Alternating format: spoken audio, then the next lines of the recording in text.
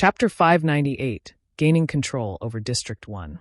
After gaining everyone's agreement, Shifeng handed out contracts to each party leader and vice leader.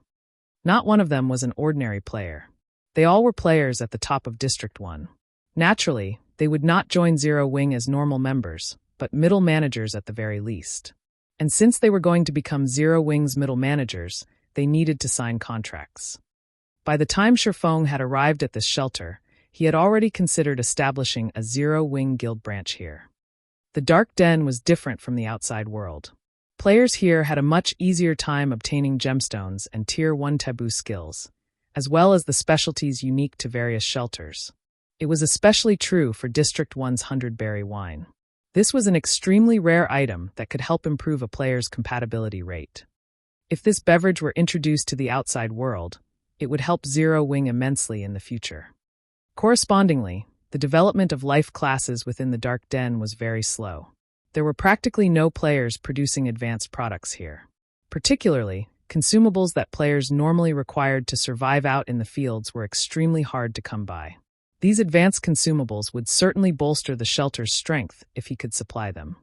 The reason Fantasy Shrine had been able to develop so quickly in the past must be due to their trades with the shelter. Shifeng suddenly thought about the first-rate guild, Fantasy Shrine, which was located in the Black Dragon Empire.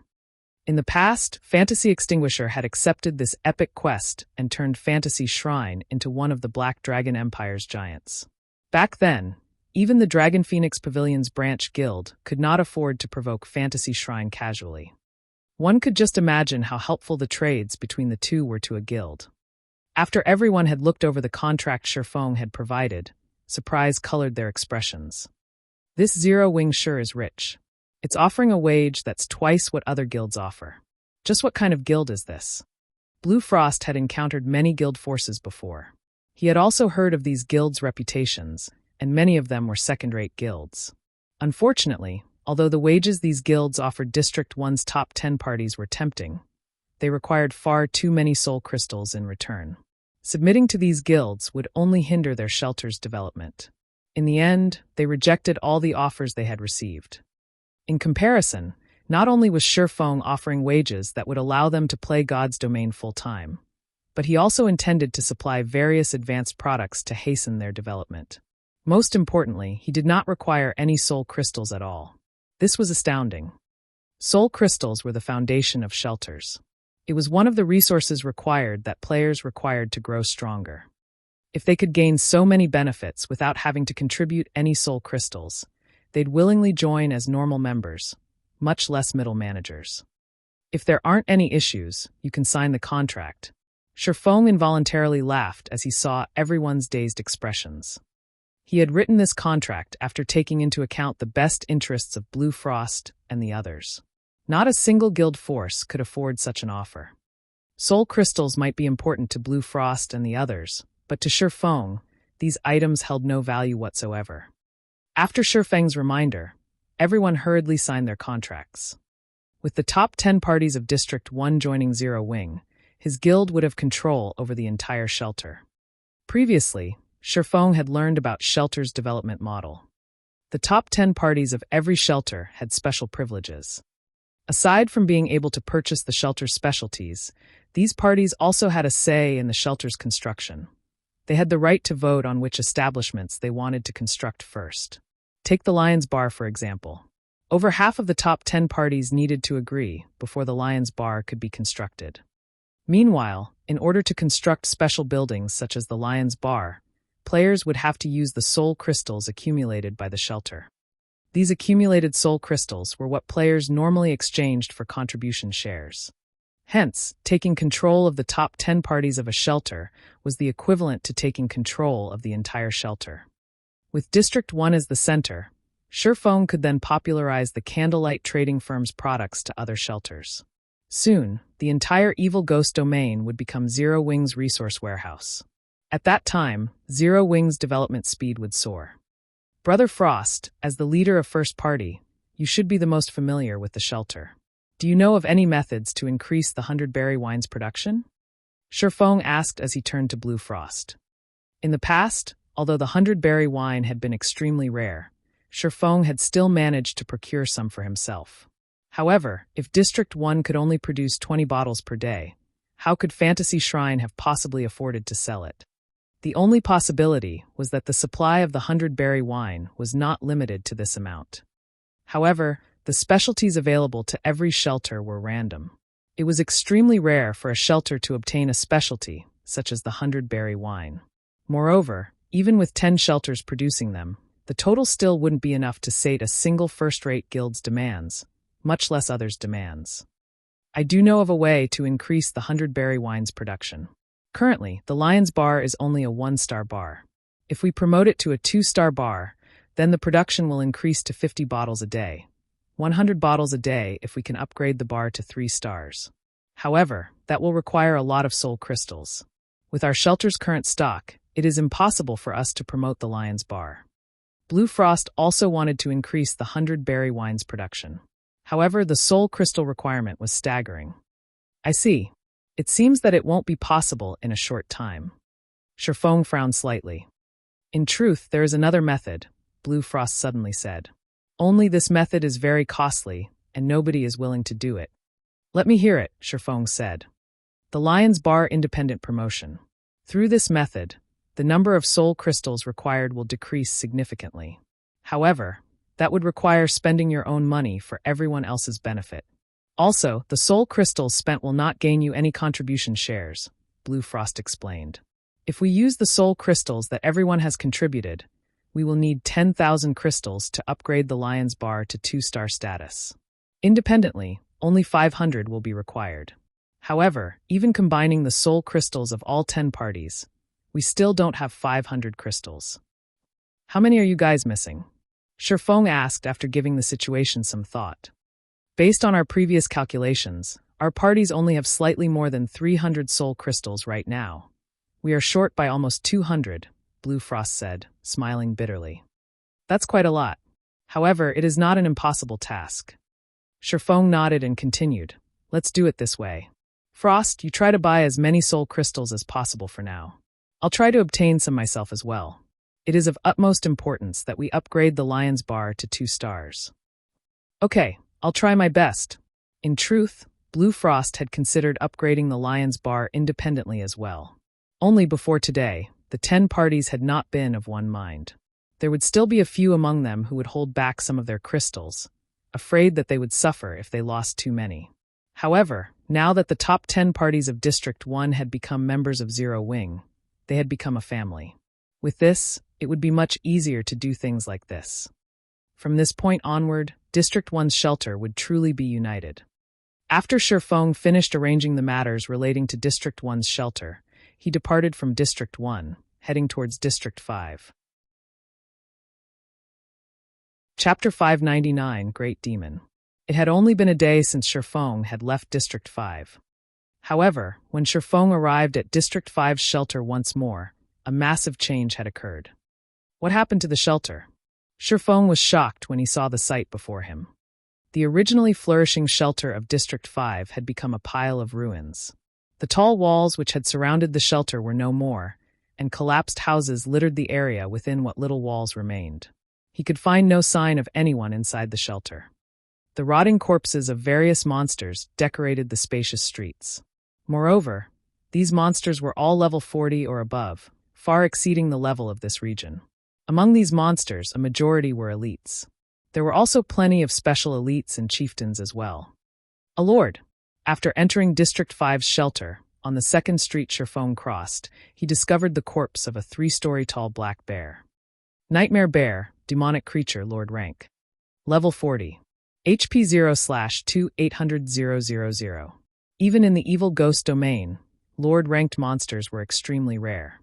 Based on Shifeng's understanding, the monster armies that assaulted shelters every night almost never had any lords. The strongest monsters in these assaults were usually chieftains. Yet, right before him, Shifeng could see the corpses of 4 lords on the street. One could just imagine how intense this monster assault on District 5 had been. Just what happened here? Even after running down several streets, Shifeng still failed to discover any other players. It was as if District 5 had become a ghost city overnight. Normally, even when a shelter had been invaded, players would not retreat from the region so quickly. When Shifeng arrived at District 5's Central Street, players' screams reached his ears. This was not the first time Shifeng had heard such screams of pain. However, he had only heard them in the past. This was his first time hearing such a desperate and painful wail in this life. Shifeng then activated Windwalk and dashed towards the source of the cries. However, when Shifeng was 200 yards away from the source, his body suddenly felt extremely heavy. It was as if he had just jumped into a quagmire. Crap! This is a domain. Shifeng immediately jumped backward, retreating from the domain's range. Domain. It was something only high-tiered creatures were capable of using. Take Weissman, who was the magistrate of White River City and a Tier 4 Great Wizard, for example.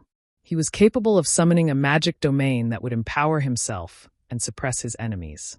If someone without a domain faced someone with one, unless they were far stronger than the latter, escape and death were the only available options.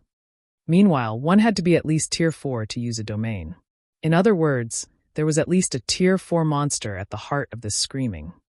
Since it was a player screaming, one could easily conclude that the Tier 4 creature was an enemy.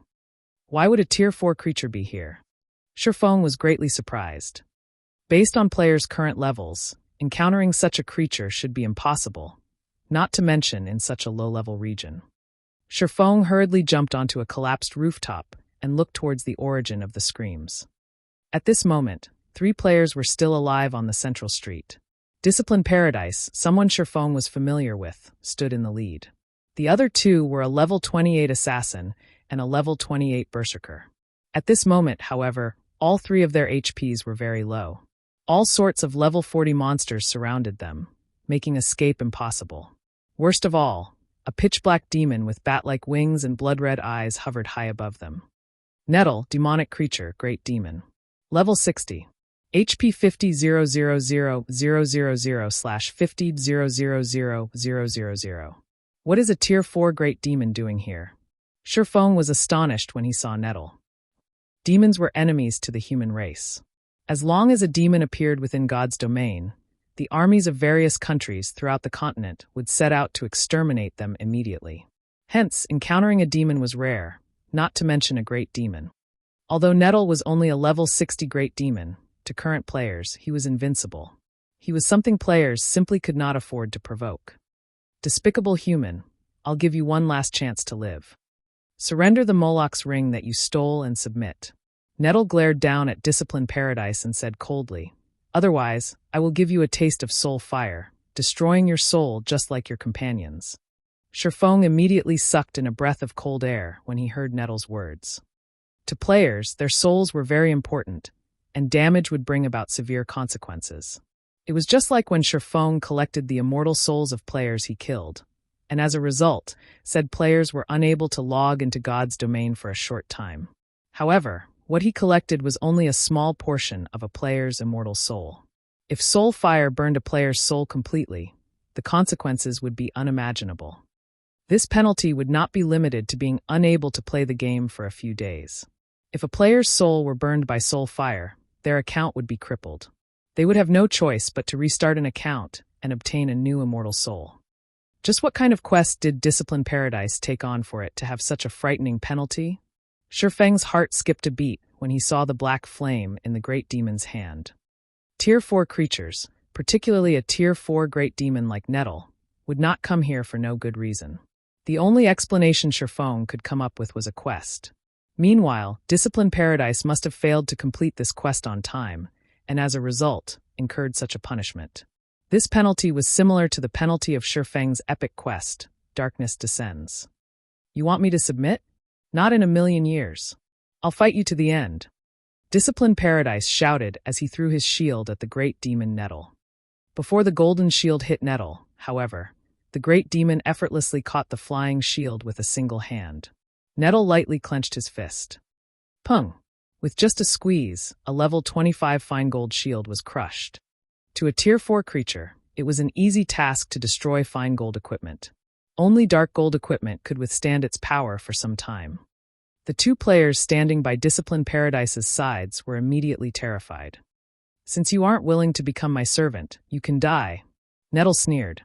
With a light wave of his hand, black flames rained down on Disciplined Paradise.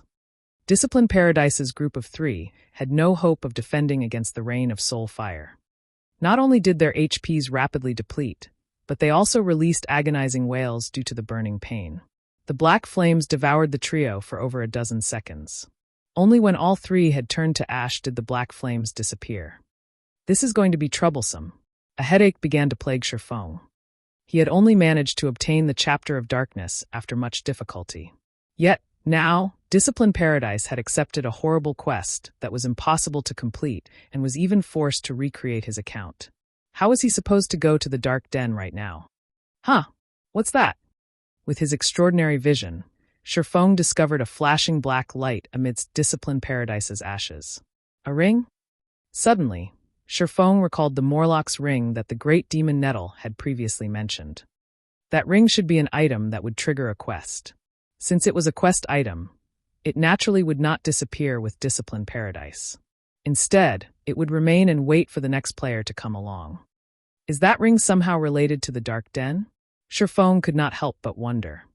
Before this, he had asked Blue Frost about the Dark Denver. However, Blue Frost did not know anything. He had not known that the Chapter of Darkness could open the gate leading to the Dark Den either. No matter how one looked at it, it was impossible for the leading figure of District 1 to possess less information than Disciplined Paradise. The only explanation was that Disciplined Paradise had obtained this information through some special means. Moreover, Disciplined Paradise had been very eager to get his hands on the Chapter of Darkness. Now a great demon had appeared to retrieve a ring. If one were to claim that the ring and the Chapter of Darkness were unrelated, who would believe it? I can only give it a try. Shifeng gritted his teeth. He then dashed forward towards the ring with intense speed. Chapter 600 Ring of Legends. After Shifeng crossed about a dozen yards or so, the great demon Nettle sensed his presence. Why is there still an ant? Go, finish him off, Nettle, who hovered in the air, commanded 5 level 40 chieftains to deal with Shifeng. In the great demon's eyes, a Tier 1 player like Shifeng meant too little for him to take action personally. He had only killed Disciplined Paradise personally due to the Moloch's ring. Otherwise, he would have let his subordinates finish off the Guardian Knight and the others. When 100 yards stood between Shifeng and the Moloch's ring, 5 massive black demonic bears surrounded him. Just in time, Shifeng smiled faintly. He then used silent steps on one of the demonic bears. Shifeng crossed a distance of 20 yards instantly. He then activated the aura of Wind's activatable skill, Wind Rider, his speed abruptly increasing by 220%. Transforming into a fierce gale, he easily shook off the 5 black demonic bears and continued his way towards the Moloch's ring. Not bad for a little ant. Nettle frowned. He stretched out his left hand. A ball of black flame bloomed in Nettle's black-scaled palm. Although this ball of black flame did not radiate any scorching heat, Shifeng could clearly feel how formidable it was. If the flame so much as touched him, he would instantly lose his life. You should feel honored to die by the great demon Nettle's hand. Nettle then lightly waved his hand at Shifeng. Suddenly, a tidal wave of black flame washed down from the sky. Agonizing screams tore from the throats of any monster that encountered these black flames. The raging fire turned them into nothingness in the blink of an eye. Not daring to be careless, Shifeng soared into the sky, avoiding the black flames by the skin of his teeth. Despicable ant, you actually to dare dodge my attack. Nettle bellowed. In the next moment, countless black arcs of lightning appeared in his hand. Each arc was as thick as a person's thigh. The great demon then pointed at Shifeng, shouting, "Turn to ash." Immediately, the arcs of lightning formed a giant web that flew towards Shifeng faster than when he had Wind Rider activated. This was the Tier 4 skill the great demon Nettle was most proficient with, Dark Vortex. Not even a Tier 4 NPC could dodge this skill. They could only attempt to block it. As for players, they would die instantly. Is there a need to be this serious? Shifeng was rendered speechless as he saw the black electric net that had already surrounded him. I have to use my trump card. Shifeng no longer tried to dodge the black lightning, opting to charge towards it instead. Trying to kill yourself now that you know escape is impossible? Nettle smiled with satisfaction as he watched Shifeng's suicidal action. Boom! A thundering explosion occurred as Shifeng collided with the black electric net. It was as if the end of the world had arrived. Not even a level 40 chieftain could survive such a frightening attack. Just as the great demon was about to turn away, he suddenly discovered that something was amiss. A golden figure flew towards him. How is he still alive? Nettles stared at the unscathed Shifeng. While the great demon was surprised, Shifeng arrived at Discipline Paradise's ashes. His hand snatched Moloch's ring swiftly and placed the item in his bag. Despicable thief! You have truly angered me this time. A cold glint flashed in Nettles' crimson eyes. Suddenly, a blood-red battle axe with a thorn-covered handle appeared in Nettles' hands. With a flap of his wings, the great demon instantly appeared in front of Shifeng, swinging his battle axe down at the swordsman. Explosions shook the air as the axe descended. It was as if Nettles' powerful attack shattered space itself, and not even Shifeng could dodge or defend against the attack in time. Boom! When the blood-red axe struck Shifeng's body, he suddenly felt disembodied. After a fraction of a pause, the attack sent him crashing into a 4-story building over 30 yards away. What strength and speed! Shifeng exclaimed as he climbed out of the rubble. The great demon Nettles' strength was definitely at upper rank tier 4. If he had not switched the aura of wind to the aura of earth and activated absolute defense in time, even if he were a level 60 tier 2 sword master, that single hit would have obliterated him. Currently, although Shifeng had not received any damage, his entire body was numb. Even moving was difficult for him. The strength of a tier 4 great demon was simply too terrifying. Moreover, Nettles' strength wasn't just limited to his attributes. His techniques were similarly frightening. Nettles' simple swing had not contained any excess movements at all. The demon was operating at the same level as a top-tier expert. Against an opponent who possessed the attributes of a tier 4 class and the skills of a top-tier expert, even in his prime, Shifeng could only turn tail and run. Nettle could not help his surprise when he discovered that Shifeng was actually still alive. A tiny little ant had actually survived 3 of his moves. He had never encountered this in the past. Before the great demon could recover from his shock, Shifeng activated Phantom Kill. Suddenly, he turned and fled at maximum speed. You want to escape? Do you really think you can run from me, the great demon Nettle? Nettle revealed a malevolent smile. To the prideful great demon, the fact that Shifeng had provoked it repeatedly was humiliating. If others heard of this, he, the great demon Nettle, would watch his reputation in the dark den wither. Spreading his wings, Nettle transformed into a black streak of light as he chased after Shifeng. So fast, as expected of a winged tier 4 great demon. Glancing at the rapidly approaching great demon, Shifeng inwardly prayed that it would not discover his plan. Wind Rider only had a duration of 24 seconds. From the time he had activated Wind Rider until now, nearly 7 seconds had passed. He had also used up absolute defense already. If he wished to escape from the tier 4 great demon, his could only rely on diversions. At this moment, Shifeng's doppelganger hurriedly activated Blade Liberation and Windwalk. The doppelganger then dashed in the opposite direction of Shifeng. None of the surrounding level 40 chieftains could keep up with the doppelganger's speed. In just a short moment, the doppelganger had shaken off all its pursuers. Roughly 5 seconds later, Nettle also caught up with Shifeng.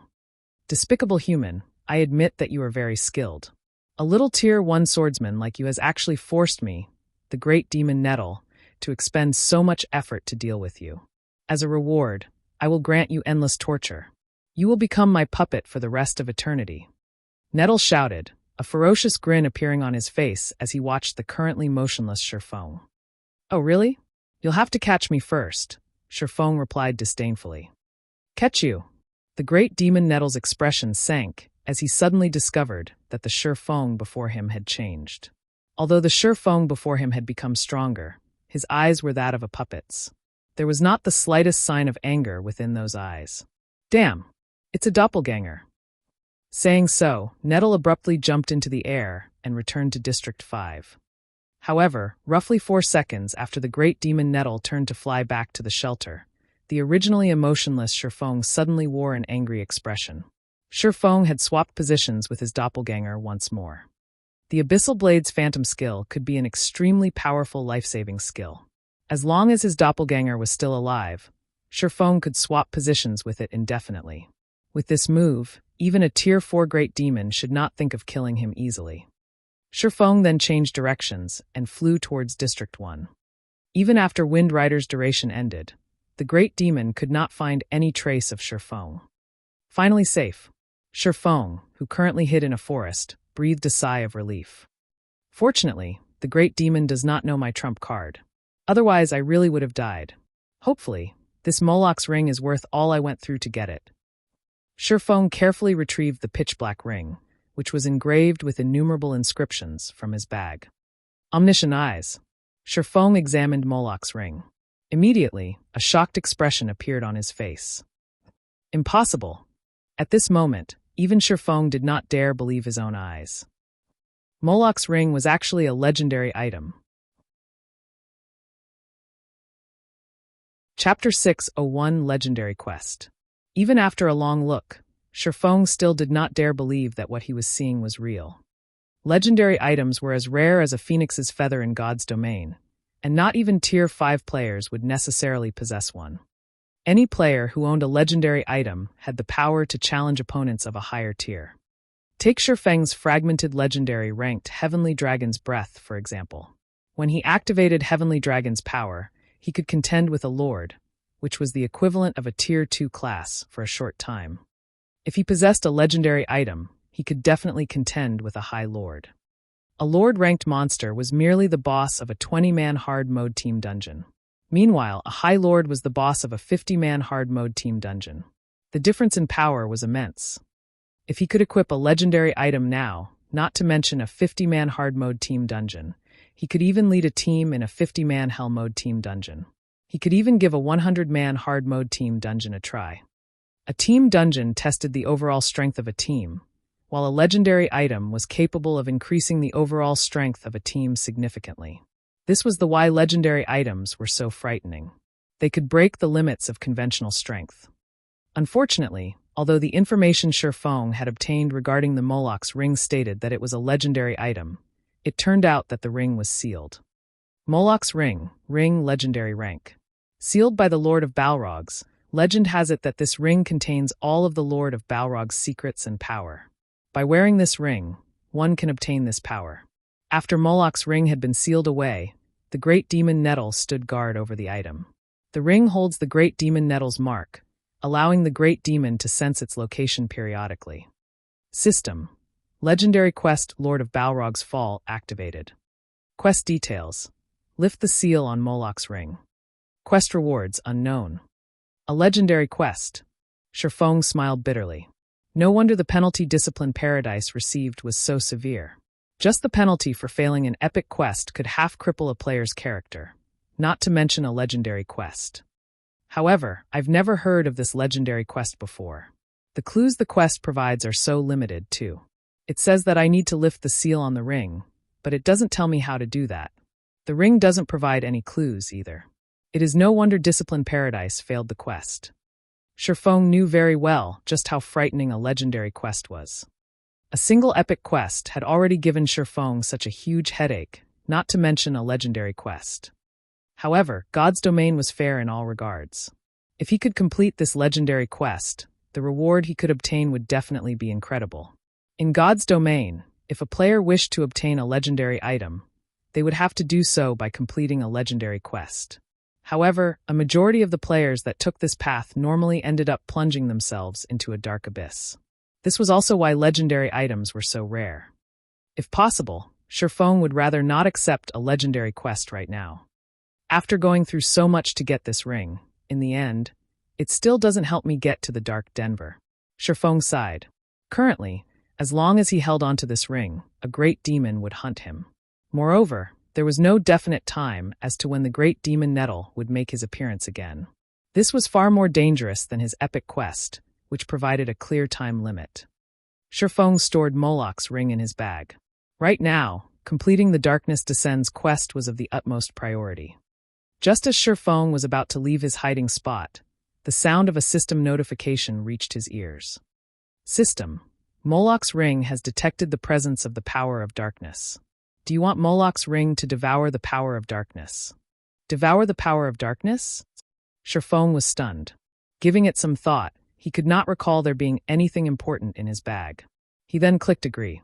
In the next moment, the dozen or so soul crystals inside his bag disappeared. Meanwhile, due to having devoured the soul crystals, the inscriptions on Moloch's ring glowed slightly. System. First seal on Moloch's ring lifted. It's lifted, just like that.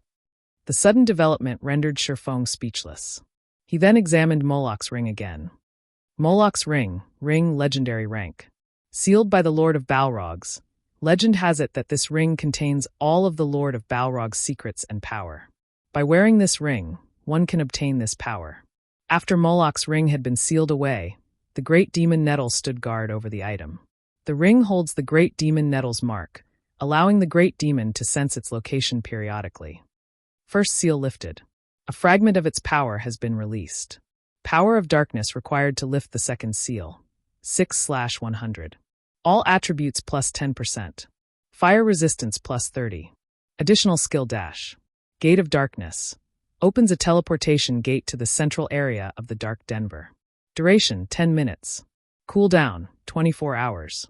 Sure enough, the Dark Den and this ring are related, Shifeng stated, laughing. With this, I can head to the central area of the Dark Denver. After Shifeng equipped Moloch's ring, he activated Gate of Darkness. Boom! The ground suddenly trembled as dark smoke slowly emerged from the forest floor.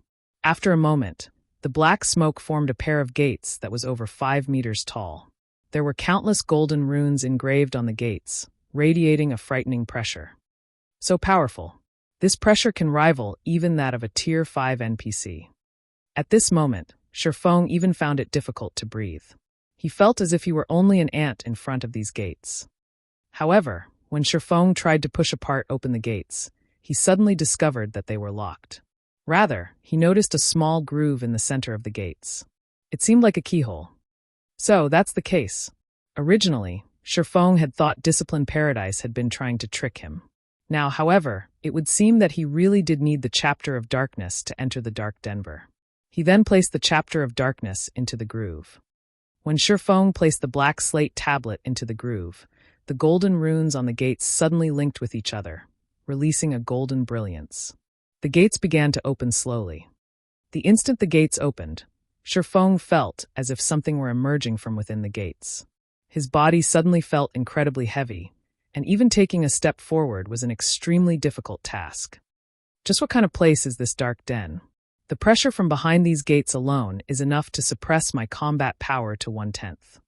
Shifeng had not felt such fear when he was in the god's grave. Is there a god on the other side? However, Shifeng couldn't care less. Gritting his teeth, he gradually pushed his body forward, advancing to the other side of the Gate of Darkness. He did not have much time left. If he did not complete his quest soon, only a dead end awaited him. After Shifeng entered the Gate of Darkness, it seemed as if he had entered an entirely different space. A mountain, so tall that he could not even see its peak, loomed before him. He could also see many magnificent temples on the mountainside. These temples grew larger as one approached the top of the mountain. The temples at the foot of the mountain were merely 10 meters in height. The largest temple that Shifeng could see was over 100 meters in height. Other than their massive sizes, these temples also radiated a powerful divine might. While Shifeng was still overwhelmed by the sight before him, a figure suddenly flew down from the peak of the mountain. The figure descended with lightning speed, and in the blink of an eye, it appeared before Shifeng. My luck can't be that rotten, right? It's actually a Tier 5 fallen angel. Dread gripped Shifeng's heart as looked up at the enchanting woman, who had 3 pairs of pitch-black wings on her back, hovering above his head. Chapter 602 Time Limit. Fallen angels were considered higher beings in God's domain, and they were born far stronger than ordinary beings. They were also known to be invincible against ordinary beings of the same tier. Even a Tier 5 expert with a Tier 5 taboo skill could only run when facing a Tier 5 fallen angel. I'm dead for sure this time. Shifeng could only reveal a bitter smile as he looked at the fallen angel hovering in the sky. He might have been able to escape a Tier 4 great demon, but against a Tier 5 fallen angel, he had no hope of resistance. Within a domain established by a Tier 5 being, even the 7 Luminaries Ring's space movement would be useless, not to mention his other skills. As for competing in terms of speed, if he was not even a match for a Tier 4 Great Demon, how was he supposed to outmatch a Tier 5 Fallen Angel? In front of a Tier 5 Fallen Angel, even the Tier 4 Great Demon Nettle was an insignificant speck of dust. Human, it seems that you are quite courageous. Despite being only a Tier 1 swordsman, you have actually dared to steal Moloch's ring from Nettle, the fallen angel said, wearing a mischievous expression. She looked like a child who had just gained a new toy to play with. Before Shifeng could react, the fallen angel disappeared from the sky. By the time Shifeng realized what had happened, the charming fallen angel stood before him, her flawless white hand piercing Shifeng's heart. Instantly, Shifeng's HP, which was over 10,000, fell to 0. Is this the power of a Tier 5 fallen angel? Shifeng stared at his rapidly decreasing HP, shock filling his heart. Regarding both speed and power, the fallen angel was far more powerful than any Tier 5 players Shifeng had ever encountered. However, the fallen angel's combat standards were by far the most frightening. They were impeccable.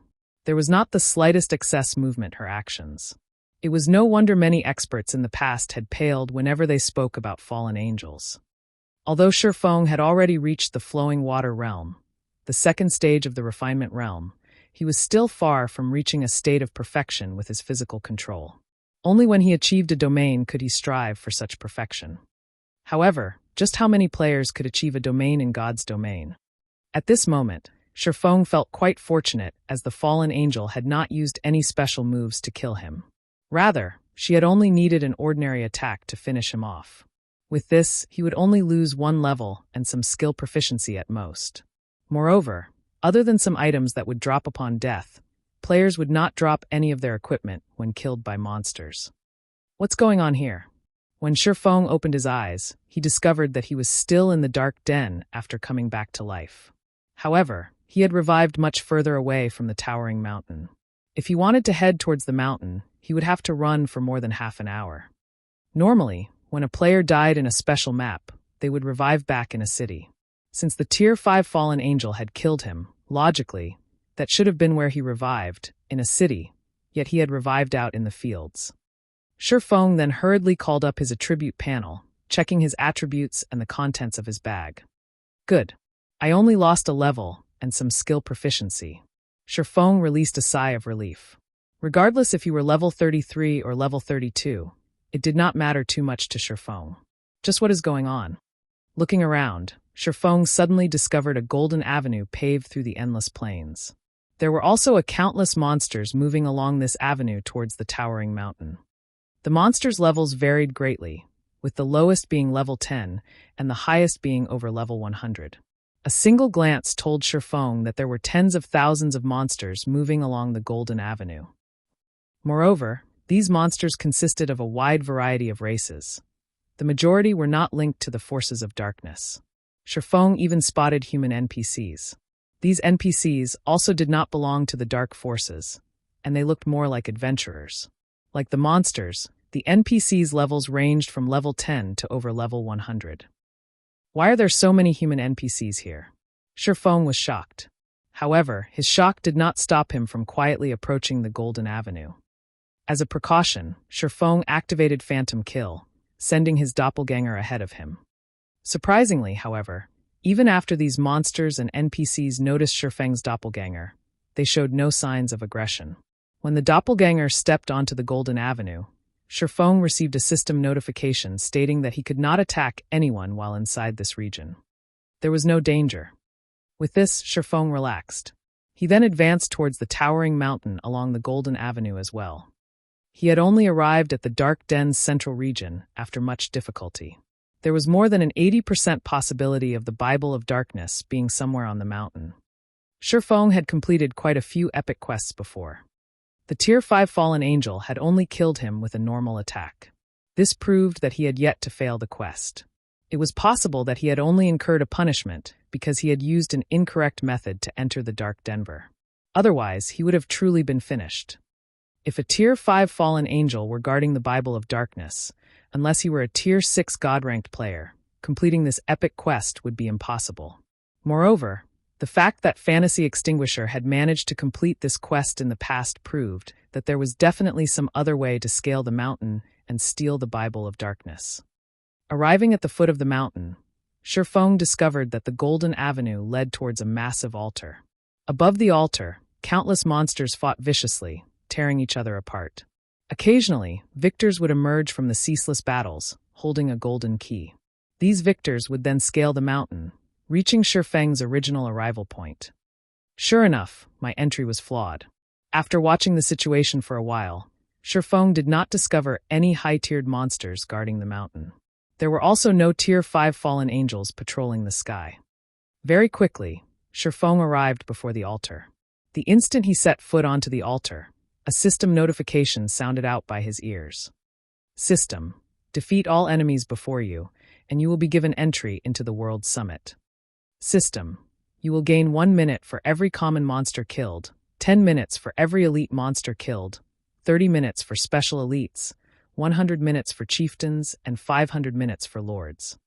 System: you may choose 10 monsters to serve as your opponent. If you fail to defeat all of your opponents, you will die. System: you have 19 minutes to decide. Failure to do so will result in automatic forfeiture.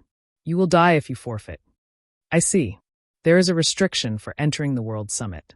It seems that I'll have to choose who my opponents carefully. Shifeng finally understood the gameplay here. However, if I only kill 10 common monsters, 10 minutes won't be long enough to explore all of the World Summit. I will most likely run out of time after traveling a short distance. No matter how he looked at it, an item like the Bible of Darkness would not be easy to find. It might even be at the very top of the mountain. He would not reach the top of the mountain even if he spent 10 hours traveling. However, if he chose monsters that were too powerful, he'd be at a disadvantage. On the off chance that he could not kill the opponents he selected, he would have truly dug his own grave. A lord was equivalent to 50 special elites or 5 chieftains. However, although a lord provided the most time, it was also the most difficult monster to take down. Moreover, if he had to face more than one lord simultaneously, the difficulty of the challenge would increase manifold. Yet, if he did not challenge high-ranking monsters, he would not have enough time to explore the World Summit. While standing on the massive altar, Shifeng pondered for a very long time. System: you have 1 minute to consider. Please make your decision as soon as possible. Chapter 603 S-Rank. Time passed quickly, and Shifeng's head was spinning.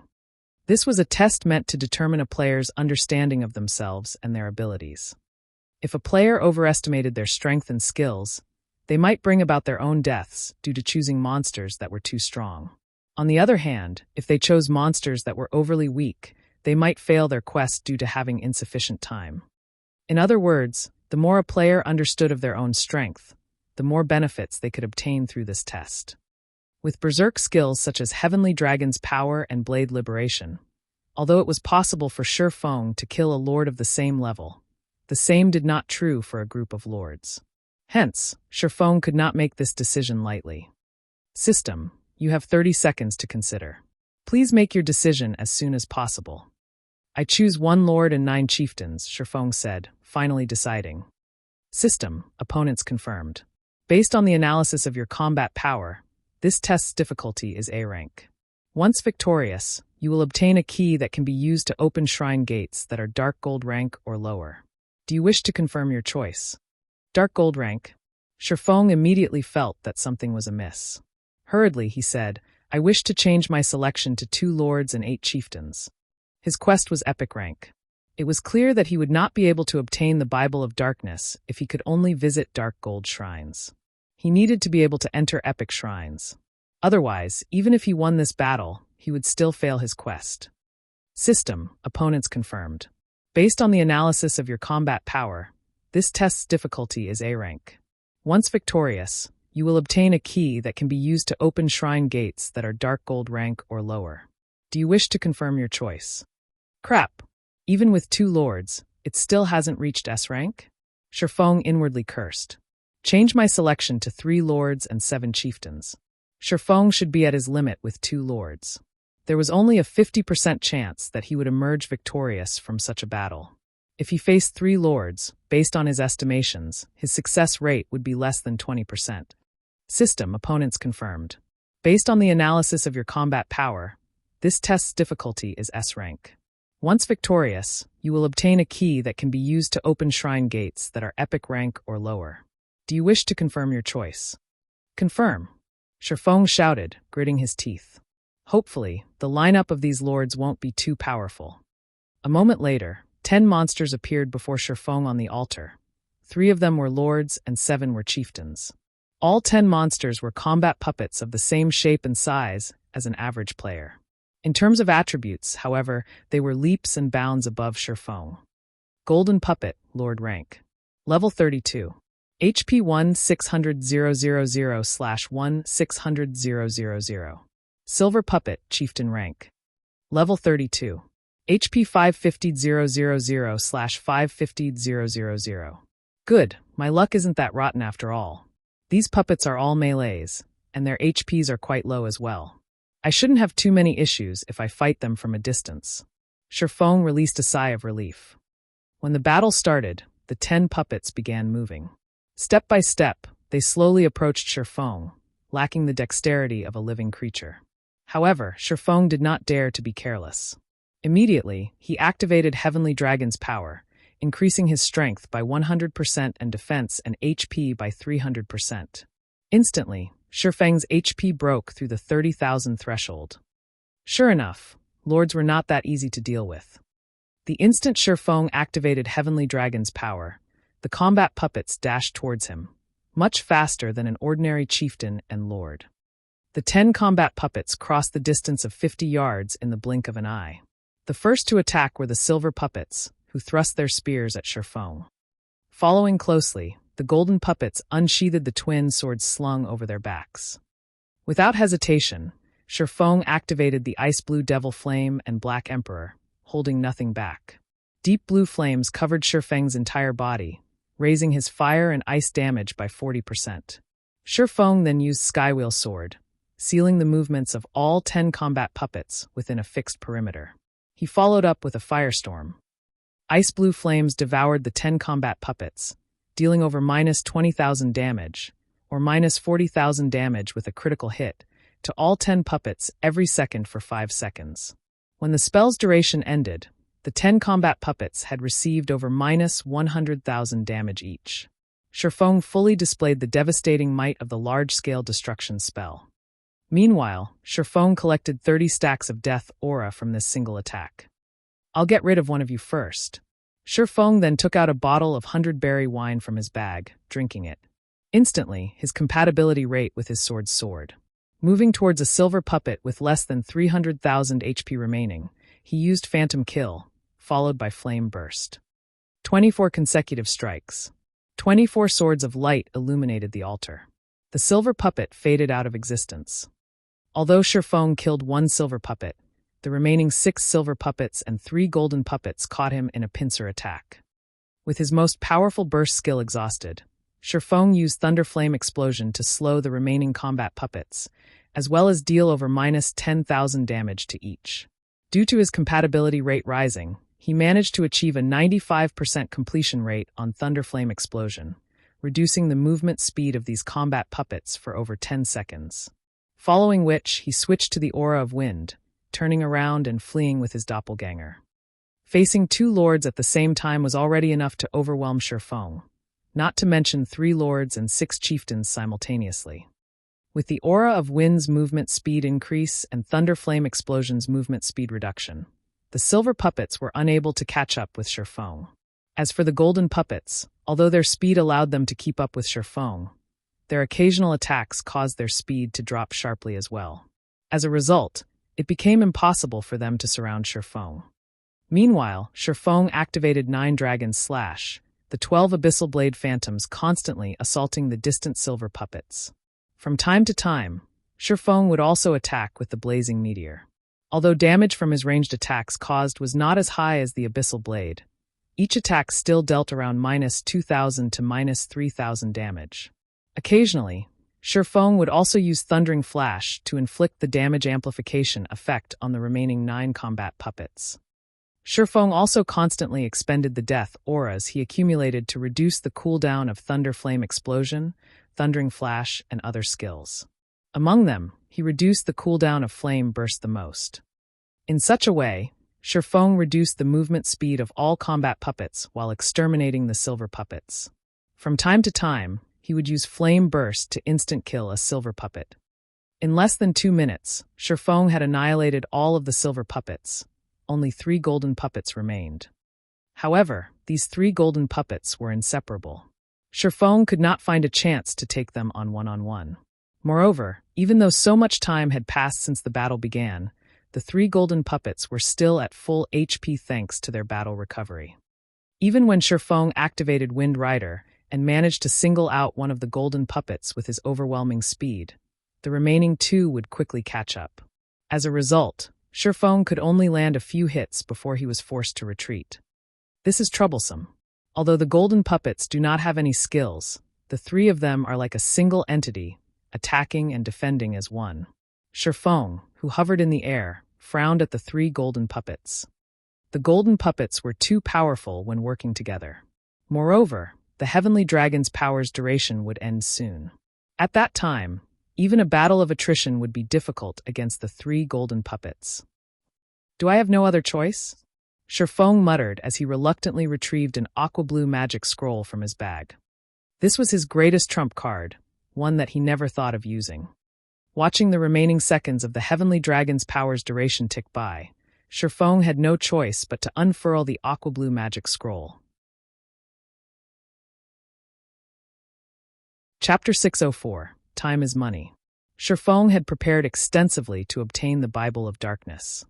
His preparations included this aqua blue magic scroll. Although lords were powerful, in the end, they were only Tier 2 monsters.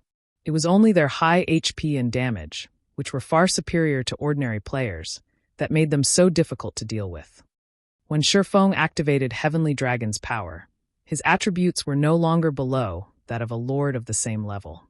With his superior dodging techniques and powerful skills, he could easily defeat a lord of the same level. However, with 3 golden puppets working seamlessly together, all Shifeng could do was dodge. As Shifeng unfurled the aqua blue magic scroll, the surrounding water mana surged towards the paper. In a moment, the mana formed a massive 6-star magic array. Go! Shifeng pointed at the 3 golden puppets. Suddenly, water surged from the 6-star magic array and swept over the bodies of the 3 golden puppets. In the blink of an eye, a small lake formed within an area of 50 yards. Although the water only reached the golden puppets' knees, the lake itself seemed to possess life as it formed dozens of water whips to bind the 3 lords. The 3 golden puppets desperately struggled to break free of these water whips. Facing a lord's power, these water whips snapped easily. However, the whips were seemingly endless. The moment one broke, another would immediately rise from the lake to take its place. As a result, it became extremely difficult for these golden puppets to move. Give it up. You guys are only lords. Against a Tier 2 domain skill, Binding Current, you don't stand a chance, Shifeng growled, annoyed at the loss of the Tier 2 magic scroll. Zero Wing possessed quite a few Tier 2 magic scrolls. Yet, even among them, Binding Current was somewhat special. Binding Current was a domain skill, far rarer than even large-scale destruction spells. Although the skill did not have any attack power, it was capable of restricting enemies. Shifeng only possessed one such magic scroll. Once it was used, it would be very difficult to obtain another. Binding Current had a duration of 10 minutes. During these 10 minutes, all enemies within the domain would be bound by water currents, their movements greatly affected. Even Lord's strength would be significantly restricted while inside this domain. Die! Shifeng immediately struck a golden puppet. With the endless currents, the 3 golden puppets could no longer work in sync. This allowed Shifeng to focus his attacks on a single golden puppet safely. Chop! Thunderflame explosion. Thundering flash. Shifeng used one skill after another on the golden puppet. Due to Black Emperor, Shifeng could decrease his skill's cooldown significantly. Shifeng's chop was practically without a cooldown.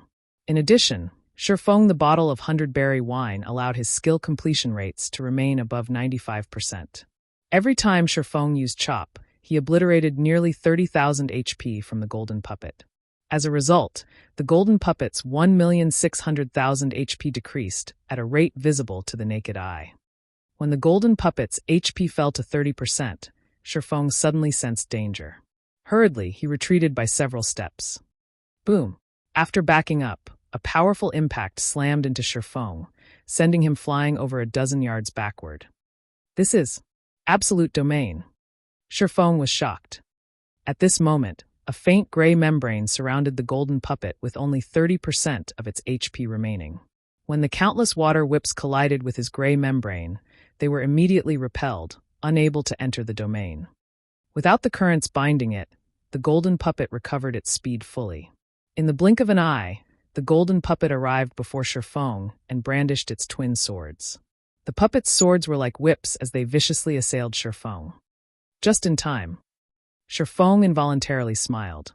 As if he had long since seen through the golden puppet's intentions, he nimbly bent his body, allowing the whip-like swords to move over his body unhindered. The puppet's swords slid against Shifeng's body as they passed. However, they did not truly connect with Shifeng. Flowing water realm. Shifeng was like flowing water as he received the golden puppet's barrage, evading the countless sword lights smoothly. He would also occasionally strike back at the golden puppet, his attacks targeting the monster's joints. If the puppet were capable of using any other skills, Shifeng might really be in a predicament. However, since it could only use absolute domain, a skill that dispelled all control skills targeting its user, the golden puppet was no threat at all. In terms of power, he was not one bit inferior to a lord. As for speed, although he was slower than the golden puppet, he could make up for the gap with his dodging techniques. Moreover, even in the event that dodging was not possible, he could confront the puppet directly. He was not afraid of facing the lord in melee combat. After roughly a dozen seconds, Shifeng finally defeated one of the golden puppets. With the death of one golden puppet, Shifeng's concerns had gone out the window. His chances of victory instantly increased to more than 50%. He then proceeded to deal with the second golden puppet. When Heavenly Dragon's power's duration finally ended, Shifeng used the Tier 2 magic scroll, Scorching Saber, to finish off the second golden puppet. Shifeng glanced at Flame Burst's cooldown before shifting his gaze towards the final golden puppet. Smiling faintly, he muttered, "I can finally end this." After roughly 2 minutes of exhausting battle, Shifeng finally managed to wear down the golden puppet's HP to 1 million. Not wanting to waste any more time, Shifeng activated Blade Liberation, increasing both his strength and agility attributes by 90%. He then proceeded to torture the last golden puppet to death. Compared to when he had activated Heavenly Dragon's power, his attacks dealt slightly less damage. However, due to his increased attack speed, his total damage was higher than before.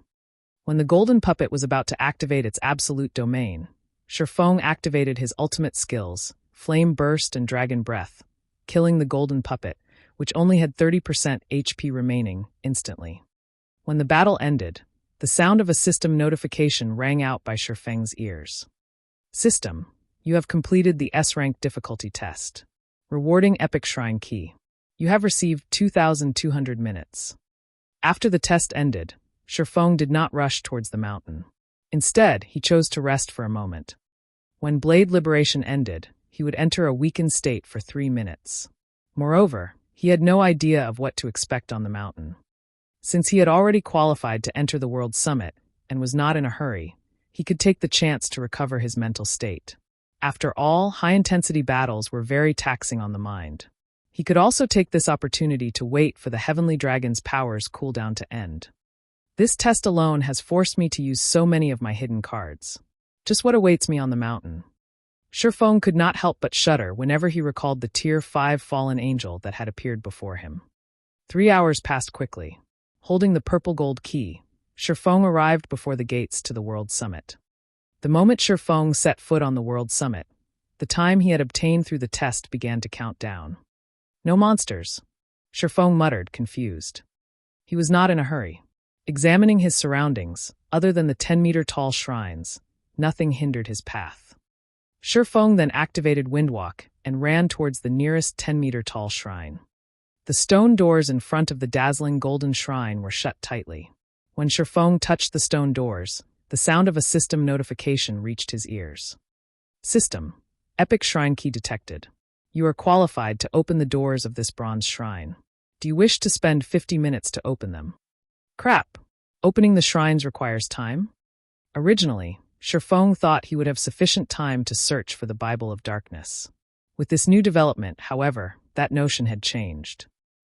However, Shifeng had no idea as to what was inside these shrines.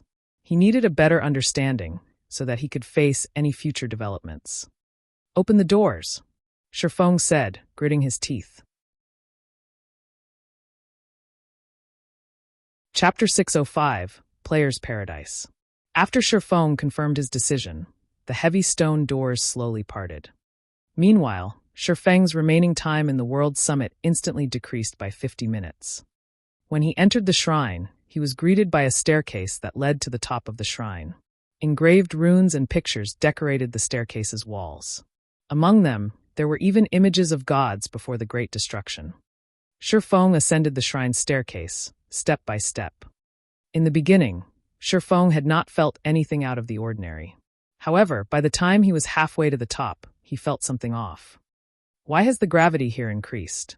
Shifeng's physical control was quite strong. As he took another step up, he felt the gravity increase by 10%. Although the gravity had only increased from 1 to 1. 1G, this small change would affect his skill completion rates, resulting in a decrease in his combat power. However, since Shifeng had already entered the shrine, he had no intentions of leaving. If he could not even overcome a single bronze shrine, obtaining the Bible of Darkness would be a pipe dream. Shifeng continued to ascend, step by step.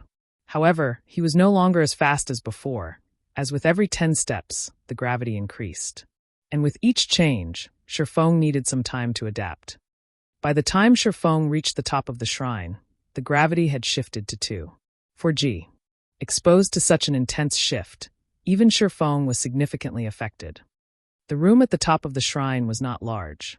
It was roughly the size of a basketball court. Aside from a black stone coffin in the room's center, the area was empty. Shifeng approached the center of the room. When he was 10 yards away from the stone coffin, golden runes suddenly emerged on its black surface.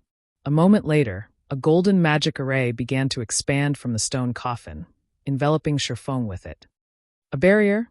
Shifeng glanced at his surroundings. Golden, translucent walls enclosed the area around him, trapping him with the stone coffin. Just as Shifeng considered his escape options, a semi-transparent figure materialized inside the barrier. This figure was actually Shifeng himself. Both the figure's appearance and apparel were exactly like his own. Shrine Guard. Level 32. HP 20000/20000. Am I supposed to defeat him? Shifeng frowned at the Shrine Guard, his expression becoming somewhat solemn. Shifeng only required one critical hit to finish off the Shrine Guard's 20,000 HP. However, he did not dare to casually approach the Shrine Guard because currently, his intuition warned him that, should he approach the guard, only death awaited him. Shifeng was a player that was capable of defeating a lord by himself, yet against this Shrine Guard, who only had 20,000 HP, he was utterly helpless. "Are you too scared to approach me?" the Shrine Guard asked, laughing. Shifeng could not help his shock when he heard the Shrine Guard's human-like speech and behavior. In his memories, only high-tiered NPCs were capable of such performances. He had never heard of a common monster behaving like this. It was obvious that the Shrine Guard was an extraordinary existence. "I don't have a death wish." Shifeng shook his head, growing more certain of his intuition's warning. "Not bad. You have actually discerned the gap in strength between us. However, rest assured, since you have already made it here, there is no danger. On the contrary, I have a reward for you," the Shrine Guard said, laughing. "Reward? What kind of reward?" Shifeng did not think that an NPC would trick him, and there was no need to do so. This NPC was certainly far stronger than himself. The Shrine Guard could simply kill him if he wanted to. "I will help you become stronger." The Shrine Guard then explained, "I can offer you guidance on one swordsman's skill. How much you learn depends on you, of course. However, you don't have much time left. You only have 49 minutes remaining." Guidance on a swordsman's skill. Shifeng was surprised. When he thought back to the price required to enter the bronze shrine, he immediately understood. Hurriedly, he said, "I would like you to give me pointers on chop." Shifeng had plenty of swordsman skills. However, there were some he used frequently and some he only used occasionally. Among them, he used chop most often. Although his magic weapon had allowed his skill completion rate to rise significantly, he was still far from achieving a 100% skill completion rate. You've made a wise decision. Watch me carefully, then. The shrine guard nodded. He then began to flow through the motions of chop. The shrine guard's body leaned forward and swung the abyssal blade in his hand. The abyssal blade then began to blur. In the next moment, it was as if the space in front of the shrine guard broke as a faint spatial crack appeared. The shrine guard's chop was completely different than Shifeng's. How is this possible? Shifeng was at a loss for words. His skill completion rate with chop was over 95%, and he was extremely close to reaching perfection. However, whenever he used chop, it always appeared in the form of 3 sword lights resembling full moons that gathered at a single point. However, these 3 sword lights did not appear when the shrine guard used chop. From the beginning, there had only been a single sword light. Moreover, the shrine guard's swing had not been particularly fast, so Shifeng could see the skill being executed very clearly. However, the most frightening aspect was the power the shrine guard's chop had displayed. Shifeng could sense that the shrine guard's strength and constitution and his own were exactly the same. The only difference was that the shrine guard had slightly more HP. Yet, the shrine guard's chop could tear apart space itself. Although the spatial crack that had formed seemed very small, the might it contained was sufficient to kill him instantly. Despite the shrine guard's speed and power being ordinary, he was actually able to display such frightening power. Confused, the shrine guard asked, smiling. Shifeng nodded and admitted shamelessly. No matter what was said or done, he was a top-tier expert in God's domain who had reached the flowing water realm. Although he still could not compete with those apex experts in the past, he was not that far away from reaching their level. Yet, the chop the shrine guard had executed shattered his conception of the skill known as chop. If you don't understand, I will display the skill a few more times. You can also experience it for yourself. Rest assured, while inside this barrier, you will not receive any damage. The shrine guard spoke like a teacher who guided his student carefully. Hearing this, Shifeng quickly sought the shrine guard's guidance. If one wished to improve on their techniques, the fastest way to do so was through actual combat. Previously, he had kept a distance between himself and the shrine guard, worried that the NPC would kill him. Now that he knew the NPC intended to help him improve his ability with the skill, he would not hold back. Immediately, he displayed his best chop and began battling the shrine guard. Since Shifeng attacked him, the shrine guard replied with a chop of his own. When the 2 swords collided, sparks flew into the air around them. Pung! In one moment, Shifeng sent a chop at the shrine guard, and in the next moment, his body left an imprint on the barrier's wall. There was even a faint spatial crack lingering in Shifeng's original position. Is this a super perfect skill? Shifeng stared at the shrine guard with a stupefied expression. His mind replayed the shrine guard's sword swing. Regarding speed, Shifeng was definitely the victor. Moreover, he had prepared to dodge the NPC's attack beforehand. However, before he had any chance to dodge, the shrine guard's sword had collided with his own. He instantly felt a tremendous power flow into his hand. In the next moment, he had been thrown backward. Shifeng was still badly shaken by the shrine guard's attack. Fortunately, this was only a lecture. Otherwise, the NPC's attack might have really killed him. He and the shrine guard were worlds apart from each other. Perfect, the shrine guard laughed. Nothing is perfect in this world. It is only because your vision is limited, and you are confined to your own world. Nothing is perfect? Shifeng thought about the skill completion rate's limit of 100%. Yet, the shrine guard had said that nothing was perfect. Could the skill completion rate possibly exceed 100%? The more Shifeng thought about it, the more he felt it was possible. Otherwise, why would his chop, which neared a 100% completion rate, be so inferior to the shrine guard's? Following which, Shifeng faced off against the shrine guard again and again. Although every exchange ended in Shifeng's utter defeat, the more Shifeng fought, the more his excitement grew. He felt as if he had caught on to something that he had never noticed before. He had placed too much importance on his body, trying too hard to replicate a skill's template motions that had been provided by the system. He had forgotten to think outside of the box. As Shifeng traded blows with the shrine guard, his skill completion rate continued to rise. 96%, 97%, 98%. It should feel like. Shifeng leaned forward. He no longer pursued ultimate speed as he swung his sword along the air's resistance. Suddenly, a spatial crack appeared before him.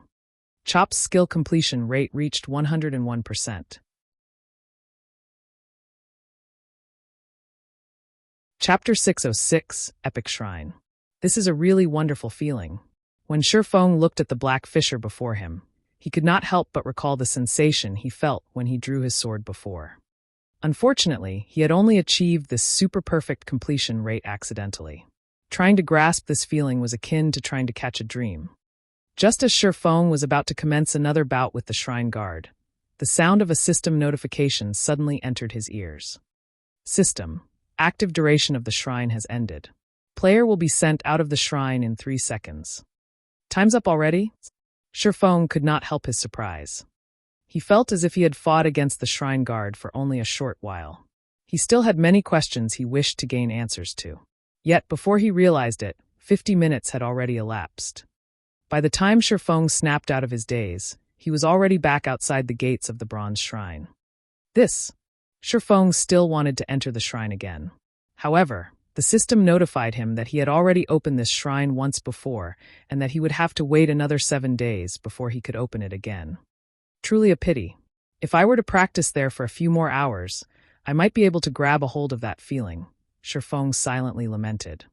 In God's domain, whether it be a player's combat techniques or skill usage, both were learned through self-experimentation. There was no teacher to guide players on these topics. The system only provided a holographic video of the template motions of a skill. The rest was up to the players themselves to experiment and practice. Having someone specially teaching them how to use their skills was definitely a heaven-sent opportunity.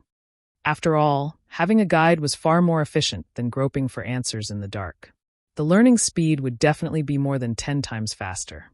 Otherwise, there wouldn't be so many players who couldn't achieve a 100% skill completion rate. I wonder what kind of rewards the other shrines have. Expectations welled up inside Shifeng. Just a single bronze shrine had provided him with such a guidance reward.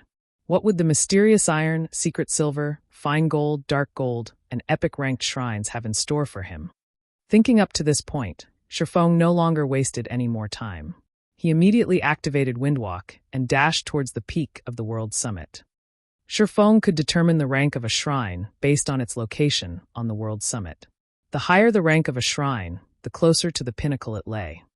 However, the world summit was simply too massive. It was many times larger than White River City. Despite continually alternating between Windwalk, Windrider, and Speed Scrolls, Shifeng had reached only the middle section of the world summit after running for 3 full hours. He still couldn't see the peak of the mountain from where he stood. On the other hand, the shrines at the foot of the mountain were no more than little dots in his eyes now. I have managed to reach the area of the fine gold shrines only after 3 hours. That's 6 special elite kills gone. Even if an expert player were to come here, they would not be able to obtain the reward of the fine gold shrines. Shifeng had tried checking one of the fine gold shrines earlier, and it required him to spend 200 minutes just to open it.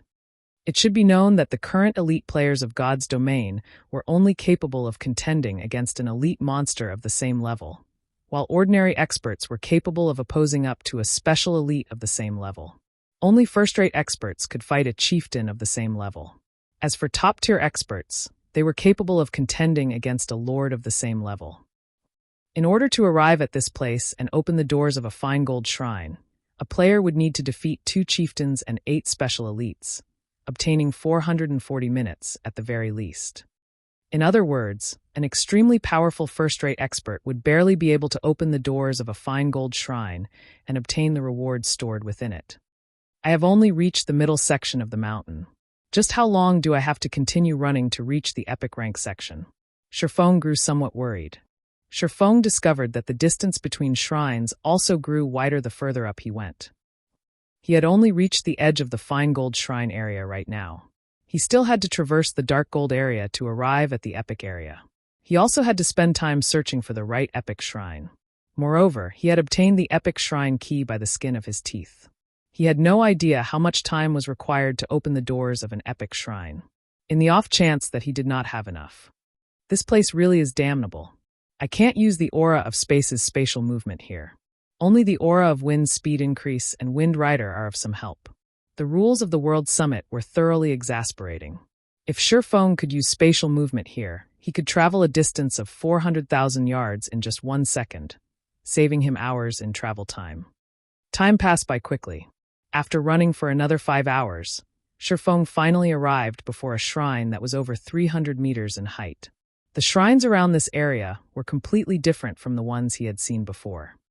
"This is an epic shrine," Shifeng muttered as he looked at the mountain-like shrine. The shrines he encountered before were all inanimate objects. On the other hand, the epic shrines here had frightening auras.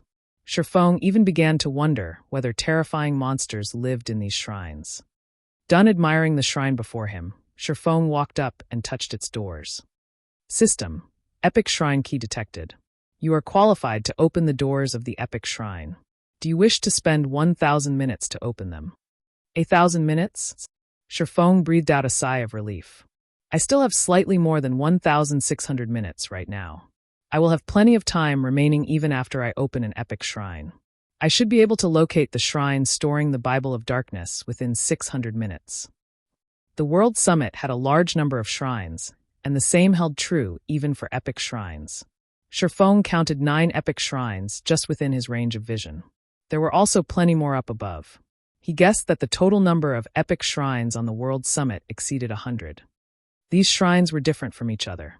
There was a huge difference just in terms of the elemental mana surrounding these shrines.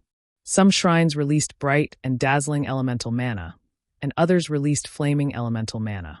Even shrines that released the same type of mana would have different images engraved on their doors. Images of angels, demons, and many other races. Some shrine doors even depicted gods. Hence, Shifeng would not have difficulty looking for the shrine that contained the Bible of Darkness, so long as he had sufficient time. The Bible of Darkness is a treasure of the demon race. It should be stored in one of the demonic shrines of the darkness element. Although Shifeng had little understanding of the World Summit, he knew quite a lot regarding mana. A curse was categorized as a darkness skill. Since it was a great demon who had cursed him, the great demon knew how to cast darkness spells. This meant that the Bible of Darkness had to be related to a shrine of the darkness element. With a target in mind, Shifeng quickly began his search. Very easily, he had managed to locate 5 darkness shrines. Among them, only 2 belonged to the demon race. Meanwhile, of these 2 shrines, one belonged to the Lord of Destruction, while the other belonged to the Lord of Nightmares. The Bible of Darkness was a descriptive record of all demons written by the Lord of Destruction. Rumor had it that as long as one managed to control the Bible of Darkness, they would become the Lord of Demons with all demons obedient to their commands. Without hesitation, Shifeng opened the Lord of Destruction's shrine.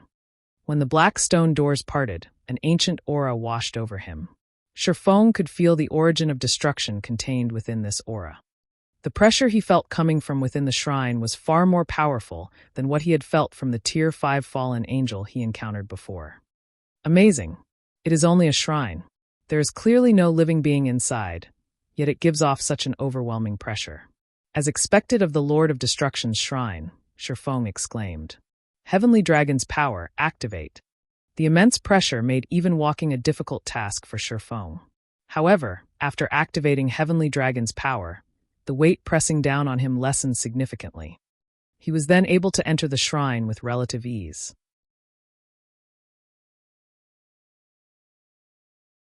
Chapter 607, Magic Device. The moment Shifeng stepped into the shrine, it was as if he had arrived in another world. He could hear the chirping of birds and smell the fragrance of flowers. Verdant trees and grass filled his vision. Instead of a shrine, this place looked more like a garden. Fallen angel. Inside the garden, Shifeng immediately discovered the fallen angel that had killed him previously. 3 pairs of pitch-black wings, a perfect, enchanting body, long and slender legs, as well as that jade-white skin and flawless face. Of all the women Shifeng knew, only the great divine official Charlene was a match for this fallen angel. Any other woman standing before her would simply pale in comparison. "Human, you sure are fast," the Tier 5 fallen angel giggled as she looked at Shifeng with her aquamarine eyes. "You adventurers are truly blessed by the heavens, being born with an immortal soul. Even we would find it difficult to thoroughly kill you adventurers." Even until now, Shifeng still got chills whenever he thought back to how the fallen angel had killed him instantly. Most likely, only a few players throughout the entire God's domain could rival that near-perfect combat technique. If he had not known that only rewards, and no punishments, awaited him inside these shrines, he would have long since fled this shrine. My name is Serena. Come over. You entered the World Summit normally this time, so I won't kill you. Serena laughed as she beckoned Shifeng with her hand. Since you've managed to make it to this place, it shows that you indeed possess some ability. I can give you two options. Two options? Shifeng asked curiously. Though I say options, in reality, they are just two reward methods. Serena nodded lightly. The first option is obtaining the Bible of Darkness that is stored in this place directly. The second option is undertaking a small test. Through the second option, you will not only obtain the Bible of Darkness, but also have a chance to win these items. Serena waved her hand lightly. Suddenly, 3 rainbow treasure chests appeared in midair. The first rainbow treasure chest contained a large number of soul crystals. A simple glance told Shifeng that there were over 100 crystals at the very minimum. In the dark den, the soul crystal was the foundation of all development. A sudden infusion of more than 100 soul crystals would definitely increase a shelter's strength significantly. The second rainbow treasure chest contained a black stone tablet that looked similar to the Chapter of Darkness. However, the name displayed was Chapter of Shelter. It could be used to immediately promote a shelter by a single rank, up to a maximum of large shelter. There's such a good item available as well? Sure enough, the rewards of an epic shrine are astonishing. Shifeng grew very excited when he saw these 2 rewards. Promoting the shelters found inside the dark den was extremely difficult. Besides the astronomical number of soul crystals required, players also needed to complete a series of quests in order to promote a shelter. The manpower and resources necessary to do so were extremely daunting. Even the shelter at District 1 had yet to be promoted to a large shelter until now. One could just imagine how difficult a feat it was. Only a shelter supported by a large guild was capable of becoming a large shelter after amassing all the resources collected by the multiple shelters controlled by said guild. Once he obtained the Chapter of Shelter, he could immediately upgrade a medium shelter to a large shelter. This would be of immense help for District 1's shelter, which was under Zero Wing's control. However, when Serena opened the third rainbow treasure chest, Shifeng was thoroughly stupefied. Magic device forging design. Shifeng's eyes turned bloodshot as he looked at the dilapidated design inside the treasure chest. He could not help but wish he could snatch it up right away. Oh, I did not think that a human like you would know about this item. Since you know about magic devices, then you must know what a magic device forging design represents. Its value is only slightly lower than the Bible of Darknesses. You humans, however, would probably appraise the design more highly. The fallen angel Serena smiled in satisfaction upon seeing Shifeng's reaction. Say it then. Which reward do you choose? At these words, Shifeng fell silent. A product of God's domain's magical civilization when it was at its peak, the magic device represented the pinnacle of alchemy, forging, and engineering combined, as well as the end of the era of the gods. Even the lowest-ranked bronze magic device boosted a player's strength to a whole new level, not to mention a magic device forging design. Even the lowest-ranked bronze magic device forging design could provoke a war between guilds. In the past, when a mysterious iron magic device forging design had appeared, over a dozen countries and more than 100 guilds had fought over it. Multiple super guilds had also participated. The death toll for that war was innumerable. A rough estimation had pegged it at 5 million. In the end, a super guild had emerged victorious. As for Shadow, which had been a second-rate guild back then, it had not dared to even participate in the war. It could only stand on the sidelines and watch. Now that a magic device forging design appeared right in front of him, how could Shifeng not grow excited? Magic devices were similar to the mana armor kits. In the magic device's case, however, it did not increase any basic attributes. Instead, it was mounted on a weapon to increase the weapon's strength. Every weapon could only mount one magic device. After God's domain underwent its third evolution, whether it was a battle against players or against monsters, an injury would reduce a player's combat power. And while players could rely on heals to recover from their injuries, the deterioration of their weapons was inevitable. It was especially true when players fought against high-ranking monsters. Unless one's weapon was of high quality, players would have great difficulty injuring a lord and reducing its combat power, since lords had skin that was as hard as steel. Meanwhile, a magic device could be used to strengthen a weapon. Not only could it make a weapon sharper, but it could also bestow special effects such as reduced weight, increased weight, hardness, mirage, paralysis, and other effects that could improve a player's combat power significantly. Most importantly, magic devices were not consumable items. Like inlaid gemstones, they could be taken off the weapons they were mounted on. Whether it was a level 1 common weapon or a level 200 epic weapon, players could freely transfer their magic devices between them. This was the reason why players were so attracted to magic devices. However, magic devices were extremely difficult to produce. Hence, production volumes were very low. Even after reaching level 100, most players still did not have their own magic devices. In the past, as the guild leader of a second-rate guild, Shifeng owned only a mysterious iron magic device, even after he was over level 100. As for other independent experts, they possessed only bronze magic devices. If he could obtain a magic device forging design right now, it would definitely become one of Zero Wing's trump cards. Have you come to a decision? Serena asked, smiling as she flourished the magic device forging design in her hand. Time waits for no one. You only have 3 minutes to decide. If you do not give me an answer, I will take it as you picking the first option, and you may leave once you obtain the Bible of Darkness. To hell with it. Shifeng looked at the fallen angel, a passionate flame burning in his heart. I choose the second option. Both the chapter of shelter and the magic device forging design were items that were not easily acquired. The difficulty of obtaining the magic device forging design was even above that for an epic item. Otherwise, magic devices wouldn't have been so rare in the past. Good. I knew you were a smart man. Let's begin, then. Serena smiled in satisfaction. She then waved her hand. The entire garden promptly vanished, and replacing it was a volcanic hell. Molten magma surrounded a 40-yard area of solid ground. The ambient temperature was scorching hot. Any ordinary player would most likely broil to death slowly. Only someone like Shifeng, who possessed high fire resistance, could stay in this place for long periods of time. Meanwhile, the gravity here had also increased to 3G, which would greatly affect a player's mobility. Come then. If you can defeat me, you win, Serena said, smiling as she looked down at Shifeng from midair.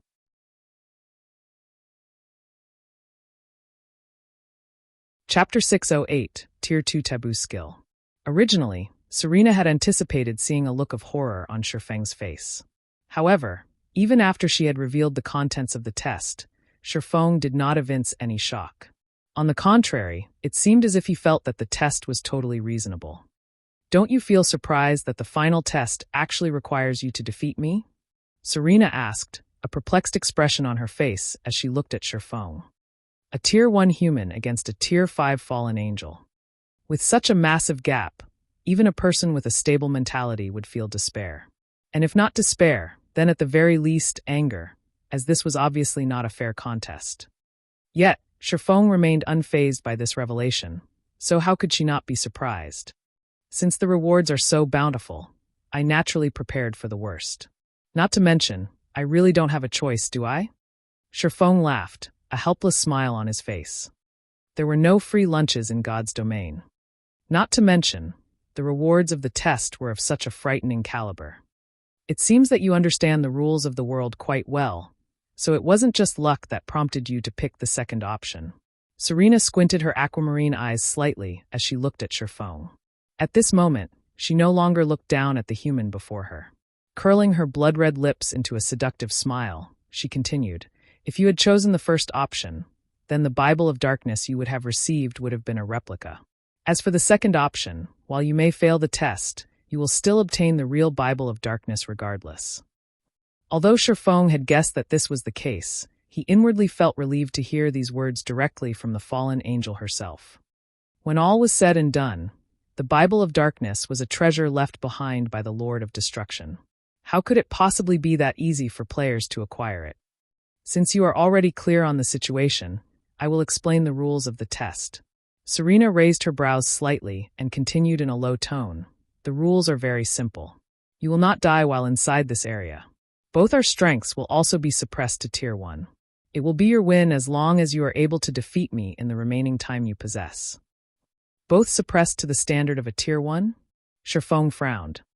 Although both their strengths would be suppressed to the standard of a Tier 1 class in the upcoming test, fallen angels were higher beings. Not only were they born much stronger than other beings, but they also wielded many more skills. Even at Tier 1, Serena's combat power would most likely be at the peak of an ordinary Tier 2 class or above. She was stronger than even a High Lord of the same level. There was actually a possibility that her combat power approached that of a Great Lord. If there are no problems, you may begin attacking as much as you want. Serena smiled faintly as she sent Shifeng a teasing look. Rest assured, I'll make sure to hold back plenty. I also won't use any Tier 3 or Tier 4 skills. Despite Serena's reassurance, Shifeng had no intention of attacking her just yet. Even without using Tier 3 or Tier 4 skills, a Tier 1 fallen angel can still kill me easily using Tier 2 skills. He smiled bitterly as he took in Serena's leisurely attitude. Shifeng had a very clear understanding of his own strength. Although he had grasped plenty of powerful skills, they were all Tier 1 skills. As for Tier 2 magic scrolls, while he had quite a few on him right now, his opponent had Tier 2 skills, which she could use indefinitely. The only trump card he had was twofold Berserk. If he activated Heavenly Dragon's power and Blade Liberation simultaneously, he would gain the ability to contend against a High Lord for a short period of time. However, engaging a Tier 1 fallen angel in melee combat was simply suicidal. I have close to 10 hours left. It would be pointless to charge into battle right now. My only option is to wait for the cooldown of Dragon's power to end. Shifeng was in no hurry. He then sat on the ground, resting as he quietly observed the fallen angel before him. Earlier, when he was entering the shrine, he was forced to use Heavenly Dragon's power to resist the intense pressure. If he fought Serena, a fallen angel who had the attributes of a High Lord, without twofold Berserk, he would just be seeking his own death. Fortunately, the condition to clear the test was only to defeat Serena, not to kill her. There was a massive difference between these two conditions. Defeat meant that he was only required to cause a certain amount of damage to Serena. After all, even if Serena simply stood still and allowed him to attack her freely, he would not be able to kill her within 20 seconds. Currently, although Serena was only level 32, she had a total of 5 million HP. Tier 1 skills are definitely useless against Serena. In terms of combat techniques, she is also far superior to me. If I wish to defeat her, my only option is to rely on Tier 2 magic scrolls. Although Shifeng had his ultimate skill, Flame Burst, this skill was meaningless if his weapon could not connect with his opponent. Not to mention, in a direct clash of power, Serena would trounce him. Having thought up to this point, Shifeng suddenly stood up. He then replaced the aura of wind with the aura of fire and cast Firestorm at Serena. The platform he currently stood on only had an area of 40 yards. Firestorm certainly covered most of it. At level 7, Firestorms could easily rival a Tier 2 large-scale destruction spell.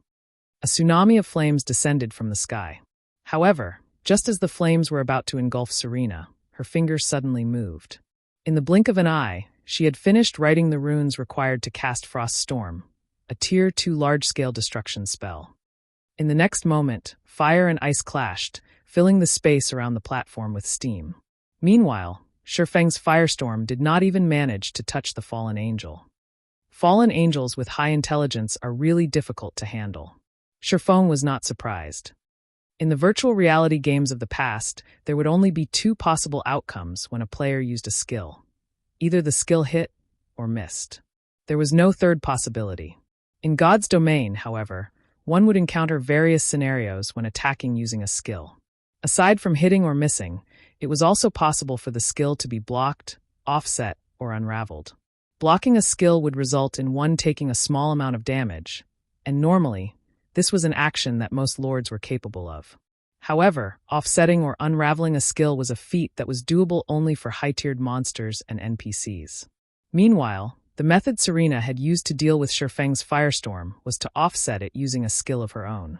When one successfully offset a skill, they would not receive any damage whatsoever. If even Firestorm is useless against her, my Tier 2 magic scrolls would most likely yield similar results. Shifeng felt a huge headache when he looked at Serena, who was currently hovering in midair. It would be great if Kite were here right now. Kite was a dark gold-ranked personal guard. With his strength as a Tier 2 sword master, he could not overcome a Great Lord, which was equivalent to a Tier 3 class, but he could still pin it down for some time. His strength should not be below that of the Tier 1 fallen angel Serena. Invincible within the same tier? A sudden inspiration came to Shifeng as he looked at Serena's smiling face. Taboo skill. Taboo skills possessed the power to transcend tiers. Meanwhile, although Serena's strength was currently suppressed to Tier 1, her frightening basic attributes and arsenal of Tier 2 skills made her invincible even against ordinary Tier 2 classes. However, if a Tier 2 player managed to grasp a Tier 2 taboo skill, they would similarly become an invincible existence among other Tier 2 classes. Thank goodness I did not store Instant Strike inside my warehouse. As long as I manage to learn it, even if I cannot kill Serena, I still have a chance to defeat her. Shifeng's eyes glowed. Immediately, he retrieved the skill book of the Tier 2 taboo skill from his bag and began poring over it carefully. After half an hour passed, Shifeng felt that he was ready. If he wanted to learn the Tier 2 taboo skill Instant Strike, the first way to do so was to collect 100 thunder crystals, which was obviously impossible. The second option was to achieve a 100% skill completion rate. Previously, it had indeed been impossible for him to achieve a 100% completion rate for Instant Strike. However, after the Abyssal Blade was upgraded, his compatibility with the magic weapon had increased significantly. With the help of the 100-berry wine, which he had obtained from Blue Frost, he definitely had a chance to achieve a 100% skill completion rate right now. Hence, Shifeng drank a bottle of 100-berry wine and began rehearsing the Tier 2 taboo skill Instant Strike. Trying to learn a Tier 2 taboo skill? Serena revealed a faint smile. Not a bad idea. Unfortunately, the time you have left isn't enough for you to do so. Taboo skills required long periods of bitter training. There were no shortcuts available. Even a gifted person would require several days, or over a dozen days, to learn a Tier 2 taboo skill. Shifeng did not have much time left. It was simply impossible for him to succeed in learning the taboo skill in such a short period of time.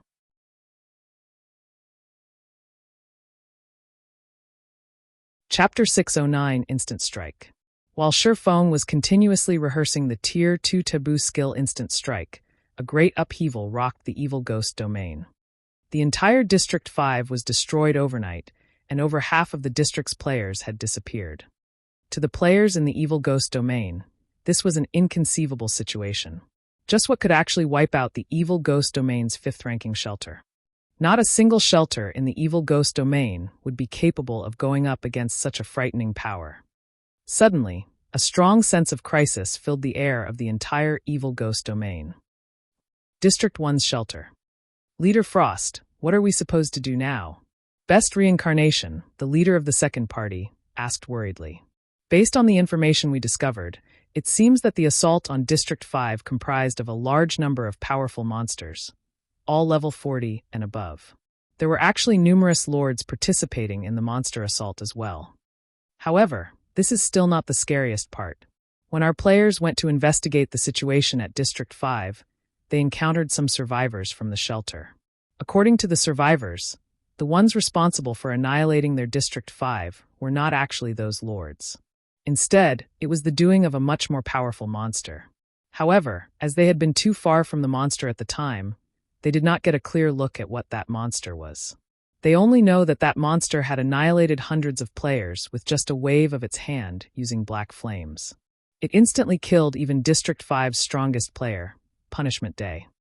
If we remain in this area, it is quite likely that we will encounter that monster as well.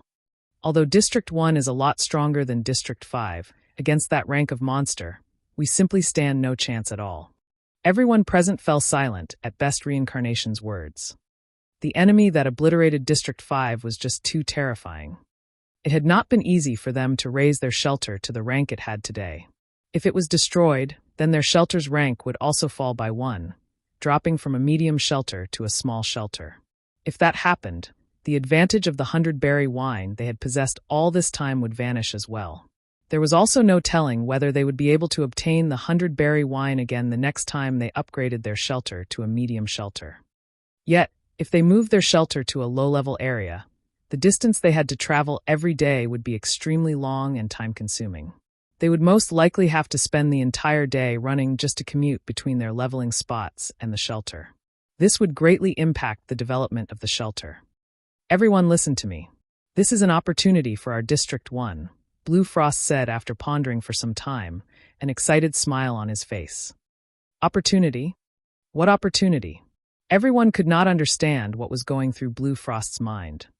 I believe that you guys have heard of this as well.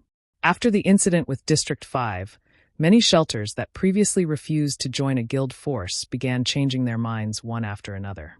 They are all trying to gain the protection of shelters run by guild forces. In the worst-case scenario, they can also migrate directly to the large shelters of the guild forces and develop themselves there, Blue Frost said. Meanwhile, our District 1 has also joined Zero Wing. However, unlike the other shelters, the guild we joined is very strong. You guys must have seen the teleportation magic array design for yourselves. Brother Yifeng has also stated that, so long as we manage to gather the necessary materials, he will construct a teleportation magic array for our shelter. If we manage to annex the other shelters right now, our position in Zero Wing will also rise. I believe that nobody present wishes to remain as just the party leader of a shelter, right? All the party leaders expressed their agreement with Blue Frost's words. The things Zero Wing had revealed so far were already enough to show just how powerful the guild was, particularly the frightening combat power Shifeng had displayed, as well as the funds that he had transferred to them. Zero Wing had even provided them with a training facility. As long as they made contributions to Zero Wing and raised their positions within the guild, they would be able to head to Jinhai City's Big Dipper Training Center and undergo special training for their combat techniques. Every city had their own martial arts dojos and training centers. If one wanted to improve their combat techniques, it was definitely better to have someone guiding them. They had previously conducted some investigations in the real world regarding the Big Dipper Training Center. The moment they checked, however, they were shocked. The Big Dipper Training Center actually had a martial arts master overseeing it. Currently, the Big Dipper was already a famous training center, and many professional fighters from the surrounding cities had gone there to train. It was no longer a place that ordinary people could enter. Moreover, the amount one had to pay in order to become a member, there was also not something ordinary people could afford. Although their knowledge regarding first-rate guilds was lacking, they knew full well just how precious a martial arts master was. A martial arts master was the ultimate force of humans. If they could receive pointers from a martial arts master, their combat techniques in God's domain would definitely improve by leaps and bounds. Meanwhile, Zero Wing would allow them to undergo special training directly at the Big Dipper. The guild's financial prowess and influence had thoroughly shattered their perception of ordinary gaming guilds. Although they had earned quite a lot of money from playing God's domain, they were still far from being able to afford establishments like the Big Dipper Training Center. If they could climb their way up to Zero Wing's upper management, they would not have to worry about earning enough to support themselves in the future. I'm sure everyone clearly understands what a teleportation magic array represents. What we need to do now is annex the other shelters and obtain the materials required for the teleportation magic array as soon as possible. Even if we retreat from this area, we can simply rely on the teleportation array to return here in the future. After listening to Blue Frost's explanation, everyone nodded in agreement one after another. Previously, they had found it simply too difficult to gain control over the other shelters in the evil ghost domain. However, that changed after the incident with District 5. If they had a teleportation array, the amount of money and resources they could earn would be endless. Hence, the various party leaders began arranging workforces to collect the materials required for the teleportation magic array. At the same time, they also tried persuading the other shelters to subordinate themselves to District 1's shelter. That way, the members of these shelters would get to use the teleportation array of District 1. Inside the Darkness Shrine, Shifeng had already been rehearsing Instant Strike for 5 hours continuously now. After just 5 hours of practice, it was as if Shifeng was a veteran who had been practicing Instant Strike for many years. His movements when executing the Taboo skill were practically the same as the holographic video provided by the skill book. I'm still off by a little. Sure enough, a Tier 2 Taboo skill is not that easy to master. Although Shifeng had already given his all to trying to raise his completion rate, his best record was 95%. Right now, he could not increase it by even an additional percent. Moreover, he had only managed to achieve this result because of the Abyssal Blade and the 100-berry wine. Otherwise, he would have taken several days to reach a 95% skill completion rate with Instant Strike. He did not have much time left to practice. Each bottle of 100-berry wine lasted only 1 hour, and he had just 3 more bottles on hand. They would not last him till the very end. Human, you should give up. The might of a Tier 2 Taboo skill is simply too immense. It is not that I am trying to look down on you. However, if you wish to grasp a Tier 2 Taboo skill, you will need another 10 days of hard work at the very least. Serena could discern Shifeng's current progress in a single glance. Presently, you have already grasped the motions of the Taboo skill completely. Unfortunately, your comprehension of the skill is lacking. With the remaining 5 hours you have, you would be fortunate to raise your completion rate by even just another 1%. Lacking comprehension? Shifeng thought so as well. It was just like when he had achieved a 101% completion rate with Chop. That feeling had gone by in a flash, and he could not grab hold of it even if he wanted to. Comprehension. Compatibility. Does the comprehension Serena is speaking of refer to compatibility? Shifeng did not give it too much thought. He did not have much time left. Not enough to wait out the 10-day cooldown to challenge the World Summit again. He then took out all the 100-berry wine in his bag and consumed all 3 bottles in rapid succession. Even with Shifeng's willpower and mental power, he still grew dizzy. The 100-berry wine was just like the black steel beer. The more one drank, the better the effect. Correspondingly, however, the side effects also grew stronger.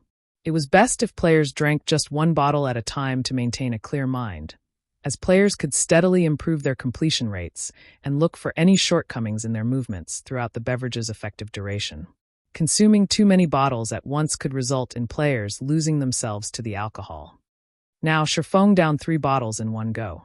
His compatibility rate instantly soared. This feeling is really great. At this moment, Shifeng felt as if he had become one with his sword. When he drew the Abyssal Blade and executed Instant Strike, each and every one of his movements felt light and natural. There was no excess power in any of his actions at all.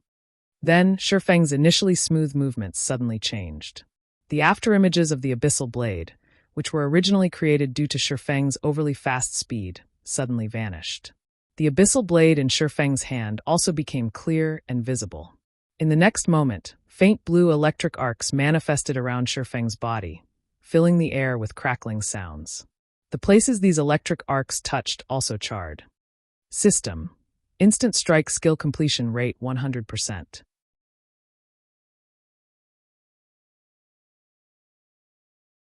Chapter 610, Higher Realm.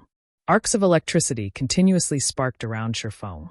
Although the electric arcs were tiny, the destructive power they contained was practically equivalent to a Tier 2 lightning spell. He actually succeeded. A shocked expression appeared on Serena's beautiful face. Learning a Taboo skill was an enormous challenge. It was the same for both players and NPCs with high intelligence. In order to learn a Taboo skill, one had to go through long periods of arduous training, as well as achieve a certain degree of comprehension regarding the Taboo skill. Serena wasn't the only one who was shocked by this result. Even Shifeng himself was quite shocked.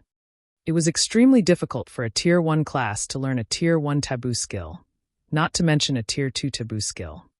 Moreover, Instant Strike's requirements were exceedingly high even for a Tier 2 Taboo skill. Achieving 100% completion rate on a Taboo skill was a feat Shifeng had never managed, despite having been a Tier 3 Sword King in the past. In this life, however, he had actually done so while he was still a Tier 1 class. This was simply a dream. 99 more times to go. I need to hurry up. Although Shifeng was currently somewhat drunk, he was still able to maintain a relatively clear consciousness. To make sure he did not forget the feeling from before, he hurriedly continued with his rehearsal. Unfortunately, none of his next 3 tries managed to achieve a 100% completion rate at all. The highest he reached was 97%. He had only managed to achieve the 100% completion rate before due to luck. On this point, Shifeng was very certain. However, now that there was a first, achieving 100% again would become much easier. Following which, Shifeng continuously tried to recall the feeling he had felt before. His skill completion rate gradually increased as well, and soon after, he managed to maintain a stable 99%. He was only a thread away from 100%. Not only do I have to control my own body, but I also have to learn how to adapt to the external environment around me and constantly adjust to the environment. As Shifeng reviewed his memories, he did not only think about when he achieved a 100% completion rate with Instant Strike, but also when he had achieved a 101% completion rate with Chop. Whether it was the Refinement Realm or the Flowing Water Realm, both pursued internal control. Before, the Tier 5 Fallen Angel Serena had stated that he had already done very well in terms of movement, and that he was only missing a little comprehension. If it was said that comprehension was compatibility, and that compatibility was adaptation, then what he needed to do was adapt to the environment. If he used the same methods to execute a skill in different environments, the results would naturally be different. This was just like how going from an ordinary environment to a high-gravity one would greatly affect a player's skill completion rate. However, what if this change to the environment was extremely subtle? It was highly possible that ignoring this minor change was the reason why players would never able to achieve a 100% skill completion rate, regardless of how perfect their movements were. Just as Shifeng continued drawing his sword and adapting to the surrounding airflow, the friction between his sword and the air suddenly generated a small spark. This small spark immediately attracted countless arcs of electricity to circle around Shifeng's body. System: Instant Strike skill completion rate 100%. Sure enough, the progression in control goes from internal to external. Is this what the higher realm feels like? Shifeng finally discovered the direction he needed to take to advance. With a clear direction in mind, Shifeng no longer focused his concentration on his own body, but instead shifted it towards his environment. As Shifeng grew increasingly familiar with his surroundings, the 100% skill completion rate of Instant Strike grew more frequent as well. Currently, Shifeng was achieving a 100% skill completion rate about once every 4 times he executed Instant Strike. Moreover, during the process of swinging his sword, Shifeng was also constantly making minor adjustments to better adapt his movements to the external environment. After training for another half an hour, Shifeng's improvement was undeniable. He was able to achieve a 100% skill completion rate practically every other time he executed Instant Strike. Before an hour had even passed since drinking the 3 bottles of 100-berry wine, he had already executed 100 Instant Strikes with a 100% completion rate. After Shifeng completed an Instant Strike that achieved a 100% completion rate for the 100th time, electricity purified his entire body, his skin becoming glossier and the muscles all over his body growing denser and more powerful. System: You have learned Instant Strike. Obtained basic lightning physique. Why does my body feel a lot lighter? Shifeng was greatly shocked when he saw the faint blue electric arcs coursing around his body. Carefully feeling out the changes to his own body, he exclaimed, "This lightning physique really is mysterious. The gravity my body is under should still be 3G. Yet the effect the increased gravity has on my body has clearly decreased significantly even though none of my attributes have changed. Right now, the effect feels like the equivalent to a gravity of 1.5G. After the 3rd evolution of God's domain, the gravitational system had impacted the combat power of players significantly. Meanwhile, now that Shifeng's body had undergone such changes, it would become much easier for him to adapt to his environment. The current state he was in was similar to being under the effects of the 100-berry wine. Although the lightning physique's effects were very much inferior to the 100-berry wines, the fact that it was always active was a huge advantage. This Instant Strike is simply fantastic. It is actually able to improve a player's physique as well. No wonder it was so difficult to learn. In the past, Shifeng had heard of some taboo skills in God's domain that, when successfully learned, would provide players with additional rewards. However, these taboo skills were usually high-tiered ones. He never expected that the Tier 2 Instant Strike was one such taboo skill. Physique was a kind of hidden attribute in God's domain. If a player's attributes reached a certain level, they would be able to trigger an extraordinary physique, allowing them to carry out feats that were definitely impossible in the real world. This kind of hidden attribute could not be viewed by players, so it was extremely difficult to alter or improve it. However, this kind of hidden attribute would have a significant impact on a player's combat power. After resting for a while and recovering his mental state, Sherfong walked up to Serena, smiling as he said, "Miss Serena, sorry for the long wait. Let us begin now." Currently, not only had he mastered the Tier 2 Taboo skill Instant Strike, but he had also obtained the basic lightning physique. Not only did his body feel lighter right now, but its flexibility had also increased significantly. Sherfong even felt that his reflexes had sped up. However, his reaction speed was still a far cry from that of a gifted talent like Soaring Snake. Not bad. Despite being a mere mortal, you have actually managed to grasp a Tier 2 Taboo skill while still being at Tier 1. Come, give me your best shot. Hopefully, you are able to entertain me for a little while, Serena said, licking her lips as she looked at Sherfong. The moment Serena was done speaking, the surrounding magma started roiling. The ground also began trembling as the fallen angel released a frightening aura. Is this the power of a Tier 1 fallen angel? Sherfong gulped down a mouthful of saliva. He knew that Serena had finally gotten serious. Just her aura alone was enough to render him breathless. Heavenly Dragon's power, activate. Blade Liberation, activate. Sherfong was unwilling to lag behind. After activating Heavenly Dragon's power and Blade Liberation, his strength attribute was now equivalent to a High Lord of the same level. The instant Sherfong activated Twofold Berserk, he tilted his body forward slightly. He then activated Phantom Kill and had his doppelganger get ready as well. Sherfang's sudden increase in strength surprised Serena somewhat. She had not thought the little human before her was capable of reaching such a level. She then stretched out her right hand. Instantly, a golden holy sword appeared in her hand.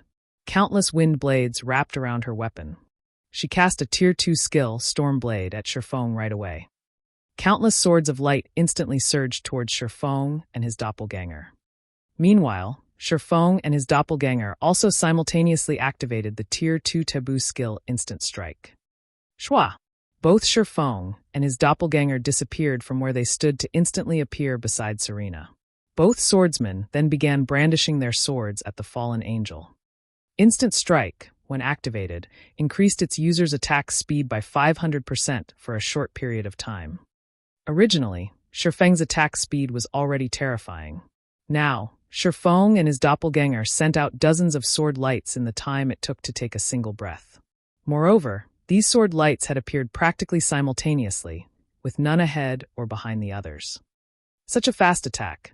Serena's gaze sharpened as another golden holy sword appeared in her other hand. She then parried the barrage of attacks sent at her. Pung! Pung! Pung! Serena's sword technique was flawless. Every movement of hers was utterly efficient as she blocked dozens of attacks continuously. However, even if Serena's defense were more perfect, there was still a limit to her attack speed. In the end, Sherfong managed to cut Serena's arm with the abyssal blade, causing -1 damage to the fallen angel. When Sherfong saw the compulsory -1 damage he dealt, his eyes nearly fell out of their sockets. Such a powerful Tier 2 Taboo skill. You were actually able to break through my defense. Serena looked at the bloody cut on her arm. Gently moving her finger across the wound, she instantly returned her skin to its unblemished state. Then she looked at Sherfong, saying, "Although I don't want to admit it, since you were able to injure me, it is your win. You may take these items and leave."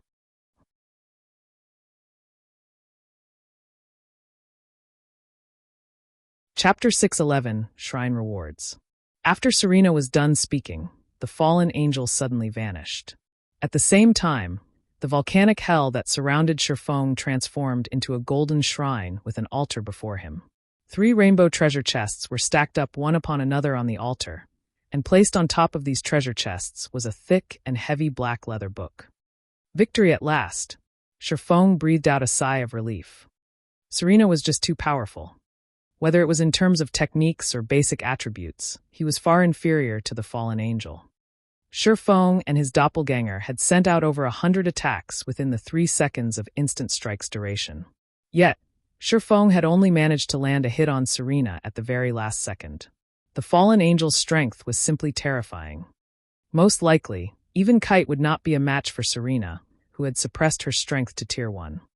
If Serena had suppressed her strength to Tier 2 instead of Tier 1, he would not have stood a chance against her at all. Although Shifeng had only managed to get through the test after immense difficulty, his harvest was similarly huge.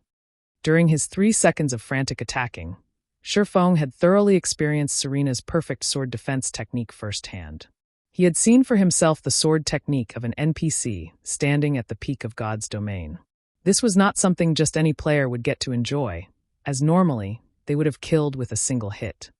After Shifeng reviewed his memories of the previous battle a few times, he walked up to the altar and carefully picked up the black leather book. As soon as he did so, he felt a hard stare. Moreover, this feeling was not just limited to one person staring at him. Instead, he felt the gazes of a vast number of people. Every one of these gazes felt cold and violent. It was as if his body had submerged in a chilling, icy hell. Sure enough, the Bible of Darkness is not an ordinary item.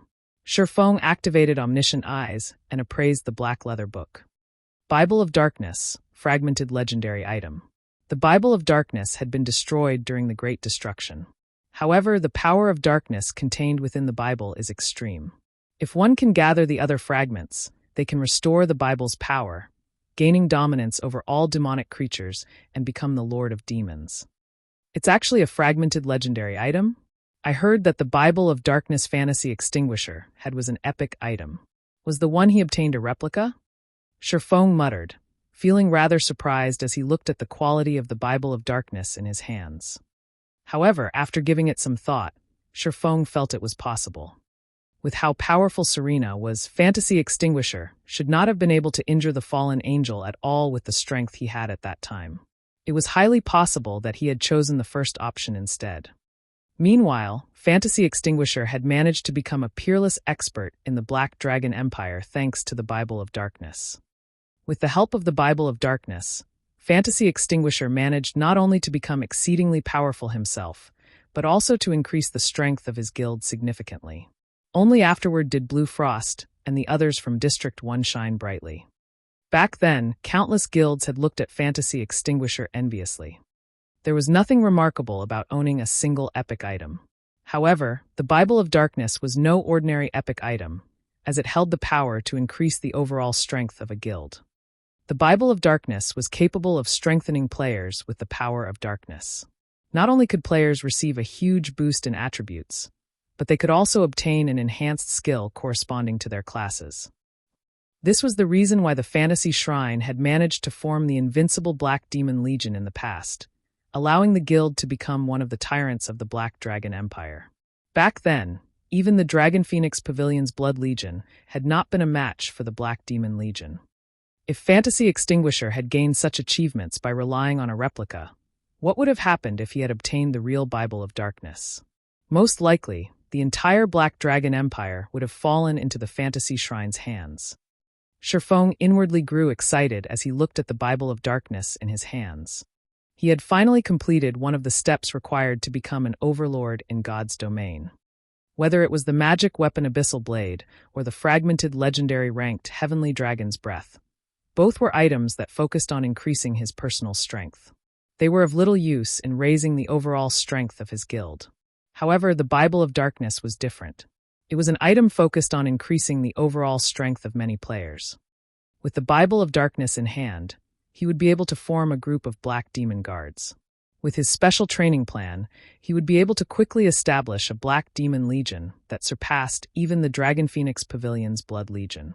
At that time, who in Starmoon Kingdom would be able to compete with him? After some fantasizing, Shifeng then stored the Bible of Darkness and shifted his gaze towards the 3 rainbow treasure chests. I have really made a killing from the epic quest this time. Not only did I get a fragmented legendary item, but I also obtained a chapter of shelter and a magic device forging design. Shifeng laughed. He quickly tucked the contents of all 3 rainbow treasure chests into his bag. The first rainbow treasure chest contained 188 soul crystals.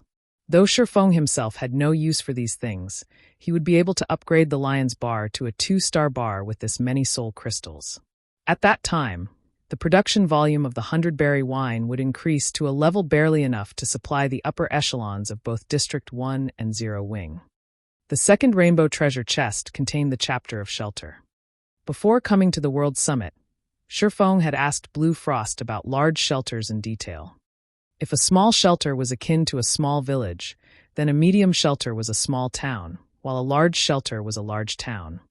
Why were so many guild forces madly accumulating resources and were adamant in upgrading a shelter to a large shelter?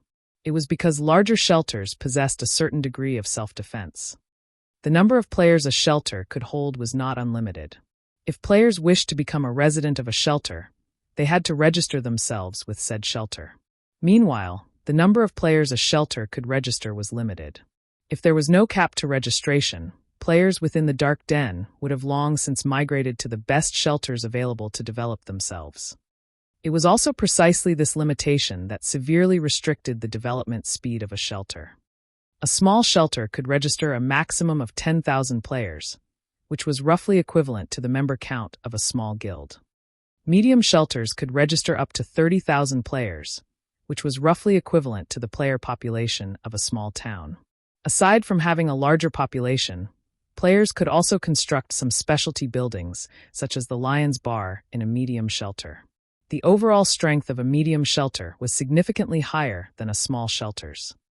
Meanwhile, when a medium shelter was upgraded to a large shelter, the number of players the shelter could register would undergo a qualitative change, directly increasing to 100,000. That number could practically rival the member count of a second-rate guild. Moreover, the functions of the shelter would also increase notably. The increase was not limited to just the skill books and specialties supplied. Players of the shelter would also be able to tame mounts. Mounts could be said to be the lifeblood of players residing within the Dark Denver. With no teleportation magic arrays in the Dark Den, players could only rely on their own 2 feet to travel to their desired destinations. With a mount, the mobility of players would improve significantly, and as a result, their strength would also rise much faster than before. Hence, the various guild forces were desperately accumulating resources in order to create a large shelter of their own. This was also why plenty of independent shelters subordinated themselves to guild forces. As long as they joined a guild force, they could head to the large shelter controlled by said guild force and purchase mounts. Otherwise, they would have to wait until their own shelters were promoted into large shelters or try their luck in large-scale team dungeons. Now that Shifeng had the chapter of shelter, he could directly promote the shelter of District 1 to a large shelter. The players inside the shelter could then begin to accumulate funds and resources. As soon as they reached a sufficient level, they would be able to purchase a mount of their own. Compared to the players of other shelters, the players of District 1 would be able to save up on plenty of time. Although I've obtained the chapter of shelter, I still don't have a way to return to the shelter right now. It seems that I can only wait until the cooldown of the position teleportation scroll ends before making another trip to District 1's shelter.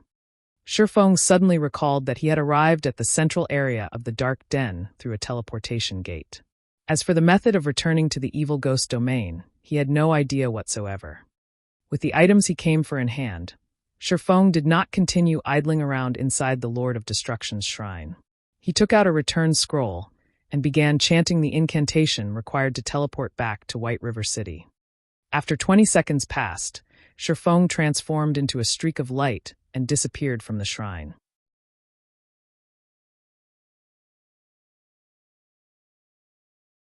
Chapter 612, Winds Have Changed. White River City Teleportation Hall. Due to Zero Wing's ever-growing fame and the candlelight trading firm's wide array of high-end products, many players were attracted to White River City. Currently, one could see plenty of players forming dungeon raiding parties in the wide and spacious teleportation hall. The prosperity and liveliness here were far more intense than in Star Moon City. The moment Shifeng stepped out of the teleportation hall, he could feel the hustle and bustle that filled the city. Other than a large number of independent players who filled the city streets, there were also plenty of guild players. These guild players' average levels were very high. Although they could not compare to the players in the Dark Den, most of these guild players were still level 27 or 28. That was still quite high in the current God's domain. These guild players also wore fine gold and secret silver equipment. They were the envy of ordinary players. That guild is amazing. Its members' equipment looks so amazing. They should be catching up to the powerful guilds in White River City. I've heard of that guild before. It's called Heaven's Burial, and it's one of the newly established White River City guilds. Although it is a new guild, it is very powerful. So far, Heaven's Burial has already raided many 20-man Hell Mode team dungeons, and is in the midst of planning to raid 50-man team dungeons. I also heard that the guild has a very powerful backer. A strong backer isn't the only thing Heaven's Burial has. A few hours ago, one of Heaven's Burial's experts managed to break into the 4th floor of the Divine Coliseum. It is the 10th guild in White River City to set foot on the Divine Coliseum's 4th floor. I've been to the newly launched Divine Coliseum as well and paid 1 magic crystal to challenge it. The challenges are insanely difficult. I only managed to reach the 2nd floor after exhausting myself. And I died the moment I set foot on the 2nd floor. In the end, I only got 1 silver as a reward. It was a serious loss. Heaven's Burial is amazing. Even Zero Wing, the most powerful guild in White River City, has only advanced to the Coliseum's 5th floor. The Divine Coliseum, which had recently appeared in God's Domain, drew the interest and attention of many players, and every conversation was related to it in one way or another. After God's Domain had undergone its 3rd evolution, combat in the game had become more difficult for players. The Divine Coliseum was a very good place to train their combat techniques. Only training there was too expensive. Moreover, the Coliseum only accepted magic crystals as currency. This had caused the price of magic crystals to skyrocket overnight. Since the 3rd system upgrade, the price of magic crystals had doubled. Sure enough, that which should arrive will arrive. Shifeng was frustrated as he swept a glance over the members of Heaven's Burial. Before the 3rd evolution of God's Domain, international corporations had only prepared to invest in God's Domain. As for other smaller corporations, they had not paid much attention to this particular investment route. However, with the launch of the Divine Coliseum, God's Domain's popularity began to show signs of overtaking the fighting competitions in the real world. This situation drove corporations, both big and small, around the world towards the game. With a potential gold mine in sight, these corporations began to increase their investments in the game. For a time, countless new guilds emerged throughout God's Domain, all wishing to take a bite of the pie known as God's Domain. Among these corporations, several major investors looked to Star Moon Kingdom. Some bought shares of long-standing guilds, while others chose to establish their own guilds. Among these newly established guilds, 3 stood out: Cloud9, Yin Yang Court, and Heaven's Burial. In the past, Heaven Burial had started developing itself in Star Moon City. The guild was clearly ambitious. While Ouroboros and the Star Alliance had been busy fighting each other, Heaven's Burial had taken advantage of the situation and solidified its position in Star Moon City in one fell swoop. In the end, it had even forced the 2 first-rate guilds to suffer quite a few hardships. Shifeng had never expected that, after White River City began to show signs of becoming the #1 city in Star Moon Kingdom, Heaven's Burial would run to White River City to develop itself. Moreover, of the newly established guilds Shifeng had seen so far, Heaven's Burial wasn't the only one of the top 3 newbies to establish itself in White River City. He also saw members of both Cloud9 and Yin Yang Court. Interesting. Everyone has come to White River City, trying to take a bite out of the fat piece of meat that I cooked up. Do they really think that Zero Wing is some kind of pushover? Shifeng could not help but smile. Zero Wing indeed possessed plenty of enemies. In the dark, Underworld lurked and spat like a viper. In the light, they had also provoked the Heavenly Dragon Pavilion. As Shifeng made his way to White River City's library, he discovered that, despite having only been away from the city for a short time, many players had acquired their own NPC guards. NPC guards had become beacons of hope for many powerless players. At the same time, these NPC guards had also received attention from the various large guilds. As a result, these NPCs' development speeds were unusually fast. Players who were trying to become merchants were especially interested in these NPC guards. In God's Domain, players' activities were not limited to killing monsters out in the fields. Players could also take on all sorts of quests. Many merchant players, who did not possess any combat power, could rely on NPC guards when carrying out special quests. However, the majority of the quests did not allow the assistance of ordinary guards, only personal guards. Just as Shifeng arrived before White River City's library, the sound of his system communicator rang by his ears, and the caller was none other than Everlasting War. Brother Yifeng, you've finally come online. I've been trying to contact you for a while. How are preparations coming along? Everlasting War asked, slightly worried. Shifeng was the expert he had recommended. If Shifeng did not pass the selection test, it would stain his reputation. There are no issues. I can participate in the selection at any time. Seeing as Brother Everlasting is contacting me, has something happened? Shifeng asked. The selection held in Beast City was tomorrow morning. There was still quite some time before the selection began. Something must have happened for Everlasting War to contact him. It's nothing major. Only, the higher-ups have changed the requirements for the selection.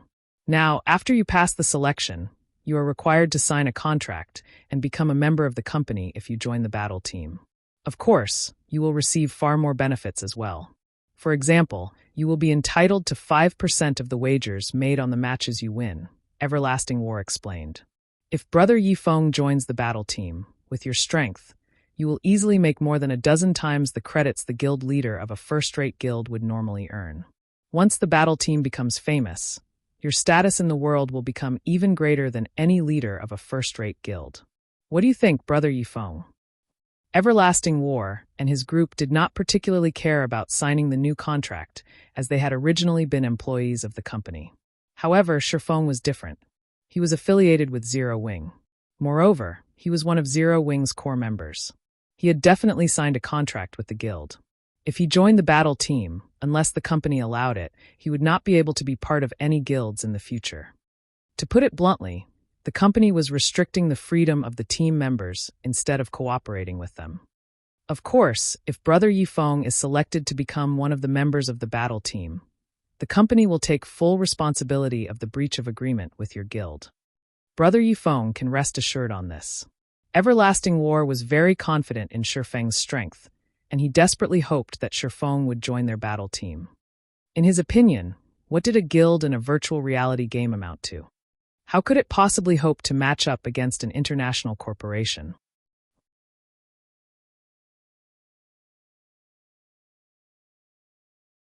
Chapter 613, Peak of Star Moon. The benefits Everlasting War had mentioned were quite tempting. The Dark Arena was a place where the various international corporations around the world could secretly compete. The resources and funding involved were on an entirely different level than ordinary arenas. Even just 5% of the gambling rewards was sufficient to make someone a tycoon overnight. Moreover, as one's battle record in the Dark Arena grew, the bets on their matches also increased. The income one could potentially earn through the Dark Arena could even tempt international fighters. To virtual reality gaming experts, that was an astronomical number. However, that was only the tip of the iceberg. Based on what information Shifeng had, in the past, any players who signed a contract with a battle team held extraordinary positions in the corporation that owned the team. If it were a famous player such as Everlasting War, even the upper echelons of international corporations would treat them with respect. The guild leader of a second-rate guild did not even qualify to fawn over such players. They were from entirely different worlds. The third evolution of God's domain arrived too soon. I did not expect these international corporations to discover the importance of expert players so quickly. Shifeng frowned, feeling disappointed. It would have been great if these international corporations had only discovered this fact a few days after the selection tests. However, since these international corporations had discovered the truth, he could not do anything to change it. He was the guild leader of Zero Wing. Moreover, in this life, he had sworn that he would not be controlled by others ever again. Brother Everlasting, since the higher-ups have made this decision, you will have to forgive me for not participating in the selection, Shifeng directly refused. Although he could no doubt earn a lot of money, fame, and status in the Dark Arena, in the era of God's domain, a player could similarly obtain all of these things so long as they had the ability. Since he could not earn a large sum of credits through the Dark Arena, he just had to look for some other way. As a reincarnator, he did not believe that he could not earn credits from other avenues. Particularly from his trip to the Dark Den, He had obtained the teleportation magic array design and magic device forging design. These two items were practically money printing machines. As long as he had enough raw materials, the money he could make would be astronomical. Everlasting War was slightly stunned by Shifeng's reply. He had not thought that Shifeng would refuse his offer so decisively. However, when he thought about Shifeng's skill, he hurriedly advised, "Brother Yifeng, won't you reconsider? At the end of the day, a gaming guild is only a gaming guild. It is nothing compared to a major corporation that can affect the world's economy. With your skills, I guarantee that you'll at least become vice leader of the battle team." The team's strength did not rely on a single person. After all, each battle team could include up to 10 members. Naturally, the more experts there were in a team, the higher the team's chances were of obtaining victory. In Everlasting War's opinion, Shifeng could most likely rank within the top 3 within their battle team. If they lost a top 3 expert, it would wound the battle team's overall strength. "Brother Everlasting, don't waste your time trying to persuade me. Moreover, I have many matters that I need to attend to. Not being able to join is a good thing. Anyways, I still have something to do, so I'll talk to you another time." Shifeng disconnected the call. He then entered the library.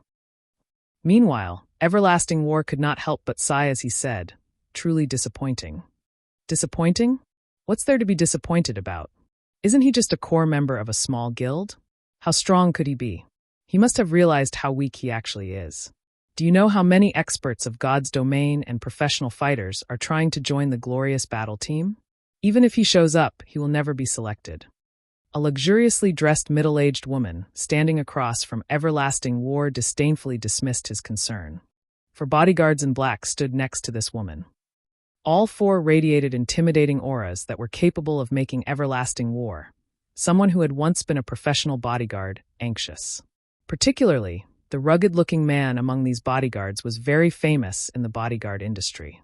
He was known as the Steel Guard, and even some international fighters were no match for him. "Director Hua, Yifeng is no ordinary expert. If you can restore the recruitment conditions to what they were before and allow him to join the glorious battle team, our chances of beating our next opponent, the Midday Wolves, will be much higher. This will also greatly benefit the company," Everlasting War carefully suggested. The changes in the battle team's recruitment conditions were all due to this woman, Hua Qiushui, standing before him. Although he did not understand why Hua Qiushui had suddenly changed the conditions, this last-minute adjustment troubled him, the leader of the battle team. However, despite his annoyance, Hua Qiushui's position was extraordinary.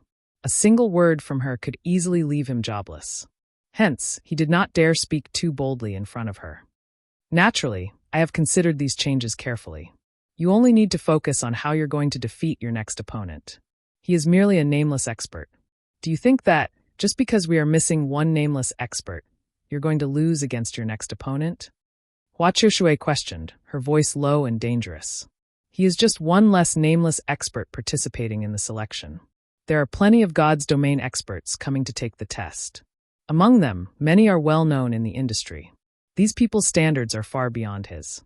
I think that Vice Leader Journey Leave should administer the test this time around. You should take this time to think of a strategy to deal with the Midday Wolves." Everlasting War's words had clearly dissatisfied Hua Qiushui. Without hesitation, she had stripped him of his duties for a few days. Helpless, Everlasting War could only agree with the lady director. Inside White River City's library. After entering the library, Shifeng headed towards the building's top floor. 2 level 180 tier 2 white-robed knights stood by the doors. Normally, ordinary players would not dare approach the Star Moon Hall. However, Shifeng had long since become a frequent visitor of this place. Without hesitation, he walked past the knights and opened the doors to the hall. Charlene, who sat beside a table, looked at Shifeng, mildly stating, "You're here." Hearing Charlene's intimate greeting, Shifeng could not help but tense up. "Crap! I forgot to store the coins in my bag." Seeing Charlene's intimate smile, Shifeng suddenly thought of the precious coins he had in his bag. This reaction was practically instinctual now. Although Charlene was an NPC, she seemed more realistic than a real person. Though she always appeared friendly, her actions said otherwise. If not for a few tricks he hid up his sleeves, she would have bankrupted him long ago. "Haha, come over here. Let me see what you've brought this time." Charlene waved her hand at Shifeng. Suddenly, a huge force tugged at Shifeng's body, sending him flying towards Charlene. Shifeng was shocked at this sudden development. After not meeting for some time, Charlene's strength had increased once more. Charlene, who had been a Tier 4 Great Divine official, had now become a level 200 Tier 5 Red official. At this point, Charlene was many times stronger than Weissman, White River City's magistrate. She stood at the peak of Starmoon Kingdom. Although Shifeng had long since known that Charlene was not an ordinary NPC, and that her strength would increase significantly every time they met, her improvement speed was simply mind-blowing. Even he, someone who had played God's domain for more than a decade, found it astonishing. Just who is Charlene? Questions filled Shifeng's heart.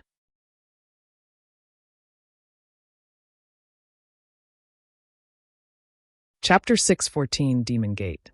Just as Shifeng pondered Charlene's identity, a hint of shock surfaced in the Red official's golden eyes. You have actually obtained it. Charlene could not help but re-evaluate her opinion of Shifeng. And here I thought you would bring me a replica to help you solve your problem. Hearing this, surprise appeared on Shifeng's face. He had only discovered the truth about the replica from the fallen angel Serena. He had not expected Charlene to know about it as well. Charlene could see the question floating in Shifeng's mind. Smiling, she explained, "The Bible of Darkness is not an ordinary item. The Lord of Destruction crafted this item, and it is a treasure used to gain dominance over all demonic creatures. Even though the Bible has been destroyed, it still holds boundless power. There are countless powerhouses who wish to obtain it. In the past, plenty of strong people tried going to the Dark Den to obtain the Bible of Darkness. In the end, however, they only managed to return with replicas. Even so, a replica of the Bible of Darkness still possesses a certain degree of power. There are no problems with using it to solve your great demon problem. Only at the end of the day, a replica is still a replica. While it might be useful to a weak little adventurer like you, to high-tiered powerhouses, it is hardly worth anything. It is no wonder why Fantasy Extinguisher stopped using the Bible of Darkness after he became a Tier 4 class." Shifeng came to a realization after listening to Charlene's explanation. In the past, Fantasy Extinguisher had made a name for himself by relying on the Bible of Darkness, and had even enabled the Fantasy Shrine to overwhelm the Dragon Phoenix Pavilion's guild branch. However, after Fantasy Extinguisher became a Tier 4 Spirit Emperor, he stopped using the Bible of Darkness. Back then, everyone had thought that Fantasy Extinguisher had dropped the Bible of Darkness and lost it after someone had killed him. Epic items, particularly special epic items like the Bible of Darkness, an item that would take effect even when inside a player's bag, would not lose its worth with the passing of time. Even a Tier 5 expert could continue to use it. After all, fragmented legendary and legendary items were simply too rare. Even Tier 6 God-ranked players would not necessarily own such items. Owning a unique epic item was still quite impressive. As Shifeng re-examined the situation, he realized that it was highly possible that the replica of the Bible of Darkness could only display its worth up until Tier 3. If it were not helpful to Tier 4 classes, Fantasy Extinguisher would not have continued to use it. "Take it out, then," Charlene said softly, her eyes smiling. Shifeng carefully retrieved the Bible of Darkness from his bag and placed it on the table beside him. Sure enough, it's the real deal. You really are quite the capable fellow. Do you know just how many powerhouses are trying to retrieve the Bible of Darkness? In the end, everyone only returns with a replica. If they knew that a little fellow like you had the real thing, they would most likely go crazy from anger. Charlene nodded, smiling as she scrutinized the Bible of Darkness. She then continued, "Since you brought me the genuine article, I'll give you two options. The first option is free of charge. For this option, you'll be able to solve the problem of the great demon descending on you. The second option will cost you 1,500 gold and 100 soul crystals. For this option, you can be done once and for all, destroying the great demon that targets you." Sure enough, Shifeng could not help but send Charlene a contemptuous gaze. Currently, he had a little over 1,600 gold in his bag. This was the money the candlelight trading firm had made while he had been absent. If he gave it all to Charlene, he would become a pauper once more. However, even so, Shifeng gritted his teeth and handed over the money. If he had chosen the first option, although it might seem like he had dealt with the great demon, In reality, Charlene would only weaken the descended great demon to a level that he could cope with. He would still have to deal with the great demons while descending on him every so often until he could defeat and kill it. In the past, the darkness's descent plagued Fantasy Extinguisher, requiring him to deal with a weakened great demon every so often and throwing his guild, Fantasy Shrine, into chaos. The fact that he had a second option was considerably lucky. This might be the difference between a replica and the genuine product. Charlene received the coins and soul crystals with a saintly smile. Nodding with satisfaction, she said, "All right, step back." Following Charlene's request, Sherfong moved more than 30 yards away from her. Meanwhile, Charlene held up the Bible of Darkness. After flipping through a few pages, she began chanting a series of incantations, her hand continuously tracing out a line of runes in the air. As the line of runes grew longer, the power of darkness filling the Starmoon Hall grew denser and denser, to the point where Sherfong could even see faint black mist appear. This black mist desperately gathered in front of Charlene, forming a fourfold magic array. The surrounding space began to blur as well.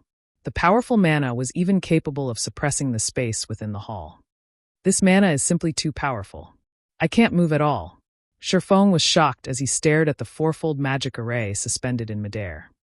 A magic array was actually capable of forming its own space. Chances were that only Tier 5 existences like Charlene were capable of forming such an array. After Charlene finished writing the runes, she casually scattered the 100 soul crystals before her. Immediately, all 100 soul crystals transformed into gray smoke. This gray smoke then formed a pair of silvery gray gates. There were countless images of demons engraved on these ancient gates, and every one of these demons was quite famous throughout God's domain. These were existences that even ordinary Tier 4 powerhouses would not dare provoke. "Are you trying to summon a demon?" Sherfong frowned at the gray gates. He could clearly feel how frightening their power was. If the gates opened, horrific creatures would most likely crawl out. "You've guessed correctly. I am trying to summon a demon. Moreover, I am summoning the great demon that targets you. Otherwise, how are you going to get rid of it?"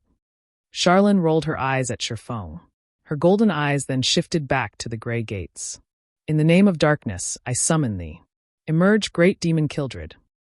The moment Charlene finished speaking, the gray gates abruptly opened. "Who dares to summon me?" A cold, dark voice boomed through the gray gates. Following which, a figure pushed through the gray gates. This figure sported a large pair of black bat wings and 2 pitch-black goat horns on his head. Pitch-black scaled covered his entire body, and killing intent filled his blood-red eyes. The moment Kildred appeared, he surveyed his surroundings with his blood-red eyes, and he could not help but sneer at what he saw. "And here I wondered who had summoned me. It turns out that it's just you, little divine official, and that foolish adventurer," Kildred said disdainfully as he flapped his wings. "I did not expect that little ants like you could actually obtain the real Bible of Darkness. As your reward for summoning me, I'll collect your souls and the Bible." "Is this great demon stupid?" Sherfong frowned at Kildred, confused. Kildred was a level 180 Tier 4 great demon. On the other hand, Charlene was a level 200 Tier 5 red official. No matter how he looked at it, they were on entirely different levels. Moreover, the great demon had actually called Charlene a little divine official. Did Kildred believe that he was a Tier 6 demon god? Wait a minute. Sherfong immediately discovered the problem. For some reason, the Charlene before him had somehow fallen from being a Tier 5 red official to a Tier 3 divine official. "Little brother, stop daydreaming. Right now, your task is to kill him," Charlene instructed as she looked at Sherfong. She paid no attention to the great demon Kildred's provocation. "You wish to kill me, the great demon Kildred? You too must be insane. I'll show you what the consequences are for summoning a great demon." Kildred revealed a malicious grin upon hearing Charlene's words. Suddenly, black flames appeared in his hand.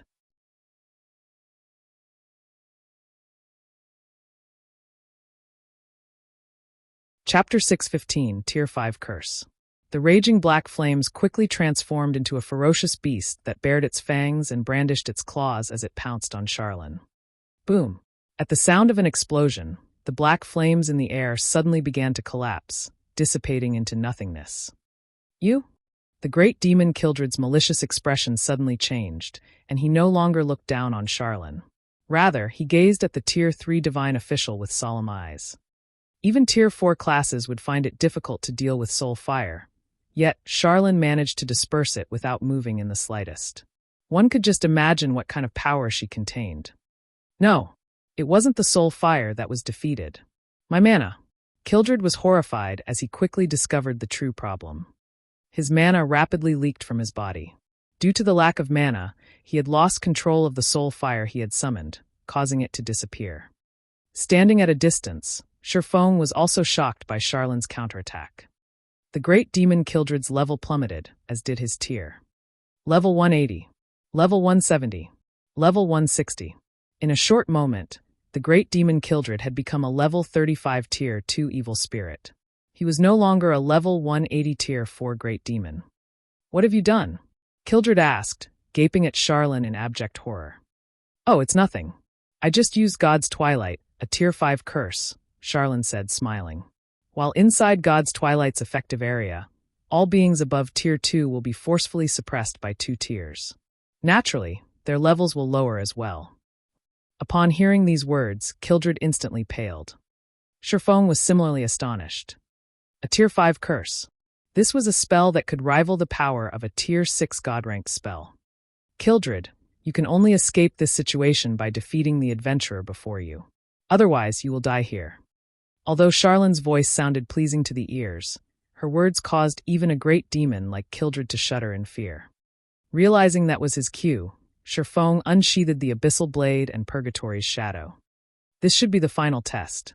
Sherfong licked his lips as he stared at the great demon Kildred, who hovered in the air. He had always known that it would not be so easy to obtain the fragmented legendary ranked Bible of Darkness. In God's domain, there was an abundance of epic items. However, fragmented legendary and legendary items that were above epic rank, were extraordinarily rare. If players wanted to obtain one, they would have to pay an unimaginable price. The fact that he had grasped a special fragmented legendary item, such as the Bible of Darkness, with so little trouble, could already be considered a miracle. In the past, to obtain a single fragmented legendary item, the various large guilds throughout God's domain would have to be busy for at least 1 to 2 months, possibly 3 to 4 months. Unless one were extremely lucky and encountered special locations such as the Star River Valley, they would have to rely on quests to obtain a fragmented legendary item. Little ant, a tier 1 swordsman like you dares to draw your sword against me, the great demon Kildred? You are indeed courageous. However, just because I have been suppressed to tier 2, you think you have a chance of defeating me? Kildred laughed angrily as he felt the sting of a deep wound to his pride. How will I know if I don't try? Sherfong laughed. He then approached the great demon one step at a time. Kildred, Evil Spirit Great Demon. Level 35. HP 1000/1000,000. A Tier 2 Evil Spirit was the equivalent of a Lord-ranked monster. However, due to Kildred's intelligence, his combat power was definitely much higher than an ordinary Lord. His HP, though lower than an ordinary Lord, was also much higher than a player's. As Sherfong approached Kildred gradually, he suddenly discovered something fortunate. While he was under the effects of God's Twilight, all of his skills cooldowns had not only been refreshed, but they had also been reduced by half. It seems my test this time is to defeat a Tier 2 Evil Spirit while at my peak. Sherfong had initially been worried that he would not be able to use Blade Liberation. Now, however, it seemed that his worries were for naught. Die! The great demon Kildred roared. Suddenly, a black spear appeared in his hand. He then swooped down and jabbed the spear towards Sherfong in rapid succession. In the next moment, streaks of black light rained down on the swordsman. Tier 2 skill, Black Rain Annihilation. Sherfong did not dare to hold back. Immediately, he activated Heavenly Dragon's power and Blade Liberation. He then used the aura of Wind's activatable skill, Wind Rider, and leaped into the air. With a 280% increase to his movement speed, Sherfeng's speed could rival that of a great lord. Very easily, he escaped the effective area of Black Rain Annihilation. Moreover, due to his ability to fly, he had no need to fear the great demon Kildred's ranged attacks from the air. After avoiding Kildred's Black Rain Annihilation, Sherfong proceeded to activate the Ice Blue Devil Flame, Phantom Kill, 9 Dragons Slash, Black Emperor, and Purgatory Power, instantly pushing his combat power to its peak. Immediately, both sides began a fierce and deadly dance. With Wind Rider active, Shifeng held an absolute advantage in terms of speed. As a result, he was able to dodge all the Great Demon's attacks easily. Kildred could not even make contact with Shifeng's body. On the other hand, sword lights bombarded on the scales covering Kildred's body, easily penetrating the Great Demon's armor. Chop! Minus 25,641. Thunder Flame Explosion. Minus 47,156. Thundering Flash. Minus 14,527. Minus 18,546. Minus 24,716. Every skill Shifeng executed had a completion rate of 95% or above, allowing his skill's effect to increase significantly. The Great Demon Kildred's 1 million HP decreased at a rate visible to the naked eye. After a measly 5 seconds, the Great Demon only had 70% of his HP remaining. However, Shifeng suddenly discovered that, as he relentlessly attacked the Great Demon, his opponent's strength and speed began to rise. Originally, when he had activated Twofold Berserk, his strength should have rivaled even a High Lord of the same level and overwhelmed the Great Demon Kildred. After a short period of intense battle, however, Kildred's strength was already equal to his. The Great Demon's speed also quickly caught up. This can't continue. Although I don't know whether he is growing stronger due to the length of battle increasing or his HP decreasing, I need to finish him off as soon as possible. Shifeng used Flame Burst. Suddenly, 2 miniature suns appeared and illuminated the Star Moon Hall. 24 consecutive strikes. Both Shifeng and his doppelganger used Flame Burst at the same time.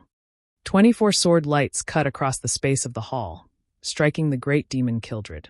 Every sword light from Shifeng dealt over minus 20,000 damage to the Great Demon. His doppelganger caused over minus 10,000 damage with each attack as well. When critical hits were achieved, the damage of the attacks doubled. When the attacks ended, the Great Demon Kildred suffered a total damage of over minus 500,000. Shifeng was stupefied when he saw the Great Demon that he had attacked. At this moment, the Great Demon Kildred had only 40% of his HP remaining. Meanwhile, a faint black light radiated from Kildred's body. Tier 2 skill, Dark Shield. It was a spell that could absorb a relatively large amount of damage. Damn it! Shifeng frowned. Flame Burst was his ultimate skill. Yet, the Great Demon had actually managed to negate a portion of its damage. Currently, the Great Demon Kildred had grown more formidable after the attack. Meanwhile, there were less than 10 seconds left on Blade Liberation's duration. Haha, my strength has completely surpassed yours now. Die, human! Kildred snorted. He then threw his spear at Shifeng. Kildred's spear was extremely fast, and even Shifeng only barely managed to block it with his swords. Pung! Shifeng was immediately struck down from the air, his body colliding heavily with the floor and shattering it. A damage of close to minus 1,100 points appeared above his head. This was the damage he received after blocking the Great Demon's attack. If he had failed to block the attack, he would have lost far more than a little over 1,000 HP. However, the Great Demon Kildred was not finished. Suddenly, Kildred split into 2 copies of himself. These 2 Kildreds looked exactly the same, and their attributes were equally frightening. In the next moment, one Kildred charged at Shifeng's doppelganger, while the other charged at Shifeng.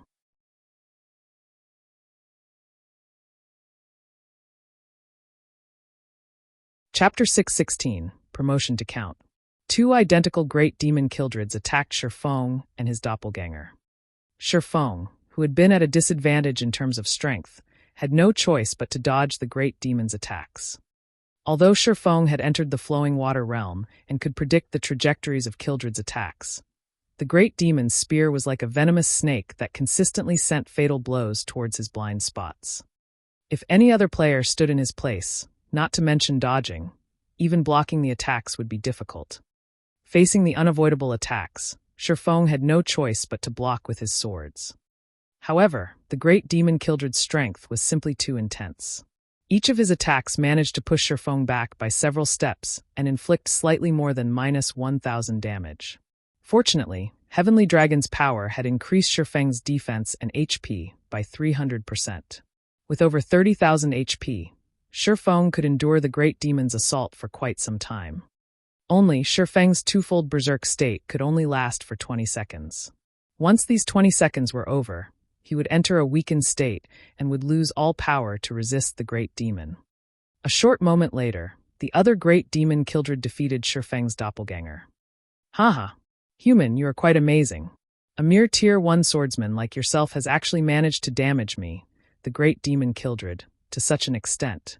As a reward, I'll let you become my puppet, and you can follow my orders for the rest of your life. Kildred sneered at Shifeng, who desperately tried to defend against his attacks.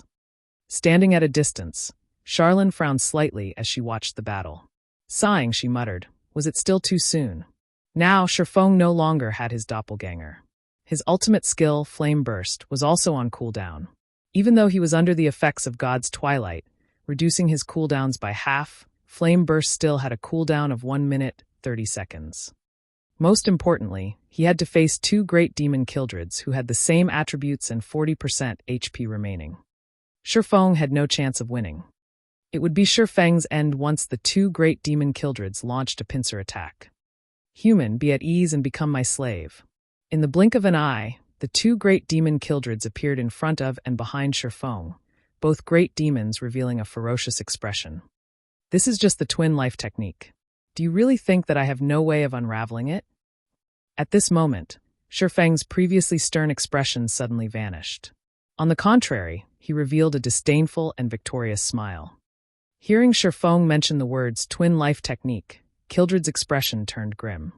Twin life technique was a special skill that did not possess any tiers. It was a skill that utilized the aid of a treasure to produce a doppelganger with the same capabilities as the original, though both the doppelganger and the original shared the same HP. However, unlike the original, the damage the doppelganger received would be increased by 300%. While twin life technique boosted its user's combat power, it also increased the damage they took. The skill was a double-edged sword. If used correctly, it could display boundless power. If used badly, one would cut their own lifeline with this skill. So what if you know about the twin life technique? Can you tell which one is real and which is fake? Kildred did not believe that Shifeng could differentiate the true Kildred from his doppelganger. The doppelganger the twin life technique had created was exactly the same as the original. It was impossible to tell the difference by sight alone. Even if you identify the doppelganger, will you be able to block the attacks from both of us? Shifeng did not reply to the great demon. Instead, he pointed the abyssal blade towards the hall's ceiling. Suddenly, countless golden divine swords appeared above them. When these golden swords descended, two different damages appeared above the two great demons' heads. The great demon in front of Shifeng received over minus 5,000 damage, while the one behind Shifeng received over minus 15,000 damage. At this point, it was obvious which was real and which was fake. However, Shifeng was not finished with his attacks. Tightening his grip around the abyssal blade, he swung the magic weapon downwards. Abyssal Curse. Suddenly, the space within 30 yards around Shifeng took on the effects of a quagmire. The two great demon Kildreds were unable to move. Although Kildred was immune to fainted effects and other control conditions, the abyssal blade was as powerful as an epic weapon. Even if Abyssal Curse could not restrict the great demon for a full 5 seconds, to Shifeng, 2 or 3 seconds were more than enough. I've been waiting for this moment. Shifeng activated silent steps and appeared behind Kildred's doppelganger. Suddenly, the abyssal blade in Shifeng's hand released a dazzling flame. How is this possible? How can you still use that skill? Kildred's originally calm expression abruptly changed. The skill Shifeng currently used was none other than Flame Burst, the skill that had previously inflicted massive amounts of damage. However, Shifeng had used that skill recently. Now, the swordsman used it against his doppelganger once more. Die! Shifeng did not bother explaining anything to the great demon. In truth, while Kildred's doppelganger faced off against his doppelganger, he had used up the 30 stacks of Death Aura on Flame Burst. Each stack of Death Aura could reduce the cooldown of a skill by 3 seconds, and 30 stacks just happened to grant him 90 seconds. Once his doppelganger died, he pretended to struggle against one of the great demon's attacks, allowing the two great demon Kildreds to launch a pincer attack and giving him a good opportunity to deal with the great demon's doppelganger. 12 consecutive strikes bit into the Great Demon's immobile doppelganger. Even when Shifeng had used Flame Burst on the real Great Demon Kildred, each of his attacks had dealt over minus 20,000 damage. Now that the damage was amplified by 300%, each strike dealt over minus 60,000 damage against Kildred's doppelganger, or minus 120,000 damage with a critical hit. Against such frightening damages, Kildred's doppelganger died instantly. No! Kildred released a frustrated scream. Unfortunately, Twin Life technique made it so that both doppelganger and the original shared the same HP. The doppelganger's death meant the original's death. The Great Demon Kildred would never have guessed that Shifeng was a reincarnator. Not only was Shifeng extremely familiar with many of the skills in God's domain, but he also knew the weaknesses of the various skills. After Shifeng killed the Great Demon Kildred, a golden glow appeared around his body. Moreover, this golden glow appeared twice in a row. Shifeng's level immediately jumped from level 32 to level 34. Such an abundant amount of EXP, Shifeng said in shock. As the class he possessed was the hidden class Blade Saint, the EXP he required to level up was double of what other players required. Now that he had leveled up twice in a row, not only had he earned back the level he had lost at the World Summit, but he also gained a level beyond that. System: Epic Quest Darkness Descends completed. Quest rewards: Demon Slayer title, Star Moon Kingdom reputation plus 50, White River City reputation plus 500, automatically promoted to the status of Count in White River City. System: Congratulations on becoming a Count of White River City. You can now employ 100 guards, including 4 personal guards. You can also enjoy a 20% discount on all expenditures in White River City. As expected of an epic quest, I've been promoted to a Count after completing a single quest. I can lessen my costs significantly when I head to the Divine Colosseum, Shifeng said, smiling. If a Viscount was considered a major noble, then a Count was a top figure among major nobles. In God's domain, the highest social status a player could attain in a city like White River City was marquis. Only in a capital city like Starmoon City could players become dukes. Thus, becoming a Count of White River City was quite impressive. To players, the largest difference between a Count and a Viscount, aside from the difference in status and the number of guards they could employ, was the Divine Colosseum. The Divine Colosseum was a location where players could raise their combat power. Meanwhile, the Colosseum required magic crystals as currency. However, Viscounts or below would not receive any discounts at the Divine Colosseum. Only Counts or above would enjoy that benefit. This was also one of the reasons why many players had strived to increase their reputation and become Counts. That way, one could lessen the burden on their wallet. Compared to ordinary players, a Count's title held far more importance to players who owned private lands because Counts possessed much greater authority. This authority was also the capital that a player required if they wished to rise and succeed in a city.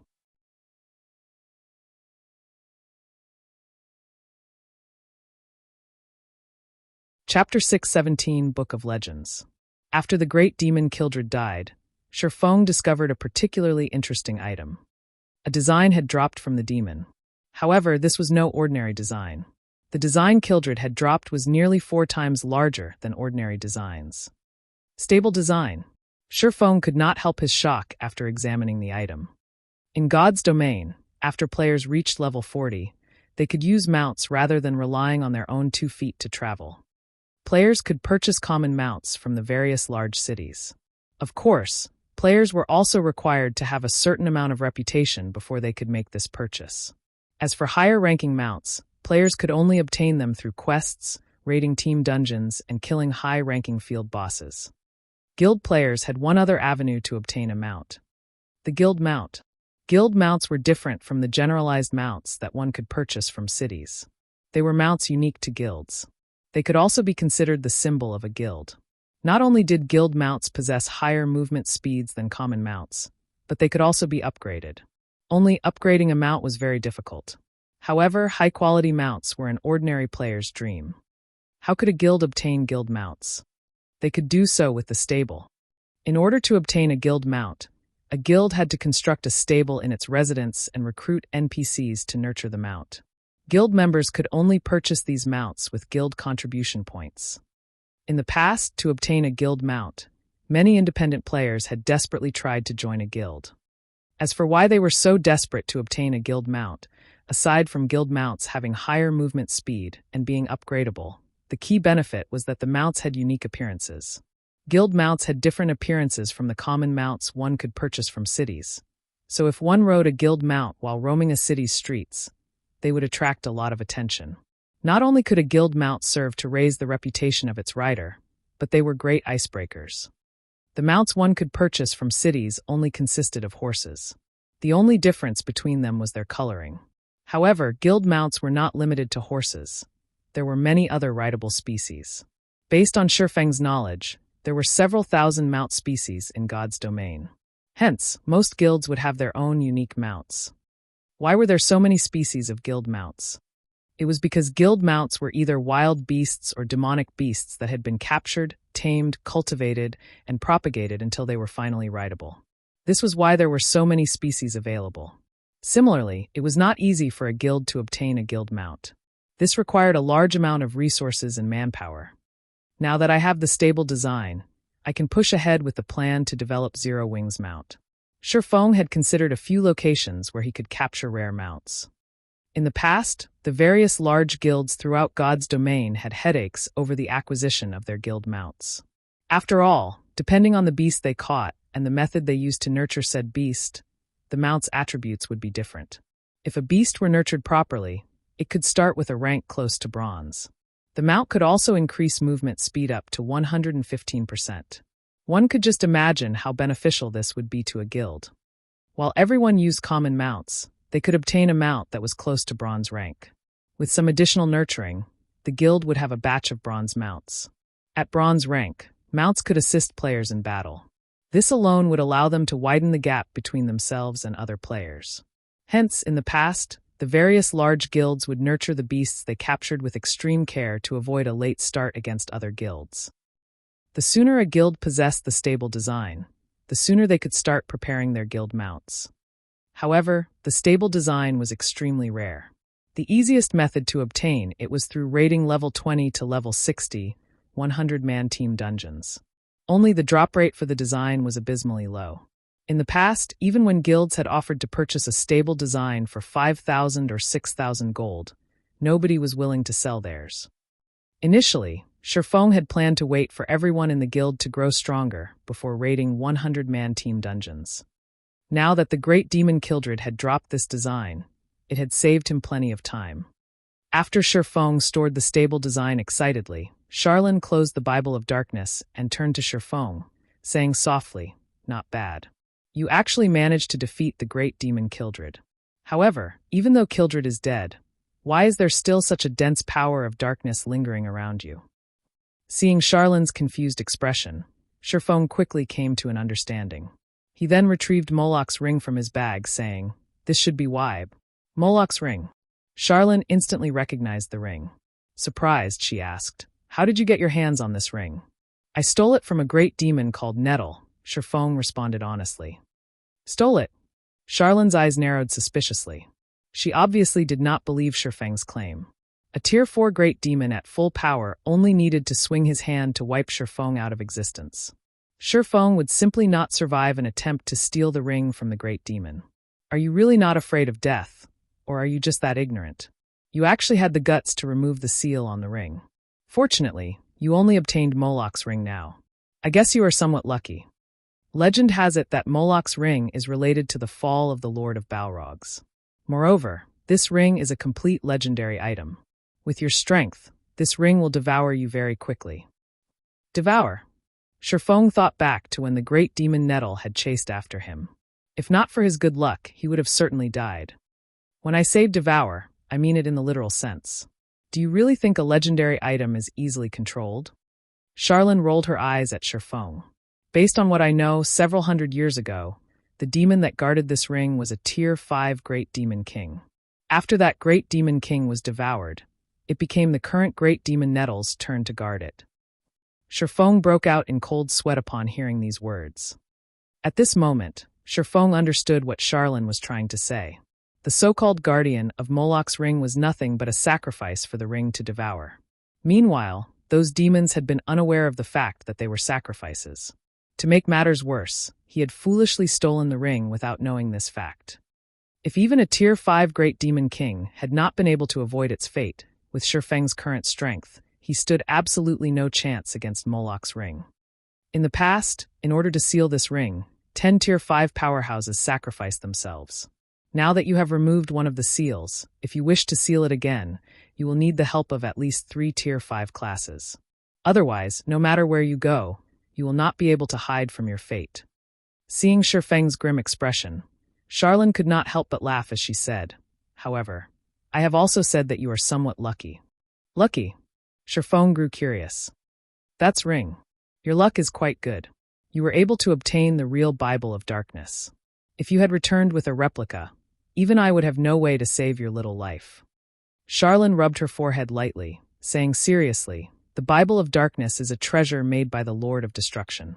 If one wields the Bible of Darkness, they can rule over every demon in existence. The Lord of Balrogs is no exception. As for why the Bible of Darkness is capable of ruling over demons, it is because the Bible is the origin of all demons. All demons have evolved from the Bible. With the Bible of Darkness, one possessed the power to restrain all demons. Of course, in its current state, it won't be able to suppress Moloch's ring. Only the complete Bible of Darkness has the power to do so. What you need to do now is repair the Bible of Darkness. Do you understand?"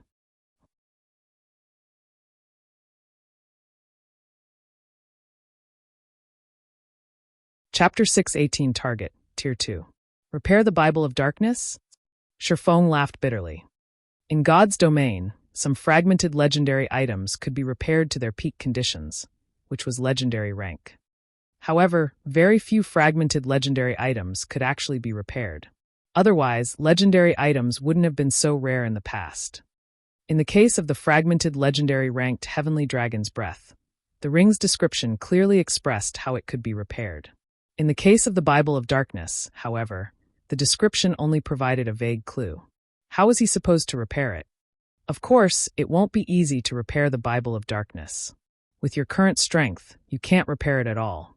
Fortunately, you have only removed one seal on Moloch's ring thus far. You still have enough time to prepare, Charlene said slowly after perceiving the current state of Moloch's ring with her magic. "Lady Charlene, how long do I have?" Shifeng asked rather anxiously. "That depends on you." Charlene smiled as she glanced at Shifeng. "Me?" Shifeng was stunned. "That's right. The stronger you are, the more time Moloch's ring will need to accumulate enough power to devour you. Based on your current level, you have roughly 50 to 60 days. It would be the best if you reach Tier 2 within 50 days. If you can do so, Moloch's ring will require far more power to devour you. Of course, there is a catch. If you continue releasing the seals on the ring, the speed at which the ring accumulates power will grow. Hence, the deadline depends on you." Hearing Charlene's explanation, Shifeng immediately came to a realization. In the past, the first top-tier expert to have been promoted to a Tier 2 class appeared 3 months after God's Domain launched. However, Shifeng was a Blade Saint. He required twice as much EXP as ordinary classes to level up. Although he was a reincarnator, it would still be somewhat difficult for him to become a Tier 2 class within 50 days. The issue wasn't leveling speed, but that the advancement quest was too challenging and time-consuming. Hence, in the past, even top-tier experts had only obtained their Tier 2 classes 3 months after the game launched. The advancement quest for hidden classes were far more difficult, and the time required to complete them was much longer. If he had to complete his advancement quest within 50 days, he really didn't have much confidence of succeeding. If he had 60 days instead, then he would have significantly more confidence. Yet, the deadline Charlene had given him ranged between 50 and 60 days. Who knew how much time he actually had? Because of how specific Charlene was, Shifeng even began to wonder if the main god system set such a deadline purposefully. "You are already very lucky. If you had not acquired the Bible of Darkness, Moloch's ring would not have required so much time to devour you. However, with your current strength, you have no chance of repairing the Bible of Darkness. Look for me again once you are promoted to Tier 2. Charlene waved her hand lightly. The Bible of Darkness then floated to and hovered before Shifeng. "All right. Don't forget about the task I gave you." Finished speaking, Charlene vanished. There was no trace of her throughout the Starmoon Hall. "This is Well, projection. Shifeng stated, shocked when he saw Charlene disappear. Well, projection was not a profound skill or something similar. It was an ordinary Tier 4 skill. In the past, many Tier 4 magical class players had known how to use the skill. However, the doppelganger summoned through will projection only possessed a small portion of the original's strength. The doppelganger could not be used as a fighting force. It was a skill normally used for probing and reconnaissance. Yet, it had not been Charlene who had summoned a demon gate and suppressed a Tier 4 great demon with a Tier 5 curse, but her doppelganger. Charlene had easily completed these feats by relying on a weakened copy. In terms of strength, she definitely stood at the very top among Tier 5 NPCs. When Shifeng recovered from his shock, he discovered that the Bible of Darkness had undergone some changes. Bible of Darkness, fragmented legendary item. The Bible of Darkness had been destroyed during the Great Destruction. However, the power of darkness contained within the Bible is extreme. If one can gather the other fragments, they can restore the Bible's power, gaining dominance over all demonic creatures and become the Lord of Demons. Skill 1. Demon Summoning. Summons the demon gate with the power of darkness, calling forth a random demon that is no higher than 1 tier and 10 levels than the summoner. Maximum tier cannot exceed Tier 5. The holder of the Bible of Darkness can command the summoned demon for up to 5 hours. Cooldown 3 hours. Skill 2. Gate of Darkness. Allows teleportation to the Dark Denver. Can also be used in the Dark Den to teleport to the outside world. Can teleport a maximum of 5 people at a single time. Cooldown 1 day. Skill 3. Light of Darkness. Strengthen a player with the power of darkness, allowing said player to wield the power of darkness. Can strengthen up to a maximum of 600 people. Every player strengthened provides 1 source of darkness to the wielder of the Bible of Darkness. Skill 4. Power of Darkness. Fill your body with the power of darkness, increasing all attributes by 60%, decreasing cooldown of all skills by 30%, and increase damage by 50%. Duration will be equal to the number of source of darkness *1 second. Power of Darkness cannot stack. Can only strengthen players up to a maximum of Tier 5 classes. Cooldown 6 hours. So that's the case. It's no wonder Fantasy Extinguisher had stopped using the Bible of Darkness replica after reaching Tier 4. Shifeng was overjoyed after seeing the Bible of Darkness's attributes. In the past, there had been 2 reasons why Fantasy Extinguisher was able to become a tyrant among Tier 3 classes. One was his reliance on the demon he summoned, and the other was the power of darkness. However, the demons Fantasy Extinguisher could summon had only been as strong as their summoner, possessing the same tier. Moreover, he could only summon a maximum of 1 demon at a time. Even so, it had been quite impressive. After all, a demon of the same tier was a lot more powerful than a monster of the same tier. Although it still could not compare to a fine gold-ranked personal guard, demons that died could be resummoned. On the other hand, if a player's personal guard died, they would have to go through a lot of trouble to resurrect said guard. However, the Bible of Darkness replica Fantasy Extinguisher had obtained most likely could only be used up to Tier 3. On the other hand, the real article in Shifeng's hand could be used up to Tier 5.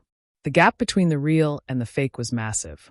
The most frightening aspect of the real Bible of Darkness was the fact that it was capable of summoning a demon that was 1 rank higher than the summoner. Shifeng was currently Tier 1, so he could summon a Tier 2 demon. When he reached Tier 2, he would be able to summon a Tier 3 demon. With this, who could possibly challenge him? The only unfortunate thing was that the skill summoned a random demon. There was no guarantee that he would summon a demon of a higher tier. Meanwhile, Power of Darkness was a berserk skill that was famous throughout God's domain. Although the skill did not increase one's attributes much, its duration was extremely long. It was at least 2 or 3 times longer than ordinary berserker skills. Moreover, there were no side effects. Fantasy Extinguisher's Power of Darkness lasted 6 minutes, while mine can last up to 10 minutes. Even the number of people I can buff has increased to 600. Shifeng's heart burned with passion when he thought of forming his own Black Demon Legion. A Black Demon Legion with a total of 600 members. As long as the members of the Black Demon Legion were around the same level, they could definitely go on a crusade against a town controlled by the forces of darkness, capturing it and constructing their own guild town. Shifeng then stored the Bible of Darkness. The Bible of Darkness was not equipment. It could take effect even from inside a bag. Hence, it was extremely difficult for others to plunder it. Now that Shifeng had the Bible of Darkness, he would not waste any more time. He immediately departed from the library and headed towards Zero Wing's residence by way of horse carriage. On his way, Shifeng contacted Aqua Rose. Aqua, have the members of the main force gather at the residence, Shifeng said. Guild leader, the main force is currently raiding a dungeon. Our efforts will go down the drain if we recall them now. Many guilds in White River City have already reached the final boss. Aqua Rose did not understand Shifeng's intentions. Currently, the various large guilds in White River City desperately vied for the first clear of the 50-man team dungeon, Ruins of the Crow God. If they recalled Zero Wing's main force right now, they would have wasted a lot of precious time. Relax, it won't be a problem. Shifeng was very familiar with the final boss in the Ruins of the Crow God. It will not be that easy to raid. Smiling, he said, moreover, I'm calling them back to help them clear the dungeon. Guild leader, are you serious? Aqua Rose grew excited. To conquer the Ruins of the Crow God, the various large guilds had tried every hand and exhausted every ounce of brainpower they had.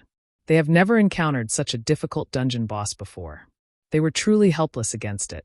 Everyone could only try to force their way through the boss again and again. If they had a raiding strategy, then they would have a much easier time dominating the dungeon. Of course. When have I ever lied to you? Shifeng laughed. Okay, I'll notify them right away. Aqua Rose's eyes shone with renewed passion. After disconnecting her call with Shifeng, she immediately notified Zero Wing's main force.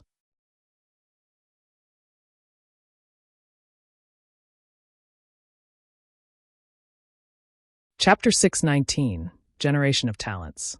Underscore. Inside the 50-man team dungeon, the Ruins of the Crow God. A black crow that stood over 30 meters high currently spewed endless blue flames, turning the surrounding landscape into a sea of fire. Any players that came into contact with these blue flames would die within 3 seconds. This black crow was none other than the final boss of the dungeon, the Blue Fire Crow King. Blue Fire Crow King, High Lord. Level 28. HP 10,000,000/10,000,000. Although a High Lord ranked dungeon boss was slightly weaker than a field boss of the same level and rank, its HP was several times higher. In addition, dungeon bosses also possessed some special skills, making them much harder to take down than field bosses. It was especially true for the final boss of a dungeon. These bosses usually possessed very high intelligence, so they knew how to strike at a team's weak points. Because of this, survival demanded significantly more cooperation between players. To put it simply, the final boss of a dungeon was a test of sorts of a team's ability to work with each other. If one wished to emerge victorious against such a boss, there were only 2 ways to do so. The first was to rely on the composite strength of teamwork. The second was to rely on overwhelming power. However, to the current players in God's domains, both were extremely hard to achieve. Careful! Dodge the flames. Anyone who has touched the flames, distance yourselves from the group immediately. Fire Dance shouted sternly.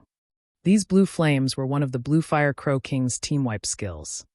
It would have been fine if the Sea of Fire only prevented players from approaching the High Lord. However, these flames were like a plague. Players who had touched the fire would inflict -2,000 damage to other players within a radius of 10 yards once every 3 seconds. That amount of damage was more than half of a cloth armor class's HP. Moreover, this plague formed a chain reaction, jumping from player to player as they neared their teammates. If not dealt with properly, the debuff would make quick work of the entire team. Fortunately, none of the 50 players present were greenhorns. They had already fought the Blue Fire Crow King dozens of times, so every one of them was extremely familiar with the High Lord's attacks. The moment the Crow King began to spew the blue flames, everyone instantly moved to dodge the attack. However, the flames still struck a few unfortunate players, so they had no choice but to distance themselves from the rest of the team. After the Blue Fire Crow King stopped spewing its fire, it squinted as it focused on one of the healers standing at the rear line. Flapping its wings, it created a storm as it soared into the sky. The Crow King then spread its massive wings, blotting out the sun as it prepared to swoop down towards that healer. Damn! It's targeting Violet. Fire Dance frowned. Hurriedly, she shouted, "Kola, use Iron Will." "Ow!" Kola, who was as robust as a bear, shouted. In the blink of an eye, his body began to emit a golden glow, making it impossible for others to ignore him. Kola instantly attracted the Crow King's attention. The crow wings, steel-like wings, then descended on Kola's head. Iron Will, Tier 1 skill. Forces all nearby enemies to attack user and increases defense by 70% for 4 seconds. If enemy ignores user, strength increases by 70%, speed increases by 100%, and damage increases by 100% for 5 seconds. Cooldown 2 minutes. A Guardian Knight's strength was already quite high. If Kola's strength increased by another 70% and his damage increased by another 100%, even a boss of the same level would find his attacks too much to bear. Hence, the Crow King had no choice but to attack Kola. Boom. The Crow King's black wings possessed a massive amount of attack power. Upon contact, the boss repelled Kola, the Guardian Knight having no choice but to retreat 8 steps before he could stabilize himself. Despite having blocked the attack with his shield, Kola still received over -800 damage. Its battering dive really packs a punch. Kola hurriedly used his shield to block the High Lord's follow-up attacks. Every collision numbed his arms and forced him to retreat by multiple steps. If his defense had not been increased by 70%, he would have easily received over 1,000 damage. The Crow King would attack more than a dozen times in quick succession when using battering dive. If Kola received every single attack, he would die without question. While Kola's HP rapidly decreased, Violet Cloud, who stood at the rear of the team, waved her jade-like hand. Healing spells then landed on Kola, one after another, causing Kola's HP to yo-yo. Her heals were very timely. In the end, Violet Cloud managed to stabilize Kola's HP above a safe threshold, letting the Guardian Knight avoid the fate of instant death at the hands of the Bluefire Crow King. Thanks to Violet Cloud's precise and powerful healing, the entire team had an easy time dealing with the Bluefire Crow King. Violet Cloud was the only healer responsible for the lead MT.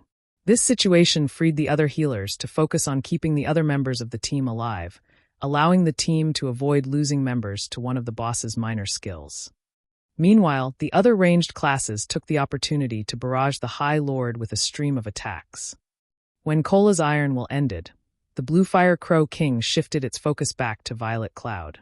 However, just as the Crow King was about to deal with the Astromancer, the female Guardian Knight, Turtledove, similarly activated Iron Will and forced the Crow King to attack her instead. Turtledove was a Guardian Knight Sherfong had encountered in White River City's teleportation hall during the incident with the Mechanical Slayer. Back then, she had only been at the standard of an elite player.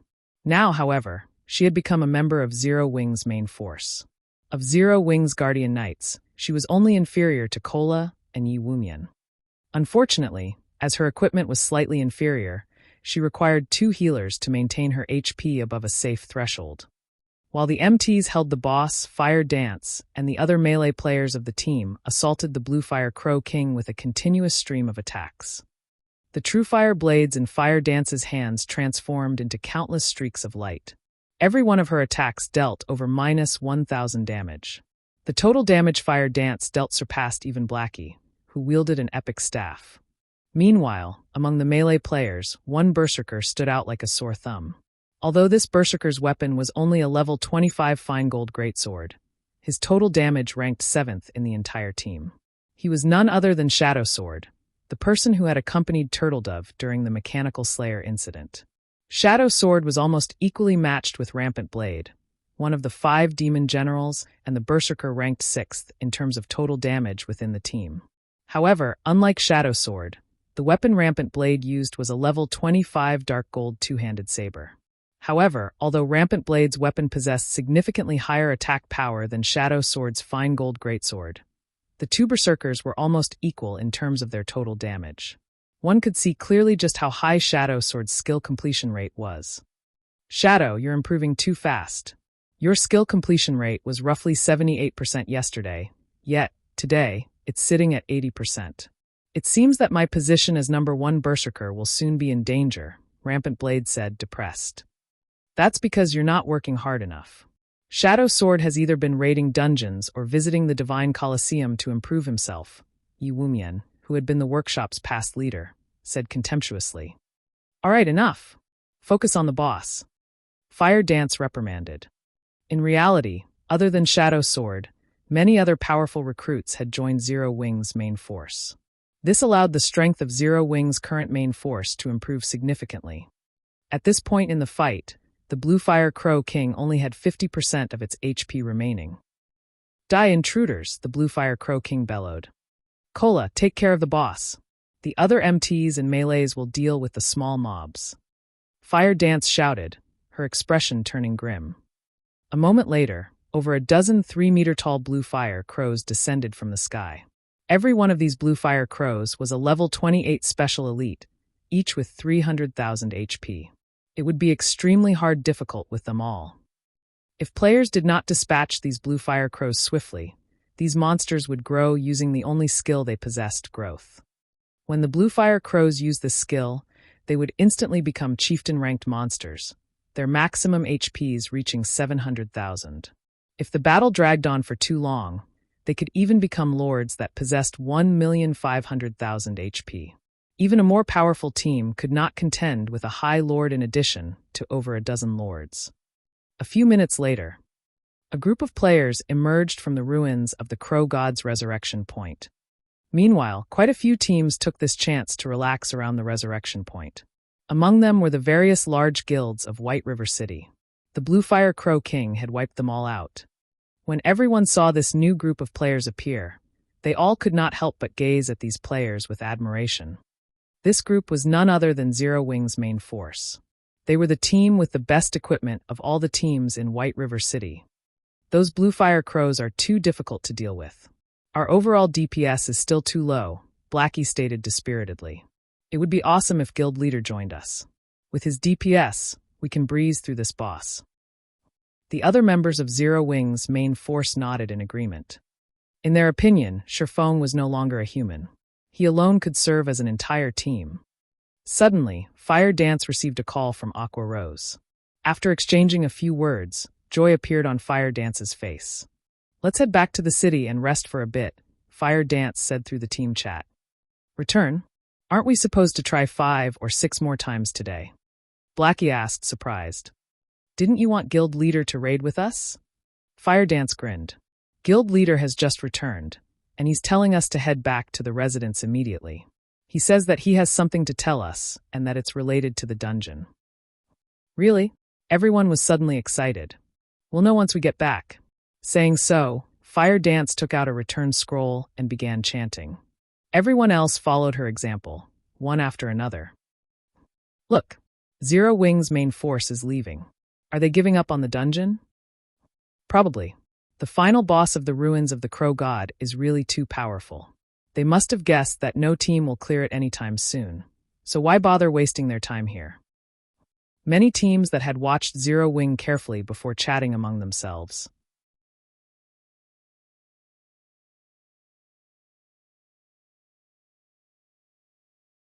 Chapter 620, Frightening Power of Darkness. After Zero Wing's main force left the ruins of the Crow God, the news spread like wildfire.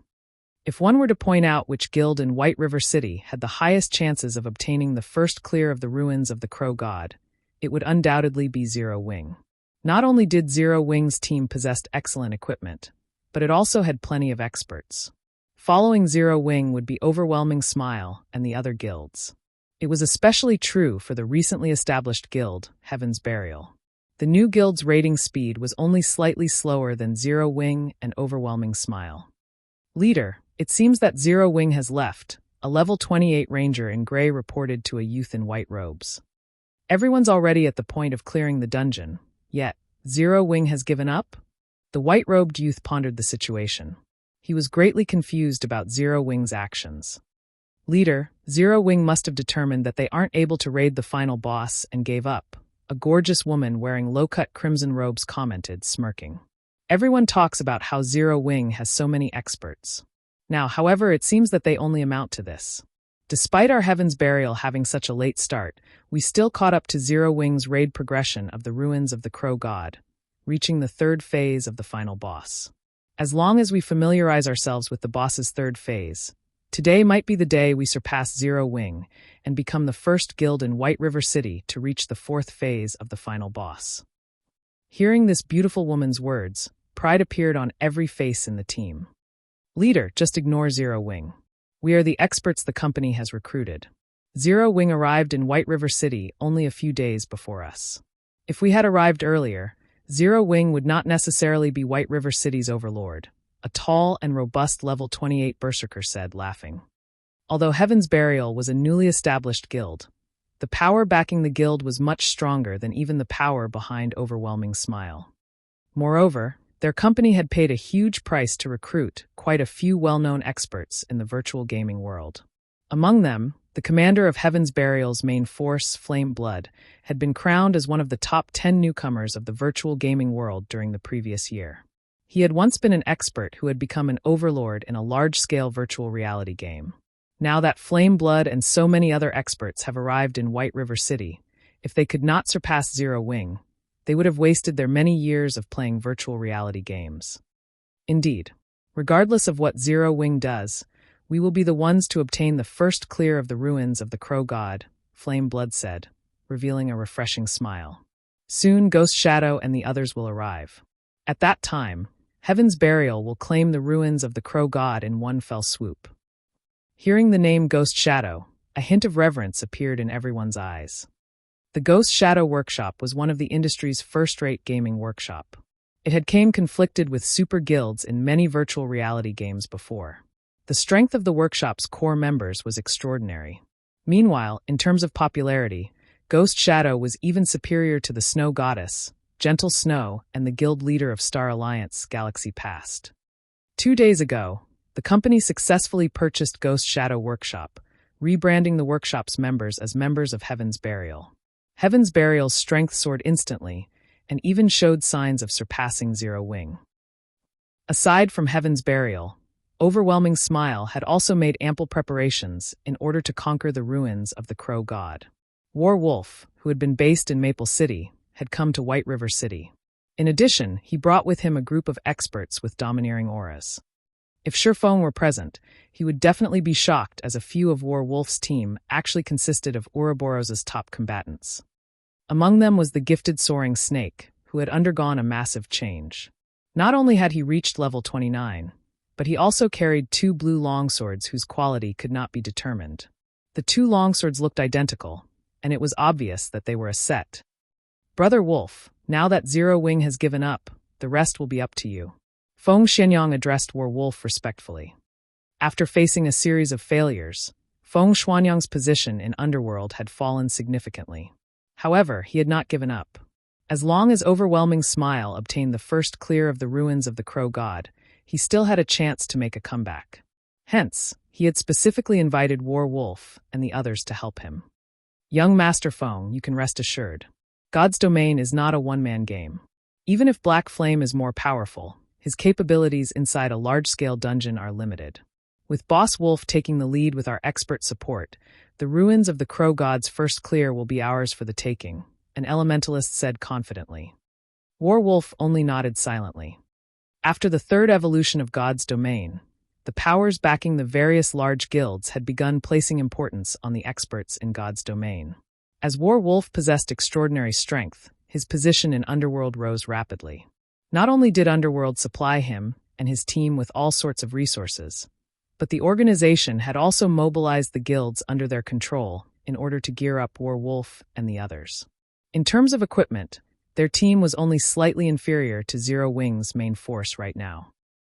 While Overwhelming Smile and Heaven's Burial prepared to go all out in raiding the ruins of the Crow God, things were getting extraordinarily lively in Zero Wing's residence in White River City. Guild leader is finally willing to lead us in a dungeon. I want to see just what sort of reaction those bastards from Overwhelming Smile will have once we leave them in our dust. Kola laughed loudly. Guild leader said that he would lead us in a dungeon the last time. He's finally fulfilling his promise, Iwumian said, laughing as well.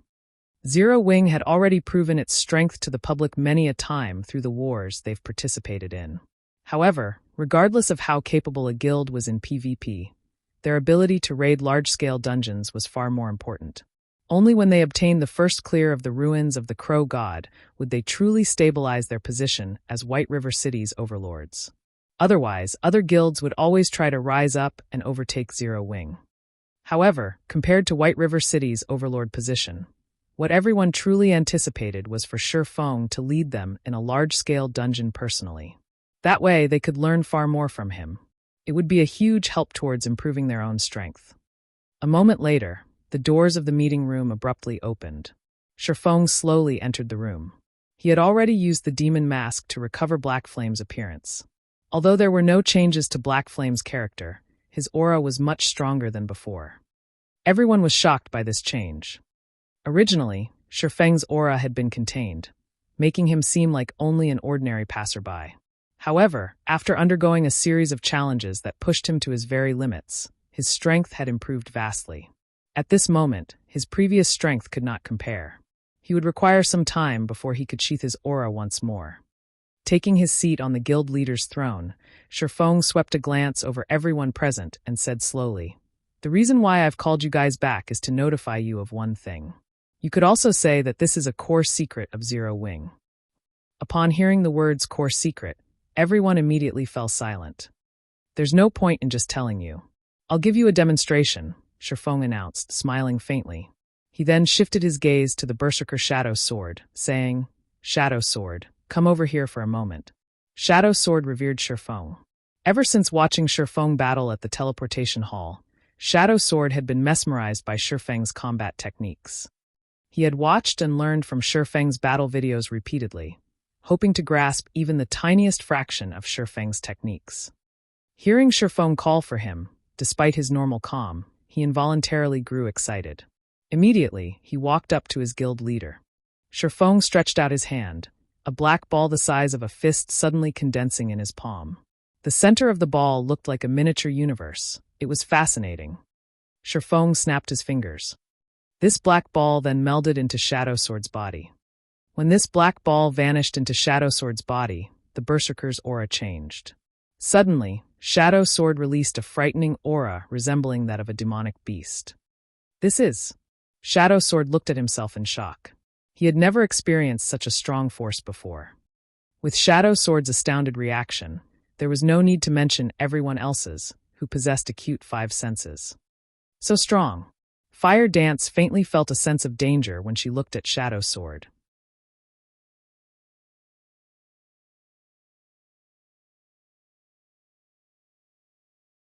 Chapter 621 Sensation. As the commander of Zero Wing's main force, Fire Dance had a very clear understanding of every member's strength. Although Shadow Sword had improved quite significantly during this period, his combat power only ranked slightly above average for the team. He was not capable of making her feel even the slightest hint of danger. However, the Shadow Sword standing before her was vastly different. It was as if he had transformed into an ancient beast, dangerous and threatening, in the blink of an eye. After receiving Lei Bao and Shi Feng's continuous guidance, Fire Dance had mostly learned how to control her body's power. She had already taken half a step into the refinement realm. Her skill completion rates hovered around 85% as a result. She was considered a true top-tier expert. After factoring in the powerful attributes of her Tier 1 set equipment, the Dark Melody set equipment, very few players could triumph over her. Only monsters like Shi Feng could possibly defeat her. Yet, now Fire Dance felt that Shadow Sword had a chance against her.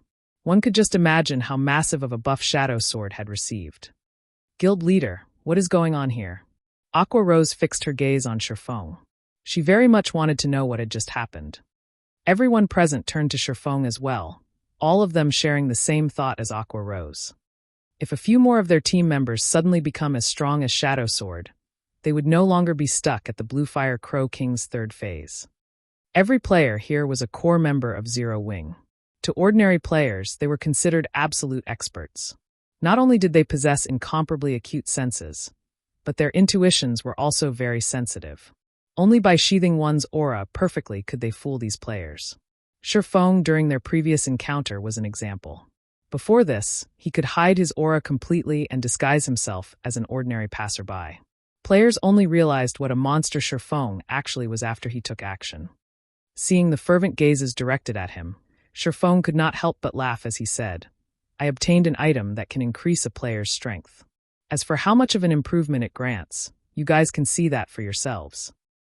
The power of darkness could increase a player's basic attributes by 30%. An increase of 30% was the equivalent of a player's combat power reaching a whole new level.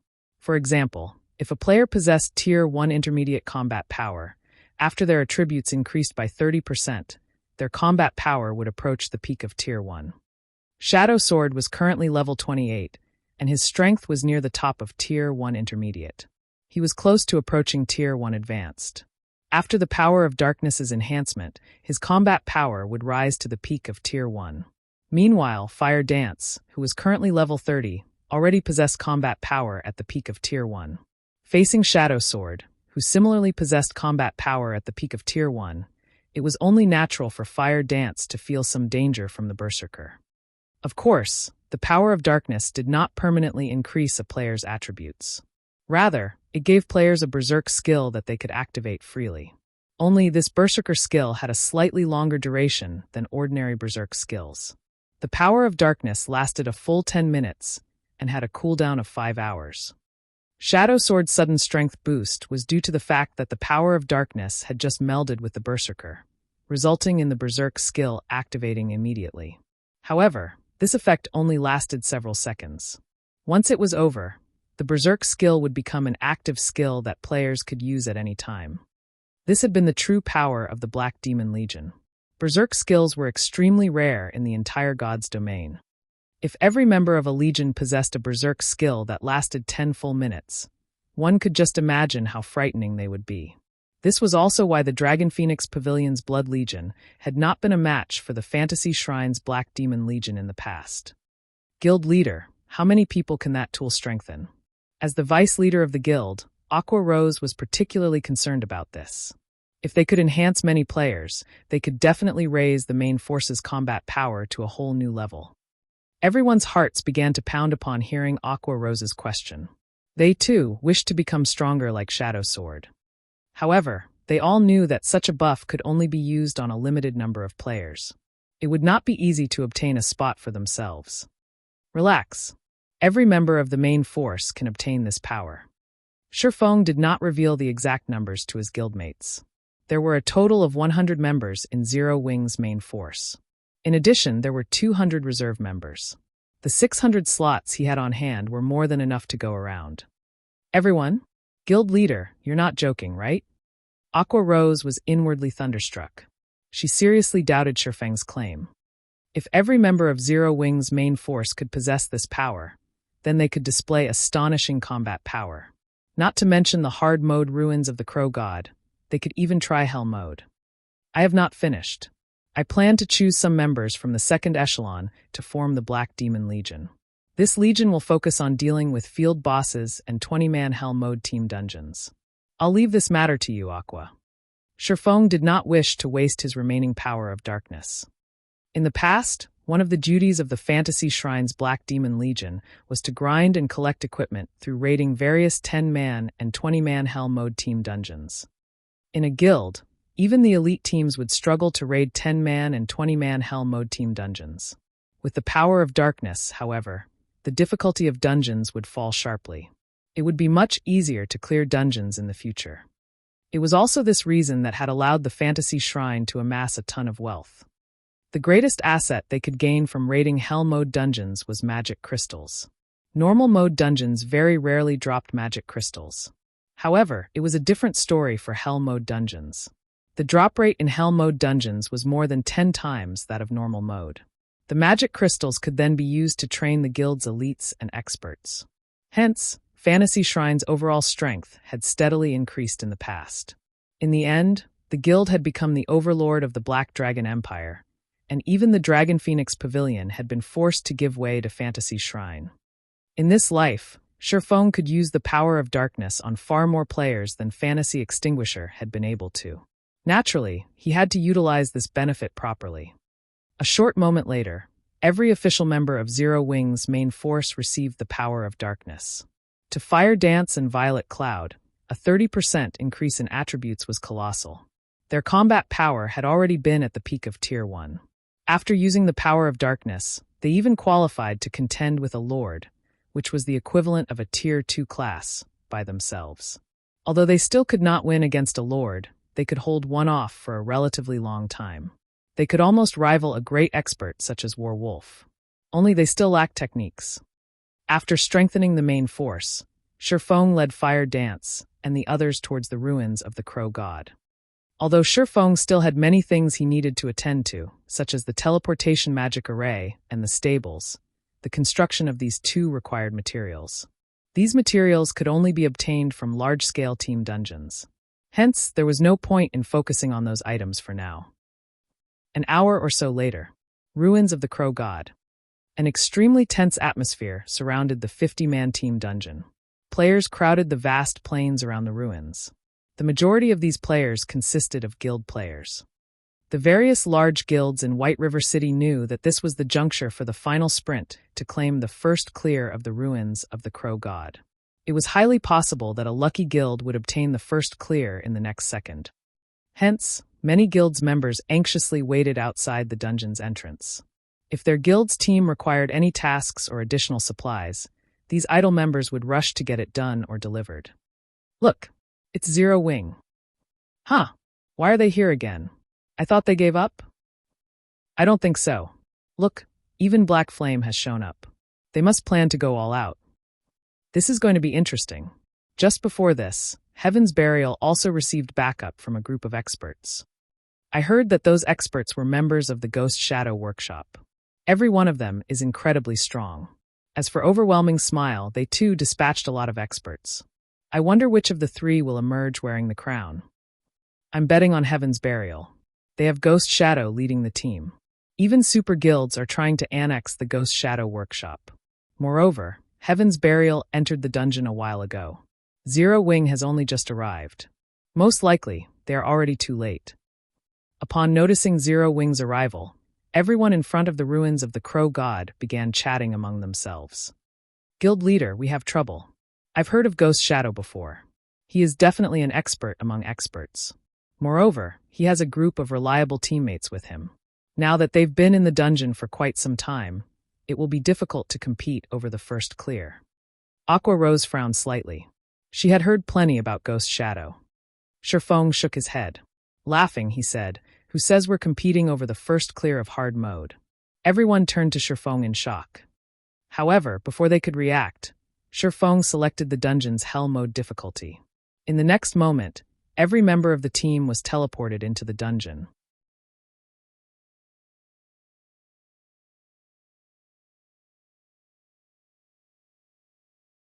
Chapter 622, Power That Causes Despair. Look, that's the teleportation gate for Hell Mode. That's impossible, right? Is Zero Wing actually challenging the Hell Mode ruins of the Crow God? Have they lost their minds? I heard that the ruins' final boss is a great lord. It's many times stronger than a high lord-ranked boss. There's no way any of these guilds can beat something so strong. Could Zero Wing's team leader have chosen the wrong difficulty? When everyone outside the ruins of the Crow God saw the pair of pitch-black teleportation gates and the flickering skull behind it, their eyes nearly popped out of their sockets. The final boss of hard mode already made them feel powerless. None of them even humored the thought of raiding Hell Mode. Shortly after Shifeng and the others entered the dungeon, the news quickly spread throughout White River City. No one who heard it could bring themselves to believe that it was true. Meanwhile, if one had to point out who was most shocked by the news, then it would be White River City's various large guilds. Now that White River City's long period of development had come to an end, the city contained well over 100 guilds. Meanwhile, as White River City's overlord, Zero Wing constantly received attention from many of these guilds. They actually dare challenge Hell Mode, even though they still haven't cleared hard mode. I never thought that Black Flame would be so foolhardy. When Feng Xianyang received the latest news regarding Zero Wing, he could not contain his mocking smile. Underworld's information network covered over a dozen kingdoms and multiple empires. As part of Underworld's middle management, Feng Xianyang knew exactly what the hell mode of a 50-man team dungeon represented. Despair. Of all these kingdoms and empires, there were several top-tier large guilds that had already conquered the hard mode of a 50-man team dungeon. Yet, out of all of these guilds, not a single one had managed to defeat the first boss of Hell Mode. They had not even managed to drop the boss's HP below 90%. No matter which MT they tried, everyone died from a single hit. It was useless, regardless of how many healers the team had. In the end, these top-tier large guilds had no choice but to give up on raiding the Hell Mode of their respective 50-man team dungeons and had to shift their focus to 100-man team dungeons instead. Previously, Zero Wing had only reached the third phase of the Bluefire Crow King. Yet, now, they were actually trying to challenge Hell Mode. Even with 3 or 4 Shurfongs, they still had no chance. Meanwhile, inside the ruins of the Crow God, regarding the environment, there were not many differences between the Hell Mode and Hard Mode ruins of the Crow God. Collapsed shrines and towering statues littered the ruins. At this moment, however, Fire Dance and the others were extraordinarily tensed. Every one of them wore somber expressions. Haven't you guys fought up to the final boss of this place already? Why are you all so nervous? Shurfong could not help but laugh as he looked at his teammates. He was the only one who had not drawn his weapons, ready to fight at a moment's notice. Team dungeons were different from 6-man party dungeons. Team dungeons only refreshed once every 3 days. It did not make a difference if one cleared normal, hard, or Hell Mode. Moreover, in team dungeons, bosses and monsters would not respawn even if the team decided to change difficulties midway. Teams would not be able to kill bosses that they had already defeated. Depending on which boss a team fought up to, they would simply continue from the same boss after switching difficulties. Only, the strength of the remaining monsters and bosses would change according to the new difficulty. There was a difference between the team dungeons in God's Domain and those in other virtual reality games. Unlike other virtual reality games, the difficulty setting of team dungeons could only be increased, not decreased. In other words, if a team raided hard mode and defeated the first boss, but failed to defeat the second boss, they were not allowed to lower the difficulty to normal mode to continue raiding the dungeon from there. If they wished to change the difficulty of the dungeon, they could only raise it to Hell Mode. Previously, Fire Dance and the others had fought up to the final boss. Now that they had selected Hell Mode difficulty, the path to the final boss was quite safe. Everyone felt a little embarrassed when they heard Shurfeng's questions. They had an instinctive fear of Hell Mode. "All right, let's take a look at the Bluefire Crow King," Shurfong said, laughing. Fire Dance then led the way towards the final boss's nest. Meanwhile, as Shurfong followed, he called up the system interface. He was currently level 34 and was already far above the maximum level limit, level 30, to obtain the dungeon's first clear. He needed to reduce his level. Moreover, the Hell Mode Bluefire Crow King was not a trivial opponent. Even if he had 4 additional levels of attributes, it would not make a huge difference. Converting those levels and attributes into combat power would be far more beneficial. Shurfong selected his skill window and clicked on Flame Burst. He leveled up the skill without hesitation. At level 9, Flame Burst was already an impressively domineering skill. After the Flame Burst icon flashed a few times, the skill upgraded to Tier 1 level 5. The skill's stats increased significantly as well. Flame Burst. Tier 1, level 5, requires 480 million EXP to upgrade to Tier 1 level 6 skill. Channeling time, 1 second. Gathers the power of flames to a single point and causes 900% damage to the target. Attack count, 15 times. Cooldown, 3 minutes. Originally, the level 9 Flame Burst had an attack count of 12, and every attack dealt 750% of Shurfeng's damage. Now, not only did the attack count increase by 3, but the damage each hit dealt also increased significantly. The Tier 1 level 5 Flame Burst's damage far surpassed the level 9 Flame Burst. At the same time, however, Shurfeng's level fell rapidly. In the blink of an eye, he dropped to level 30, which was in line with the requirement of obtaining first clear of the dungeon. As expected of a super skill. If I want to upgrade Flame Burst further, I'll have to wait until I am level 40 at the very least. Shurfong inwardly calculated. Flame Burst required 480 million EXP just to reach the next level.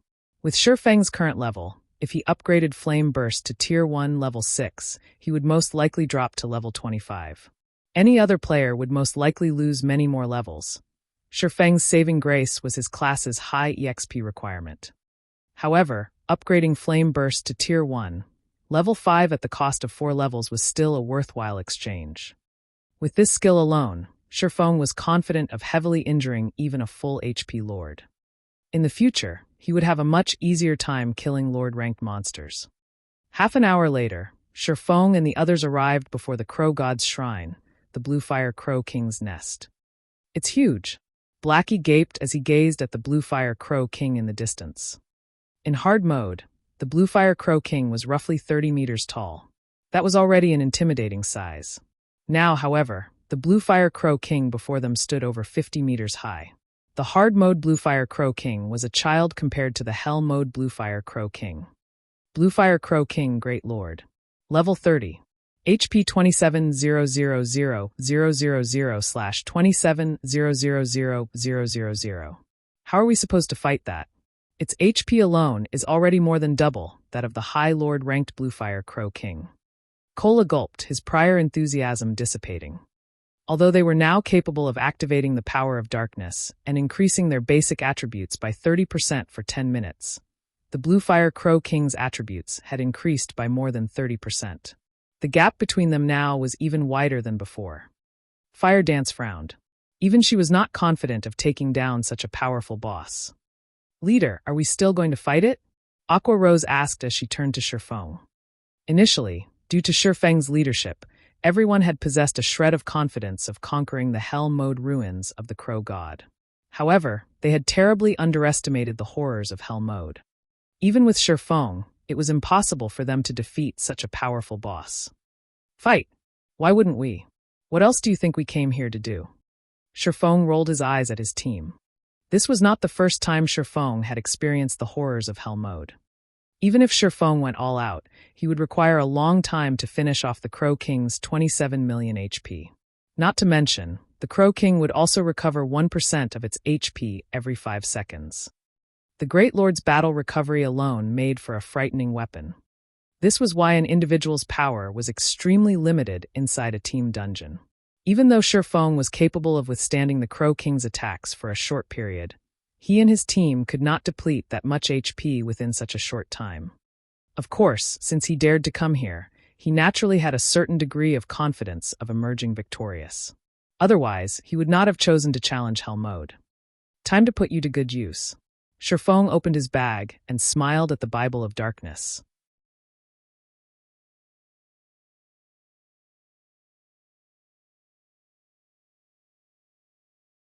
Chapter 623, Tier 2 Strengthening.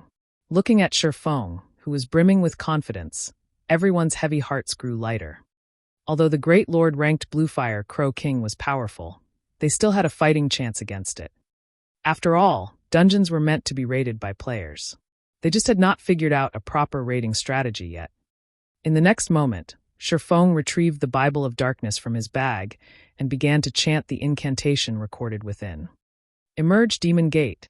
With Shifeng's light shout, the dark mist in the sky congregated to form a pair of dark gray gates. However, unlike the Demon Gate Charlene had summoned, Shifeng's was far weaker. Not only was the size of the Demon Gate much smaller, but the aura it radiated was also ordinary. It lacked the ability to instill fear in others. Although the Demon Gate he summoned was significantly smaller, Shifeng did not particularly mind it. However, to Fire Dance and the others, who were seeing these gates for the first time, their expressions grew serious as their gazes locked onto the Demon Gate. As the Demon Gate slowly opened, everyone felt a sense of panic. A moment later, a purple demon, double the height of an average player, stepped out from the Demon Gate. When this purple evil spirit swept its eyes across the crowd before it, Fire Dance and the others instinctively raised their weapons, expecting a fight. There is no need to worry. This is a demon that I've summoned. Shifeng waved his hand, signaling for the others to calm down. It seems that my luck is quite good this time. It is actually a Heart Devourer, a Tier 2 evil spirit. Heart Devourer, Evil Spirit. Level 35. HP 1, 200,000/1, 200,000. A Tier 2 evil spirit was the equivalent of a Lord-ranked monster. Although it did not possess as much HP as a Lord of the same level, in terms of skills and intelligence, it was superior. It would be a massive help in a team dungeon. Although players could bring their personal guards to a dungeon, Kite's current level was too high. Moreover, in the off chance that Kite died, it would be extremely troublesome to revive him. Most importantly, personal guards took up dungeon slot. Hence, it was not worthwhile to bring a personal guard. However, Shifeng would not have to worry about such matters if he summoned a demon. Moreover, every demon possessed many skills and was proficient in a specific field. Take the Heart Devourer, for example. It was proficient as support. Not only was it capable of weakening its enemies, but it was also capable of enhancing its allies' strength, which was why Shifeng was satisfied with his luck. A Tier 2 demon, Aqua Rose stared at the Heart Devourer in shock. There were plenty of summoning skills in God's domain. For example, the Summoner was a class that specialized in summoning creatures. However, even a Tier 1 Summoner would find it very difficult to summon a Tier 1 creature. The majority of the current Summoner players could only summon Tier 0 creatures to fight for them. If Tier 1 Summoners already found it difficult to summon Tier 1 creatures, there was no need to mention Tier 2 creatures. That was practically a Lord-ranked monster. The summoned creature would be able to move unhindered among the current players of God's domain. It could even display unimaginable strength in current dungeons. Alright, everyone get into positions. Maintain a distance of 10 yards between each other. Fight the Blue Fire Crow King, as you would the hard mode boss. Shifeng immediately began to issue commands, not wanting to waste any more time. In the past, Shifeng had raided the hell mode ruins of the Crow God so often that he found it tiresome. Only at that time, he had conquered the dungeon by relying on level suppression. Every one of his team members had been above level 40. The equipment they wore had also been secret silver rank or higher. There were not many differences between the hell mode and hard mode ruins of the Crow God. Only the basic attributes and skills of the monsters had been greatly enhanced. The dungeon's bosses had not received any additional skills, and no new traps had been added into the dungeon. The ruins of the Crow God could be considered to be a large-scale team dungeon of intermediate difficulty. Heart Devourer support spells. Shifeng commanded the demon once everyone was in position. Nodding, the Heart Devourer began drawing line after line of runes in the air with its sharp claws. Tier 2 spell, Iron Wall Reinforcement. Tier 2 spell, Blood Radiance.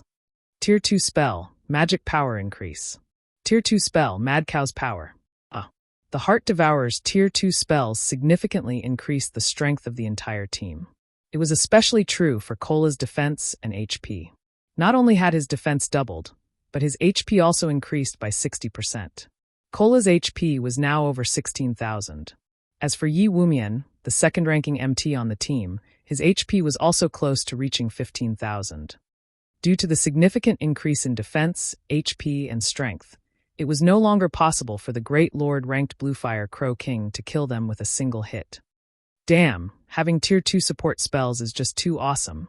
Blackie grew excited as he discovered that the magic damage he dealt and healing effects he received had increased by 20%. With this, the team's damage and healing rose to a whole new level. Everyone finally understood why Shifeng wanted to challenge Hell Mode. With the assistance of these Tier 2 spells, it would be child's play to fight the hard mode Bluefire Crow King. Attack! Shifeng shouted as he unsheathed the abyssal blade. Cola and Yi Wumian immediately took the lead and charged towards the Great Lord. When there was still a distance of 150 yards between the two MTs and the Bluefire Crow King, the Great Lord noticed Cola and Yi Wumian. Caw! The Crow King's cry echoed throughout the shrine. It flapped its wings, sending black feathers, which were as large as the players themselves, flying at the two MTs.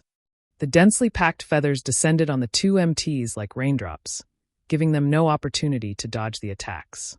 Immediately, Cola and Yi Wumian both raised their shields to defend against the attacks. These feathers deal a lot of damage, Cola stated, aghast.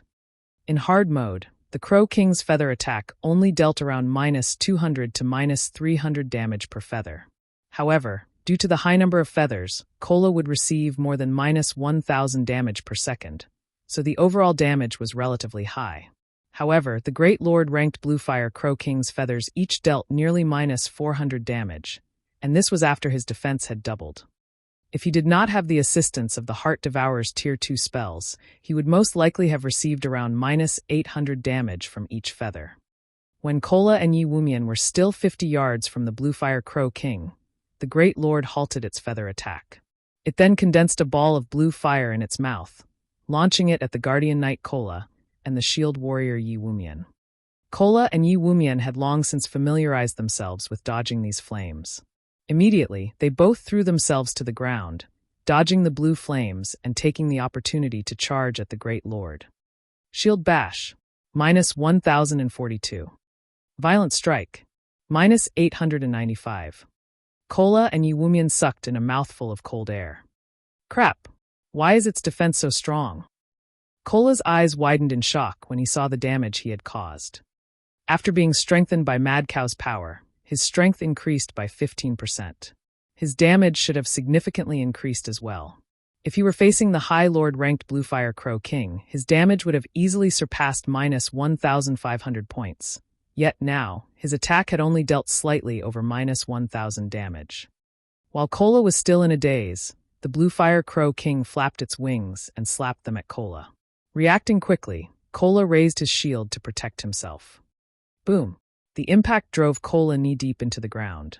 A damage of over -4,000 appeared above his head. Why is the Great Lord-ranked Crow King so powerful? Every member of the team was stunned by this scene. If Kola had received the Crow King's attack with his body rather than his shield, he would have most likely died. Moreover, if he had not received the buff to his defense, he would have received over -8,000 damage, even if he had blocked the attack with his shield. Shifeng was not surprised. Without the assistance of Tier 2 support spells, Kola would have had to activate the power of darkness to withstand the Great Lord's attacks. Otherwise, the boss would kill him very easily. However, due to the Heart Devourer, this battle became a lot easier. Your turn. Shifeng commanded the Heart Devourer once more. Having prepared for this moment, the Heart Devourer pointed its finger at the sky. Suddenly, a 7-star magic array appeared on the Bluefire Crow King's body. Tier 2 spell, Judgment of the 7 Stars. Immediately, the Bluefire Crow King released a pained cry. You're tuning in to the Blee Maze Sword of Destiny YouTube channel. We're so grateful for your support, and don't forget to subscribe to join us on this incredible journey through captivating stories. Your generosity through donations truly makes a world of difference, as it's the primary source of revenue that allows me to expand and enhance this channel for you. Thank you from the bottom of my heart for being a part of this adventure.